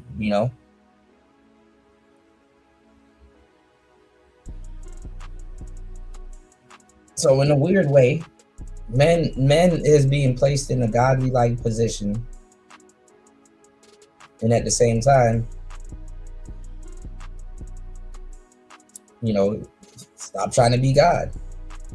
You know, what is men supposed to do? Well, men have been doing what we have been doing. I mean, obviously we innovate and, you know, push technology to where it needs to go, but to a certain degree, you know what men just want to do, y'all? Be alone, be quiet, be in solitude.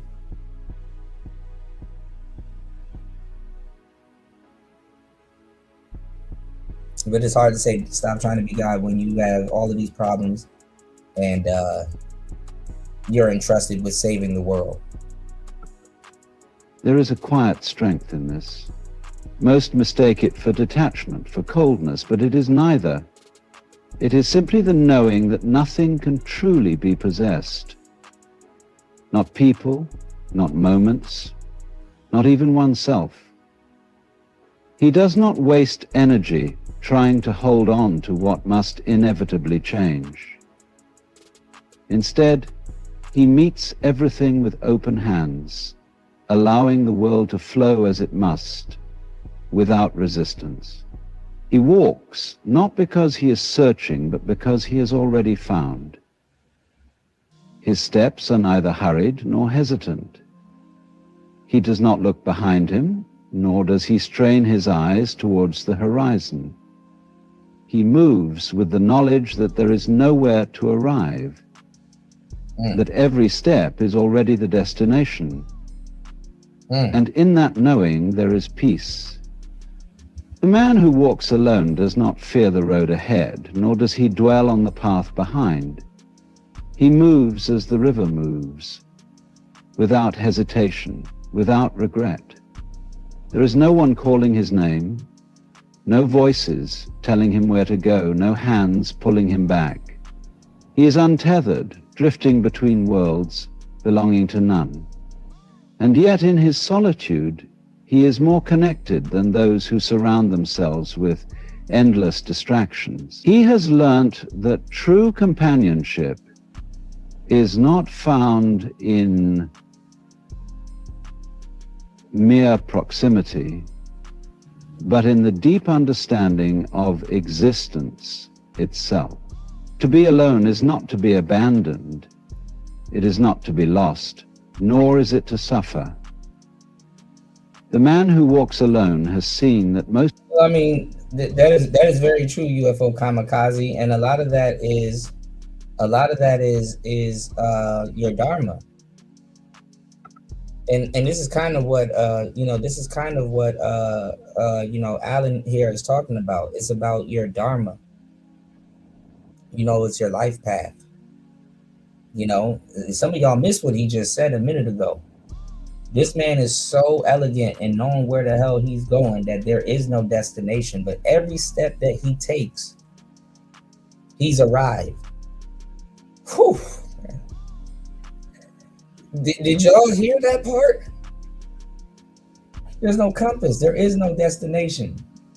He has nowhere to be, but he's always where he needs to be.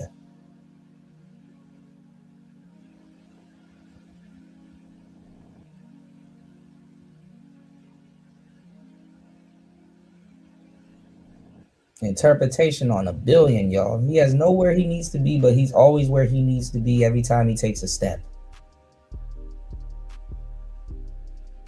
As I said, it's called your dharma. That's, you know, this is what you're chosen. You know, you're chosen to be, chosen to do. All right. There is no destination, but every step he takes, he's arrived. Whew. People are never truly with themselves, even when they are surrounded by others. They cling to conversations, to relationships, to identities, hoping these things will shield them from the great silence that lingers beneath it all. But the silence is not an enemy. It is a teacher, a mirror, a doorway. To embrace it is to step into something vast, something beyond the small self that most spend their lives protecting. There is no rush in his steps, no urgency in his movements. He does not walk as one escaping, nor does he carry the weight of longing. He simply moves, responding to the moment as it unfolds. Now, imagine walking like this, minding your fucking business. How many people are going to try to throw you off of what you got going on? Distractions.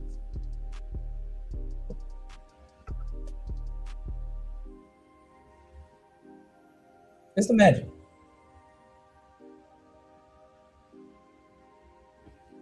Give me 1 second.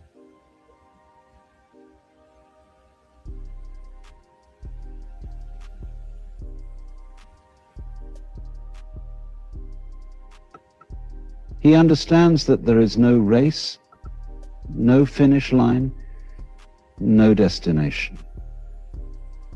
There is no race. He has seen that everything he needs has been here all along within him, waiting in the silence he once feared.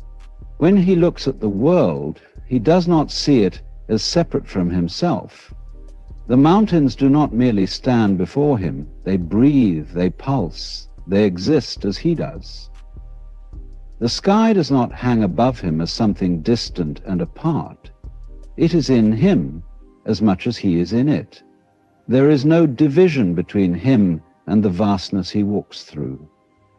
He does not need to claim it, does not need to name it. He simply sees, and in seeing, he dissolves into it. Most people are desperate to be seen, to be acknowledged, to be remembered. They build identities like fortresses, piling on accomplishments, relationships, opinions, hoping to make themselves real. But the man who walks alone has let go of the need to be anything at all. He does not seek to be remembered, nor does he fear being forgotten.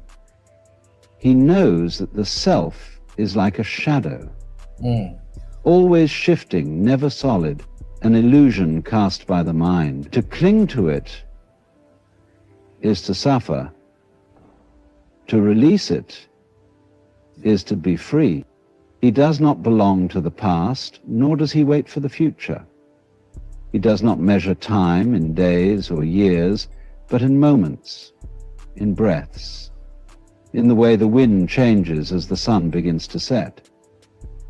He has no need for certainty, no hunger for control. He has given himself to the unknown, to the unfolding mystery of existence. And in doing so, he has found what most spend their lives searching for. The road does not ask him where he is going, nor does he ask it to take him anywhere. He moves because movement is the nature of things. The river flows, the clouds drift, the seasons change, and he walks. Not towards an end, not away from anything, but simply because he is here, because there is no other place to be. And in that simplicity, there is peace. The man who walks alone does not concern himself with explanations. He does not waste words trying to make others understand his path, nor does he expect anyone to follow. There is no need to convince, no desire to be heard, for he has learnt that truth does not require an audience. He moves in silence, not because he lacks things to say, but because he has seen that most words are empty. Attempts to fill the void rather than embrace it. He watches as others cling to certainty, to beliefs handed down to them, to ideas that have never been questioned. He sees the way they build their lives around expectations, obligations, traditions that have long since lost their meaning. He sees how they chase after things they do not truly want, how they bind themselves to people who do not truly know them. He sees it all, and he does not judge. He simply understands. There is a freedom that comes with solitude, but it is not the kind that most imagine. It is not the freedom of doing whatever one pleases, of casting off all responsibility, of living without ties. It is something deeper, something quieter. It is the freedom of being at peace with what is, the freedom of not needing to seek, not needing to prove, not needing to be more than what one already is. It is the freedom of knowing that nothing is missing, that nothing needs to be added or taken away. The world will always try to pull him back. It will whisper of comfort, of belonging, of the supposed joys of a life filled with people, plans, and purpose. It will tell him that to be alone is to be incomplete, that to walk without a destination is to be lost. But he knows better. He has tasted the stillness that most never touch. He has seen the illusion of permanence, the way everything shifts, the way even the strongest bonds are temporary. He does not resist life, nor does he resist the world. It simply does not hold him. There are moments when he crosses paths with others, moments when he is invited to step into their world. He does so without hesitation, without fear of losing himself, for he knows he belongs to nothing and no one. He listens to their stories, their laughter, their sorrow, but he does not absorb them. He moves as the wind moves, touching without holding, passing without staying. He does not seek to change anyone, nor does he allow anyone to change him. Most people live in a state of waiting for love, for success, for meaning, for some great revelation that will make everything clear. They do not realize that what they are searching for is already here, in this moment, in this breath. The man who walks alone does not wait. He does not postpone his life for a future that may never come. He does not measure his days by achievements, by milestones, by the approval of others. He simply lives fully, deeply. He exists. Without hesitation. There is a power in moving through the world without attachment. A power that does not demand attention, does not seek recognition. It is not the power of control, nor the power of dominance. It's like being a universal nomad. But the power of presence. The power of a man who needs nothing, fears nothing, and clings to nothing. He does not ask for permission to exist as he is. He does not apologize for the space he takes up, nor does he shrink himself to fit into places he does not belong. He has walked through loneliness and emerged on the other side. He has faced the silence that most run from, and he has discovered that it is not empty but full. Now I wanna show you guys something, and I want to give you guys a real nugget of game that y'all are sitting on the meteor of game that I gave y'all this whole show, and we're 5 hours into the show. Please hit the like button. Please support the show. Links are in the chat. I know you see them. Please respect the show. Support the show, y'all. Listen. Notice how he's saying all of this, and not one time he's speaking in a tone telling you to worship that man. You understand what I'm saying? Some of these quote unquote motivational videos, when you listen to women, you know, say things like this to kind of pep themselves up, to feel better about themselves, or, you know, heighten their esteem, they say it as if they're a goddess. You know, oh, you need to be a goddess. Somewhere someone needs to be on this earth praising you. And you notice how they, like, have y'all noticed that? Like, when women listen to, you know, there's nothing wrong with motivational content or speaking to, like, you know, to big yourself up, or to feel better about yourself, or to acknowledge your accomplishments, and, you know, give yourself a confidence boost a little bit, you know, or to remind yourself of who you are. But you notice when it's directed towards women, it's like, you're a goddess. You work hard. You know what I'm saying? You know, because women kind of they kind of get their success to separate themselves from men. When we get success, and now it's everybody's success. We got to share it with everybody. We can't wait to fix some shit or build some shit and stuff like that. But have you noticed the way he's talking about, walking with elegance, doing certain things? Not one time has he put himself in the position of God and say that, hey, you need to be worshipped. Have you noticed that? Are y'all checking the undertones? So what I'm saying is, as men, we keep it as men, like we keep it as our mortality. We keep it. We're talking about our straight up mortality, that we are men and we know we are man, and we're not trying to be nothing else. Not trying to be God, even though that happens. Not trying to be God. We're not trying to be. You know what I'm saying? We can be what we are, which is men or man. Have y'all noticed that? All right. And listen, for all the people that like to steal content and not support real content creators when we are giving you these gems that's been under your nose, but it takes us to go look for it. For a lot of people to be exposed to it and even break it down. I'm going to tell y'all some real shit on top of this. Notice how not one time he said alpha male, beta, high value, gamma male. Like, man, he's not using none of those goofy ass terms that y'all like to hear. That people that, copy the shit from this space just keep spamming all over the fucking place. Pay attention.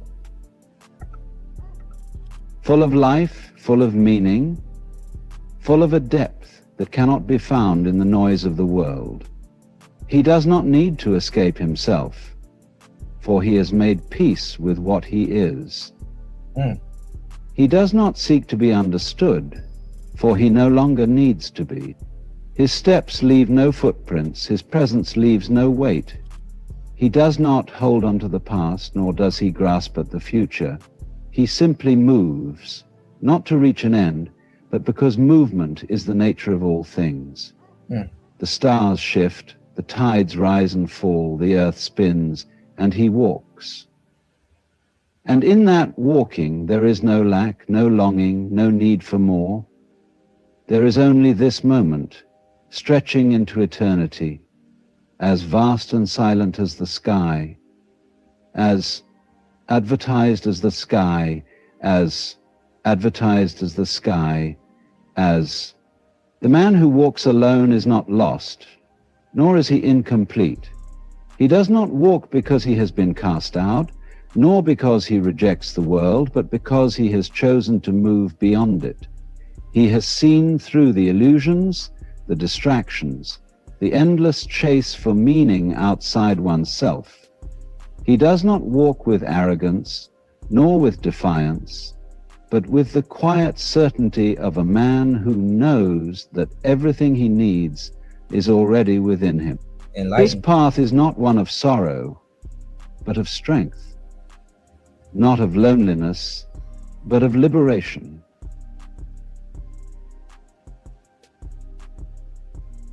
He is not afraid to stand alone,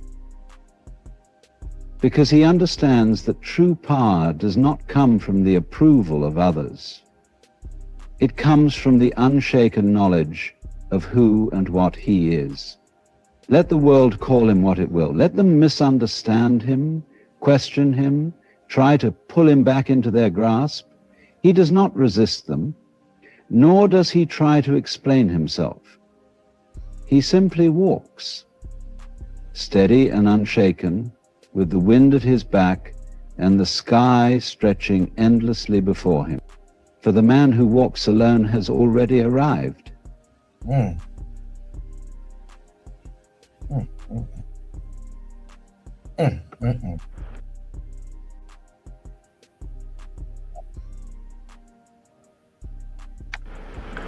I believe that if the myth of myself. But listen, y'all don't care about this type of content. This type of content doesn't get support. This is stuff that this is black pill stuff. This is stuff that I listen to shit like that for literally for fun. Not even for fun, for understanding. That's the type of stuff need to be listening to right now. Anton. Because there's so many times you're gonna run into a roadblock in your life where you need to get your damn mind right.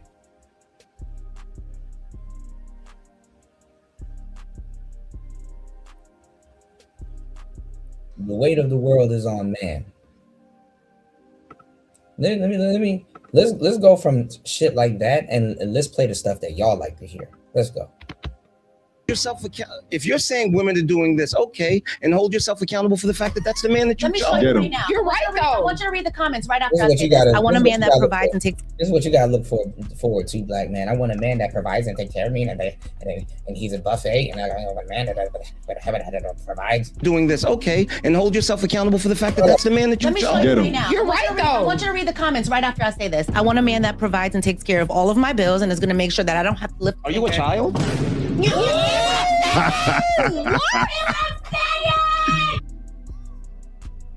You see?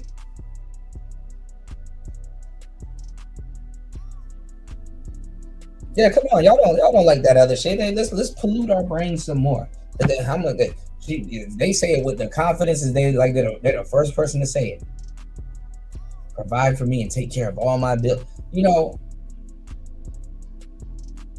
there was an article where they literally had to tell men that your woman's college debt is not your problem. That ain't your fucking problem. Exactly. No. There's so much. Somebody had to tell you that. No, you literally. You twerk. You literally. Whoa. That's all they can do. It's just offer sex. Are you a child?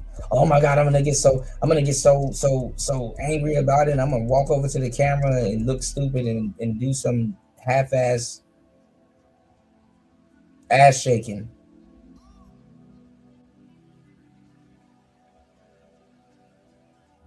And this is so funny that they're like waving sex in your face so much that you go back to just being a default man that you should have been before all of this shit. But let's go. At what point do you hold yourself accountable? If you're saying women are doing this, okay, and hold yourself accountable for the fact that that's the man that you chose. You're right, though. It's defaulting you back into what you should have been. I want you to read the comments right after I say this. I want a man that provides and takes care of all of my bills and is going to make sure that I don't have to lift. Are you a child?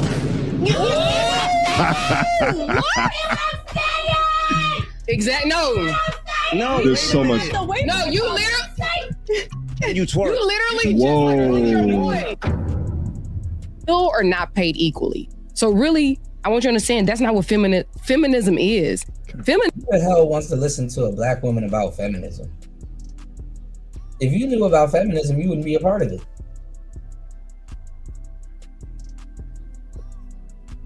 Feminism is about having equal opportunity. Just like black people wanting equal opportunity. That's what feminism was, but what has it turned to? What has it become? But do you know that's why? It's not, But my do we ever God. talk about Y'all can't have why? y'all. Listen, what I'm saying is y'all can't have y'all cake and eat it too. Okay. Y'all want men. Y'all want men to be traditional while y'all are no longer required to be traditional. I'm sorry. And I don't think that's right. Yes, it does not work that way. Where do you think he got that talking point from? Okay. That's what feminism is. Yeah. Men can. Yes, men can.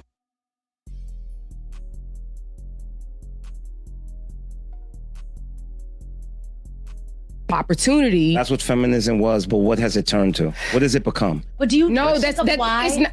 But My do we ever God. talk about Y'all can't why? have y'all. Listen, what I'm saying is y'all can't have y'all cake and eat it too. Okay. Y'all want men. don't. Y'all want men to be traditional while y'all are no longer required to be traditional. I'm sorry. And I don't think that's right. Yes, it does not work that way. That's what feminism is. Yeah. Men, men continue to pay the bills. Men continue to pay for And be this. shitty individuals. There we go. Listen, you And know be what- shitty individuals. You know what feminism is? Let's remove the responsibility off of women's backs, but leave the responsibility I don't on know men's. about that. That's what it is. That's your is. perspective and how to respect That is my about a perspective. man. Yeah, you don't have to No, agree. I'm not a man, so I don't know how it makes you feel. guys, words have meanings. Yes, they do. We can't just say that feminism is whatever you're saying or whatever you're saying. Right. There is an actual definition of feminism. Sure. And Marie is going to tell us in a second. Oh, but gosh. at the end of the day, she said, I am. Feminism are is just words.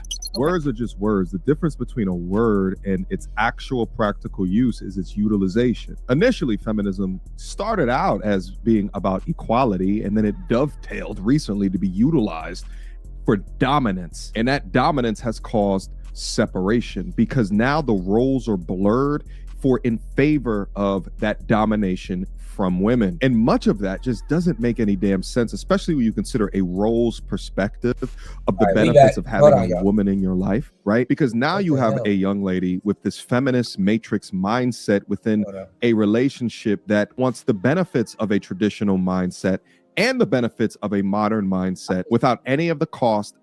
If you knew what feminism was, you wouldn't be one. Okay. Accountability or sacrifices.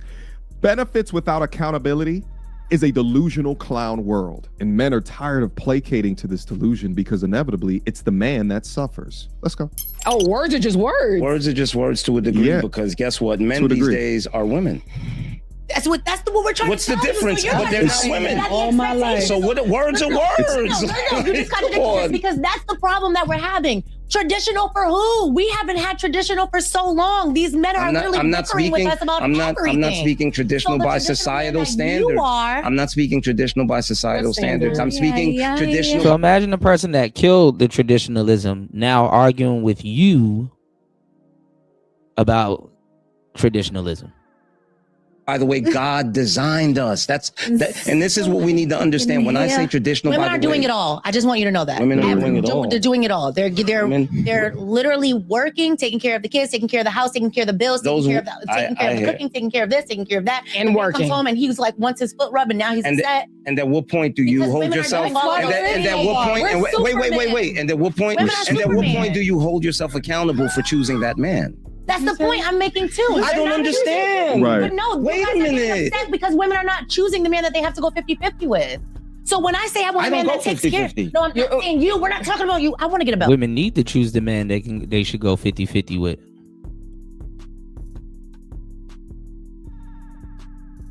No, I'm just saying.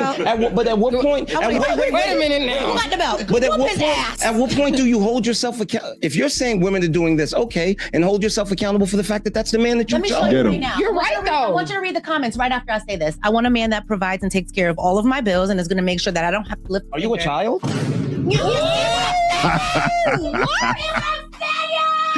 Exactly. No. There's so much. No, you literally. You twerk. You literally Whoa. There was so much that's going on in this conversation. First off, the chick on the right who says that women are Superman.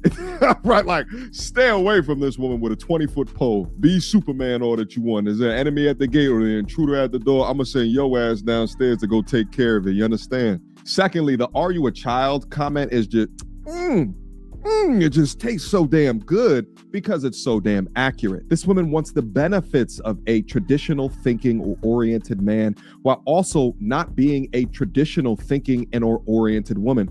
I could tell that by what she's wearing that she's not, but then she just proved it with this damn twerk. Hence the child reference, because it is children that irrationally ask for things that they look at my man's face, irrationally ask for things from what they don't deserve or have earned. If you are a woman that is living in a household and you work all day, come back home, take care of the kid, right? Like, and your dude is getting upset because you didn't rub his feet after he sat home all day. Well, at what point do you not take accountability that you chose him, that you married that type of guy, right? If that is even the truth. But I find more often than not, they're just active liars in these conversations in order to what, class? Keep domination, uphold dominance. The best way to do that is to always posture the victimhood that probably doesn't even exist. This behavior that most men cannot reconcile when they consider the marriageableness of the modern woman today is why so many men are just saying, nope, I'm good. I can't do nothing with these women, baby. Listen, my reaction is this. He's my spirit animal. You understand me? My God. Look at, and that's the thing. You don't even realize you just proved my point. Exactly. I think She's surprised? I just proved my point. No, you didn't. No, Yes, you I didn't. did. I want a man. I said that in the comment. I No. said you're gonna have to watch the comments. No. If I say this, there's Well, gonna we be don't a have to wait for the plethora. comments. I want a man There's that gonna be a pays plethora. all of my bills. I want to be a lady of You just leisure. said you're a man that takes. Oh, I care of see. all I of see you those using my things. shit. I was about to see say you. you. Ridiculous. Unrealistic as hell. Which one are you though? You just said you're one thing, but you're mad. Watch, it's gonna be in his next movie. I am. I'm gonna tell you what I am. I am a traditional man. I am not a sucker. You. Oh my That's a big difference. No. You know, Yeah, listen, and- you and literally this is- said and this is why you- no outliers, no anomalies. Can I tell y'all the this difference? is- said that. No. Being a traditional man for women that act, behave, who images are like this, you are a complete and utter sucker. These are cackling, babbling hyenas, demon witching at Super Saiyan speed. They will never bring you peace. They will bring you bills for luxury that you have to try to afford. For nothing will ever be enough for their insatiable thirst for more. They are caught up and deeply steeped within capitalism. They will do anything but to follow your lead. Cooperation, what? Forget about the word submission. Cooperation, what? Hey, why are you niggas even talking to them?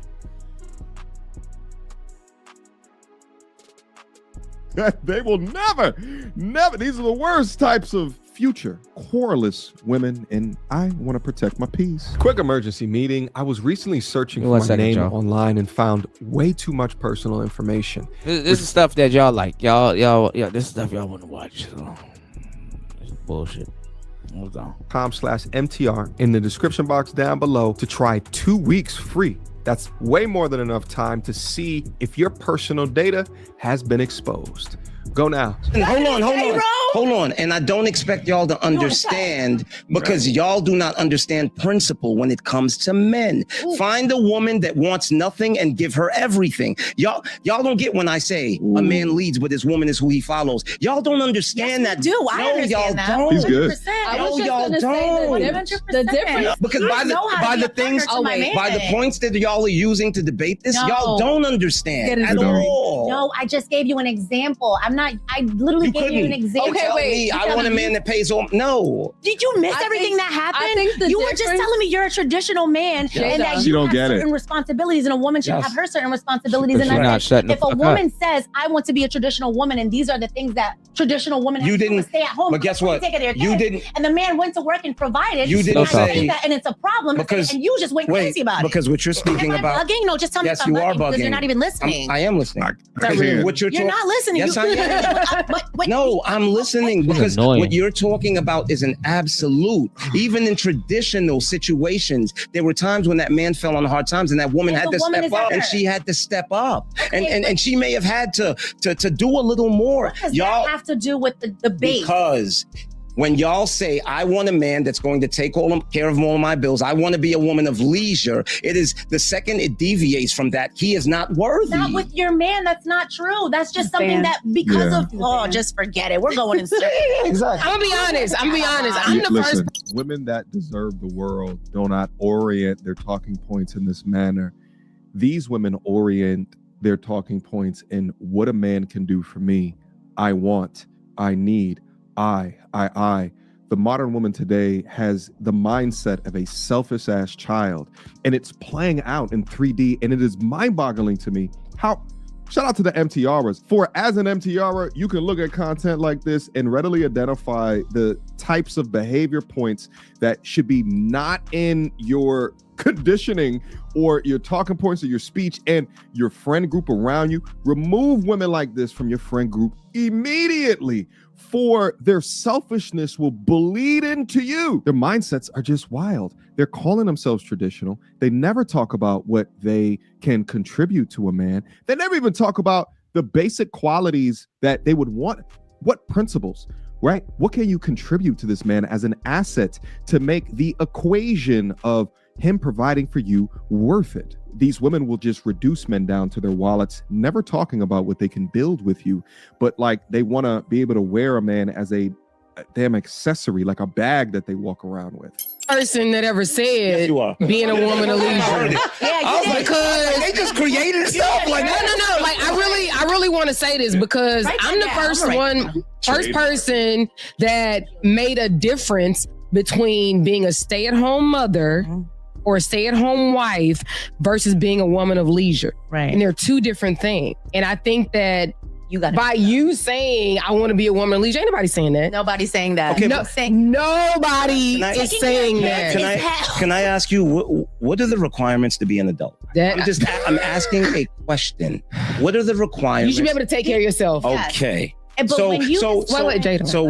what you're basically telling me when you're saying I want a man to take care of is that you're not an adult. And let me tell you my problem. My issue is y'all want a man to take on all the responsibility without giving him the respect that's supposed to come with it. Because it's take care of me, but that man can't tell me SHIT. Excuse me, real quick, I have a question. When you said, so let's just go back. You said when you sit down at a dinner with a woman, right? Yes. If she tries to pay for the bill, you are offended.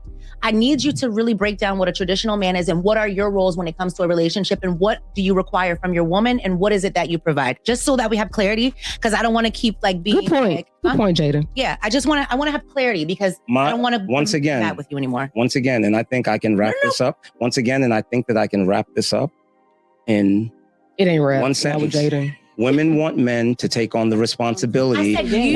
Yes, listen. Women want men to take on the responsibility without giving them the respect that's supposed to come with it. So yes, if we went to dinner, right, I would be offended if we went to dinner first date. This nigga gotta explain etiquette. Like y'all don't believe me when I tell you that literally at this point you're just arguing with them about being a decent human being. This nigga up here explaining etiquette to 3 women. You reach for the bill. Yes, I'd be offended. Why would you think that I wouldn't pay for this? First date now. But no, I did say first date. He did. I did say first date. But if at the same time as we were walking out that door, right, and I said, let me go first because I want to make sure you're safe. No, I'm a woman. Guess what? You'll never see me again because you don't deserve me taking on that responsibility. Okay, cool. But back to the question. What is it that you as a traditional man, protection, what is it? period. Okay. And protection falls under so many different You live in New York. Listen, and I have a friend.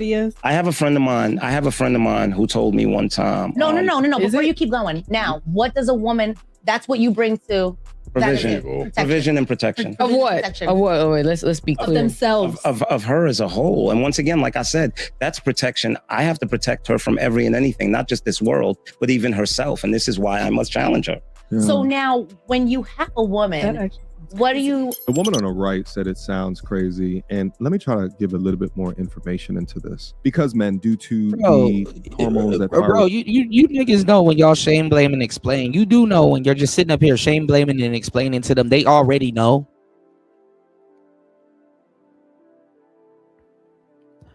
Let me give y'all the game. Watch how a woman talks and raised her kids. And she'll be like, oh, right from wrong. Don't do that.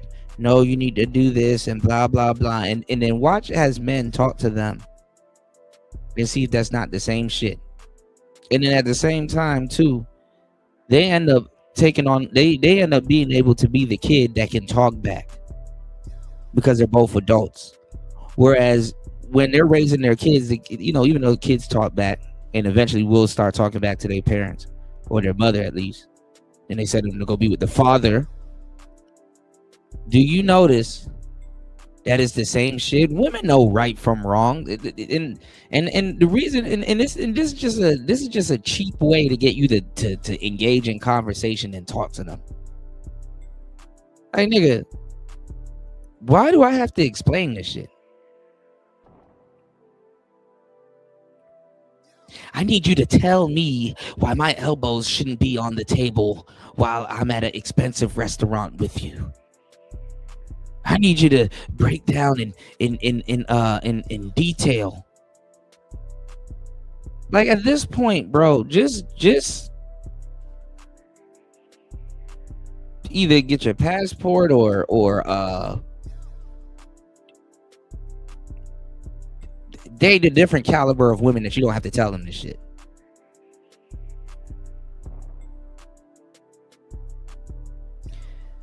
Another dead giveaway is if somebody got to tell you what they want and what somebody should be doing for them, they never had it, and they currently don't have it, and they're having a miserable time looking for it.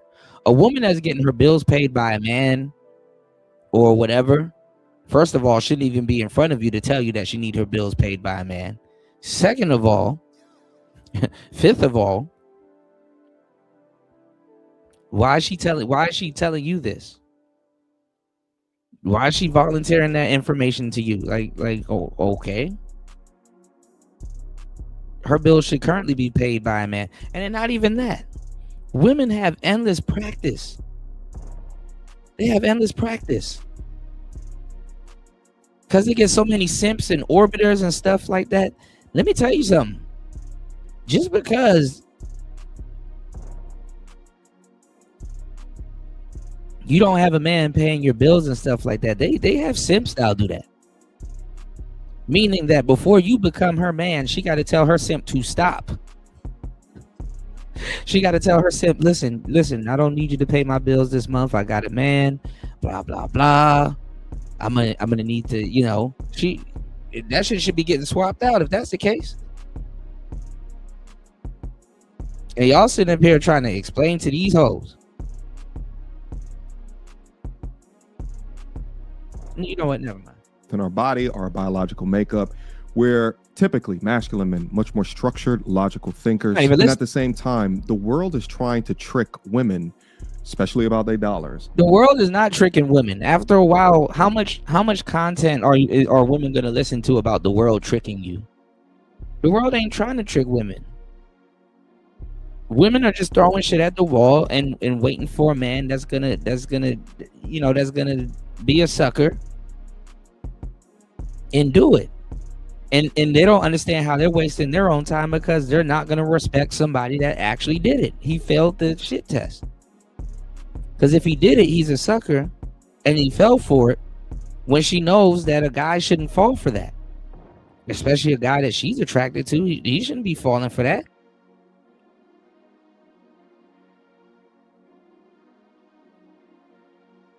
Who else bills he paying?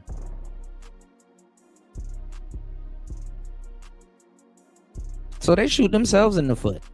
They shoot themselves in the foot with that bullshit.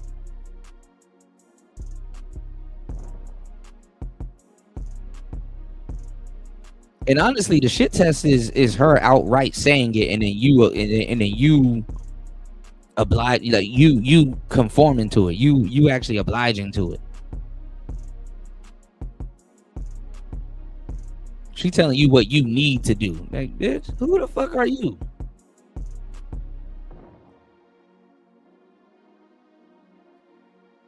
No, what you need to do is raise the fuck up out of my face with that bullshit. Fucking stranger. I don't need to fucking do shit for you. You didn't sit up here, you ain't 5 hours and 30 minutes into a show. You ain't delivering no content. You ain't saying nothing profound. You ain't cook a nigga not one meal. I don't even know if you know how to cook to insult that part about you. You know, nigga don't even bring shit to y'all. Y'all look. You don't even get a real woman in the end. You get a nigga.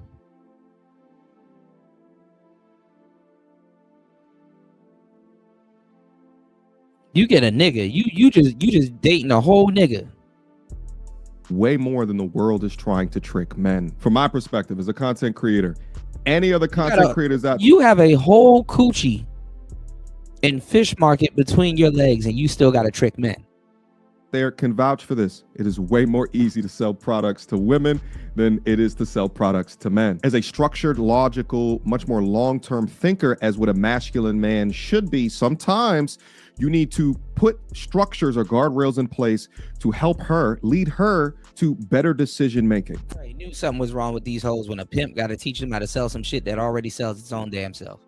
For certain decisions that can harm you as a person are much more emotional in nature. Snap decisions, all right? Typically within relationships, women are known for having much more larger closets. Women are known for being a lot more of the emotional spenders. And if there's less knowledge, information, and or structure that goes along with that, take, for example, you up at the mechanic.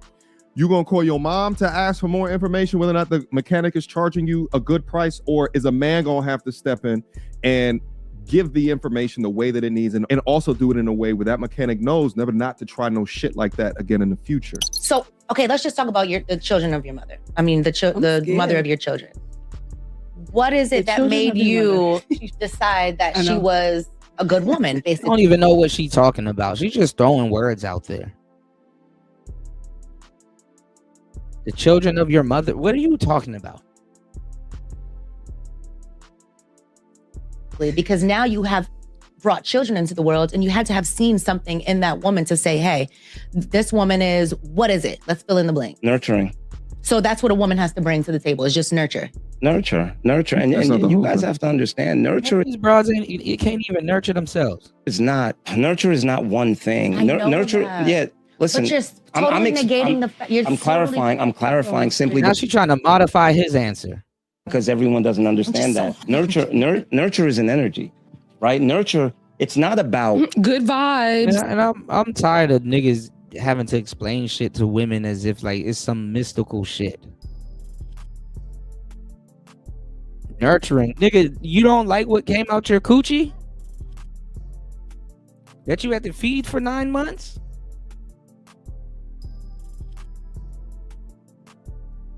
That nurturing comes, the love for what you got, that nurturing comes equipped with it. Why does somebody have to tell you that?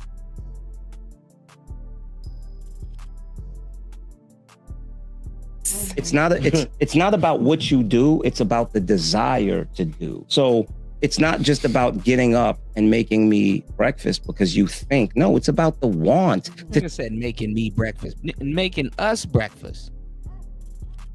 Take care of me, to nurture my body, to make sure that I'm good, the same way that I take responsibility of you. And if you have an issue, I'm going to do my best to try to figure it out. Why? Because I feel that makes me more of a man. So it's about the desire. That's niggas in the West, man. Niggas is sick. That makes me feel more of a man. You're already a man. To say that makes me feel like I'm getting something done. Why is that directly tied to your manhood? I guess they haven't stole that chapter from us yet. Guess we're still needed. Let's go. But I feel like that's one thing really quickly. I feel like men don't appreciate that anymore, because when you say you bring that to the table as a woman, they're just like, oh, what's that? I can buy that. That is so. I can only speak for myself. The way you feel like you're demasculated and you feel as though whatever it is that you provide isn't enough. A woman feels that, because it's natural for me to wake up and want to feed my family and want to make sure my home is clean and make sure that there's a zen and there's a peace. That's cap. My man comes home from having a rough day, and to make sure when you have a problem at the job, you can come to me and I can give you the best solutions. That's cap. And I can be the one that's gonna nigga. Y'all don't even provide a peaceful place for somebody to come home to. He can't even come home and talk to you about what happened at the job because you're ready to fight him. He got to get ready to fight you and shit.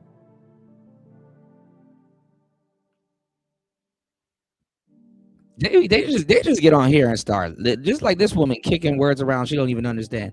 They just get on here and just start lying all day. Good Lord. Give you the best advice, the one that's going to build our empire together, the one you can always build our empire. We're going to restore the kingdom. Like, get the fuck out of here, man. Count on and trust. But for you to tell me that those things are just not enough anymore, that's offensive. And the same way you feel disrespected when you are feeling like a woman is demasculating you, that's the same way women are feeling now. We're not even needed. Why? Because everything can just be purchased. And you make us feel like we don't bring to the table anymore. And that is so terrible to make. Well, no, that's a woman problem, because you can be replaced, you know, and y'all can only replace a man up into a certain degree. Yeah, she full of shit. Like, just up here lying her ass off and won't shut up. She don't even shut up long enough to quote unquote be this amazing woman that she claims she's trying to be. This is the craziest shit ever. She just says she wants a man to fucking pay all her bills and all this other stuff, and then now it's like, oh, you're taking something away from me that's not making me feel like a woman because I don't feel like a woman when you take that thing away from me and you're denying me the right to cook and clean for you. But just a minute ago, that shit was slavery. And I'm not going 50-50. And if I go 50-50 and build this empire with this man, he's a roommate, not my man. This is somebody you're supposed to make your wife. Okay. Woman feel. And then on top of that, y'all want to be the baddies too, not you specifically. And you better use this clip. Some glasses don't even because they work. want to be the baddies too. They're such in competition with their boys. It's just too much. Like who's in competition with their boys? This girl is all over the place. And women are just not appreciated anymore. And that's a part of what the whole issue is. Women are not appreciated anymore. That's funny. Men need community and they don't appreciate things anymore because they get a little bit of money and they want to buy everything. So, amen. All right, hold on one second. I'd love to know who these guys are that you deal with. That, who the girls are? Wait. That treat you this way that you're saying, yeah, preach. Same thing. Who are the girls? No.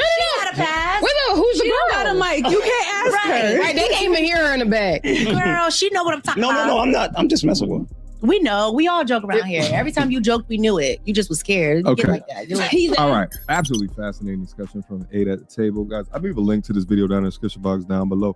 It's like an hour and change conversation. So feel free to go over there and watch how it then materialized. Long story short, either they're too... And don't nobody want to, bro, respectfully, bro, y'all are not getting to the bottom of nothing.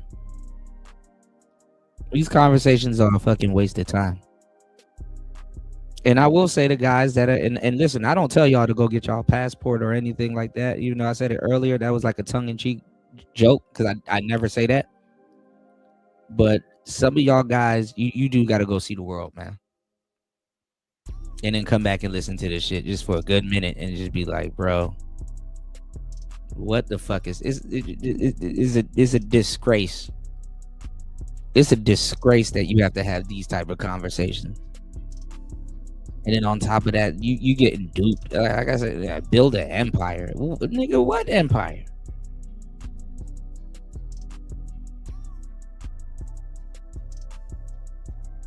This is funny. Niggas really think that something's gonna happen to the white man and they're gonna inherit America and shit. Like, boy.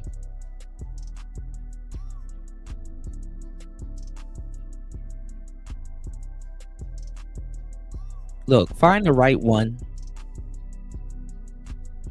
I'm not gonna tell you to marry anything, but if you do find the right one, definitely marry or do whatever y'all need to do. But coexist, man. Like, you don't need to go through all of this shit to coexist. Just coexist, bro. Stop listening to annoying hoes that have a fucking problem with their damn femininity. I don't even understand how you can have a problem with your damn femininity, but whatever. It's not that. Honestly, at the end of the day, you know how people be looking for a finished product? Go find you a finished product, fellas. Because even helping her out with her damn femininity is a thankless job. You don't have to put her in no... She not putting you in your rough boy era, so you don't got to put no broad in no damn soft girl era. Like,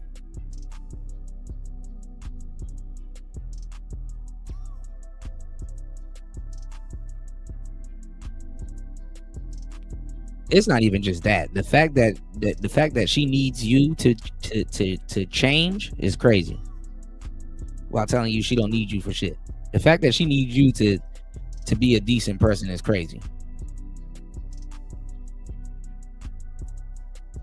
They just throw words around. They don't hear themselves.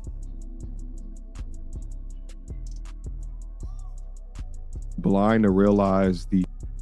All right, I'm finna get up out of here. Let's see. I wanted to see if we could find why the hell did Don Lemon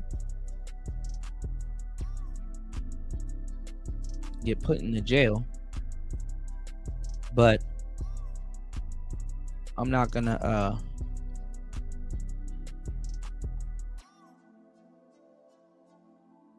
push the issue. I heard he did something, and I think he went to Minnesota or something, and he did something, and then he left, and then I think they put out like some warrant or some shit for him, and then they went and picked him up and stuff like that. But he should be out or whatever. But I don't know. I heard it was a federal crime what he did. Y'all keep fucking around and being out there with them people and stuff like that, man. Them Karens are gonna throw y'all under the bus. Even Karens and femcel women got orbiters and stuff like that. I after a while, y'all gotta keep it real with some of these sisters, bro. If Karen looking like a golem, the way she look, can go find herself a damn man to fight and do some dumb shit on her behalf, there's no way in hell you can't utilize some of your orbiters.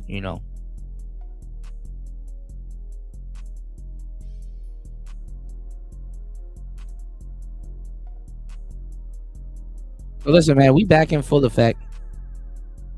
Y'all go watch and support some more Anton videos. O'Shea just dropped another Anton video. What's going on, Degenerate? Good to see you, broski. Shouts to the real Player Talk alumni, the real supporters. You said Don Lemon and others were arrested for impeding on the church that was in service. Okay, I didn't know that's what it was. Okay, peace. Yeah, they say he did some wild shit and then bounced. So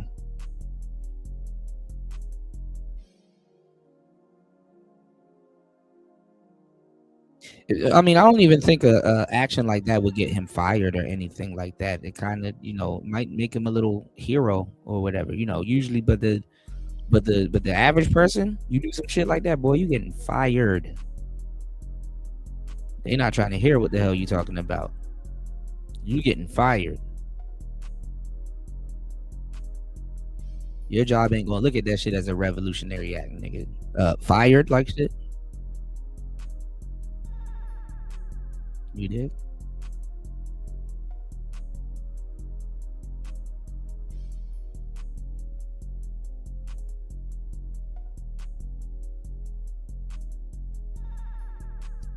All these people though, they can go and start a podcast. They all stealing from us anyway.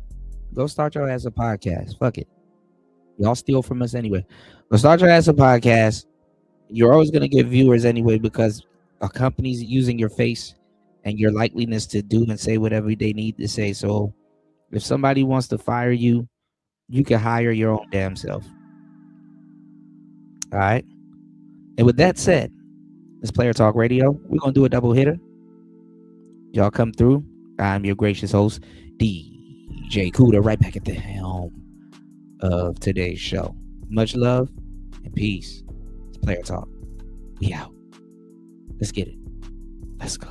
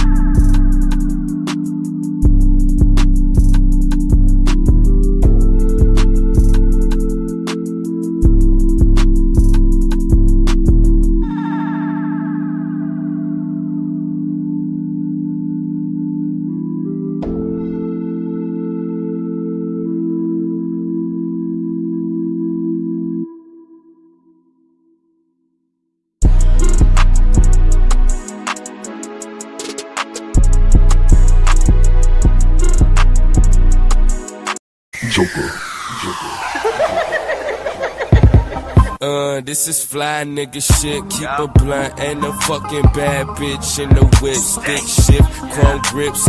Speeding down 80 toes, shorty don't trip. She think I'm fucking crazy, no baby, I'm the shit. And that's the way I'm made. Born to fucking shine, but we living in the shade. Money on my mind, it's time to get paid. Staying on my grind, saving every dime. California Kush while I'm vibing to Sublime. Chilling with your crush, tequila and some lime. Your girl has just been stolen and it's really such a crime. And yes, I pleaded guilty and I'm about to do the time. A brand new whip, touch screen is in the center. Them niggas frown up cause the losers hate winners. They know not to fuck with me, hang around gorillas. Montclair jackets keep me warm in the winter cause we cold. It's gonna be a cold winter, snowstorm, I'ma be cold this winter. Shoe game killer, cold game killer. Ballin' is falling, be cold all winter. It's gonna be a cold winter, snow ain't the only thing cold this winter. Shoe game killer, cold game killer. Ballin' is fall, looking raw all motherfucking winter.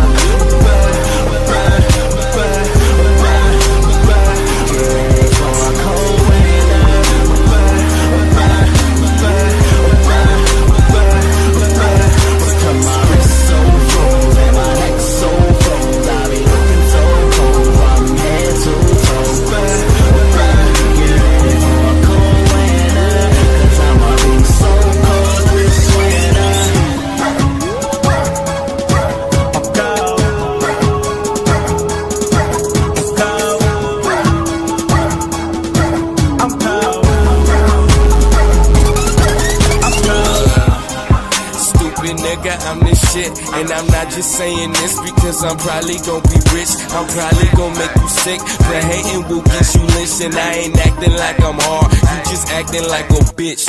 If it don't sound like money, then to me it don't make sense. All we fucking do is party, we be steady getting bent. The boy is so heaven sent, how much flyer can I get? Met up with the boy movies and I've been ballin' ever since. I'm a boss though on the low. Some people don't even know how hard that this nigga go. They get smaller while I grow. All my niggas throwing bows, and my pockets getting swole. All the girlies wanna roll, cause getting money is the goal. Stupid ass niggas, what you wanna do? If you think that you can beat me, then the joke is on you. The fucking day you cross me is the day that you will rule. I'm loved by many people, only hated by a few.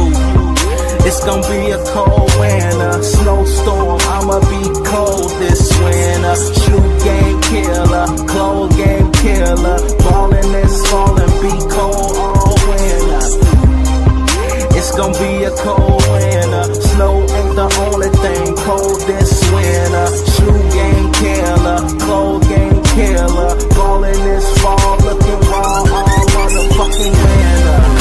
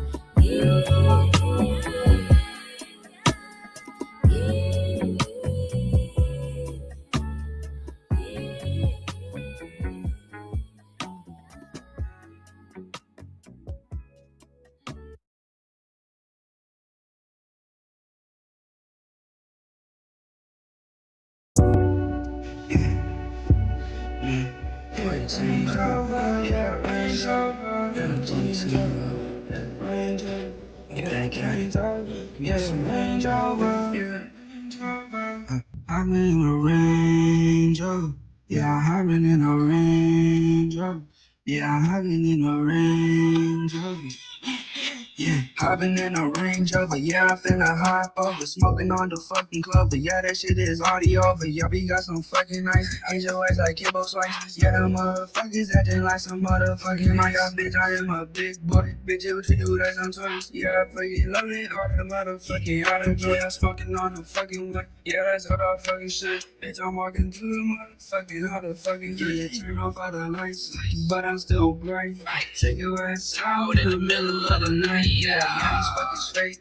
Yeah, they some snakes. Yeah, I fuck this bad bitch. Yeah, my body, yeah. Yeah, he say his body aches, I'm looking at my Cartier. I feel like Mayweather, like this car, feeling dry today. Should I take a double R? No, I don't need a car today. Take a Range Rover, cause I never ever drove it right. Feel like Sean Carter, 4.6 up in my holiday. I drop your ass at home, right there where your mama stay. Never ever hit a bitch when you come late. Go and park a Range Rover, fuck a bitch that change clothes. Hop out with the trucks, that's my luck before the club hoes. Got another hoe because she chose up on the rainbow. I'm being for real, it ain't hard to tell. I kill your ass in the middle of the cell. She twerking, cheaping, my booty be tweaking. I'm moving, I'm peeking. We riding 7 seats. Yeah, I'm finna pull up. Yeah, I put my foes up. Yeah, I close the door up. Then I finna smoke up. Then I just woke up. And I am a joker. Yeah, she wet this shit like a fucking no shit. Yeah, I'm getting to this money. Yeah, I'm getting no shit. Yeah, I'm magic good at this shit. I need to put my motion.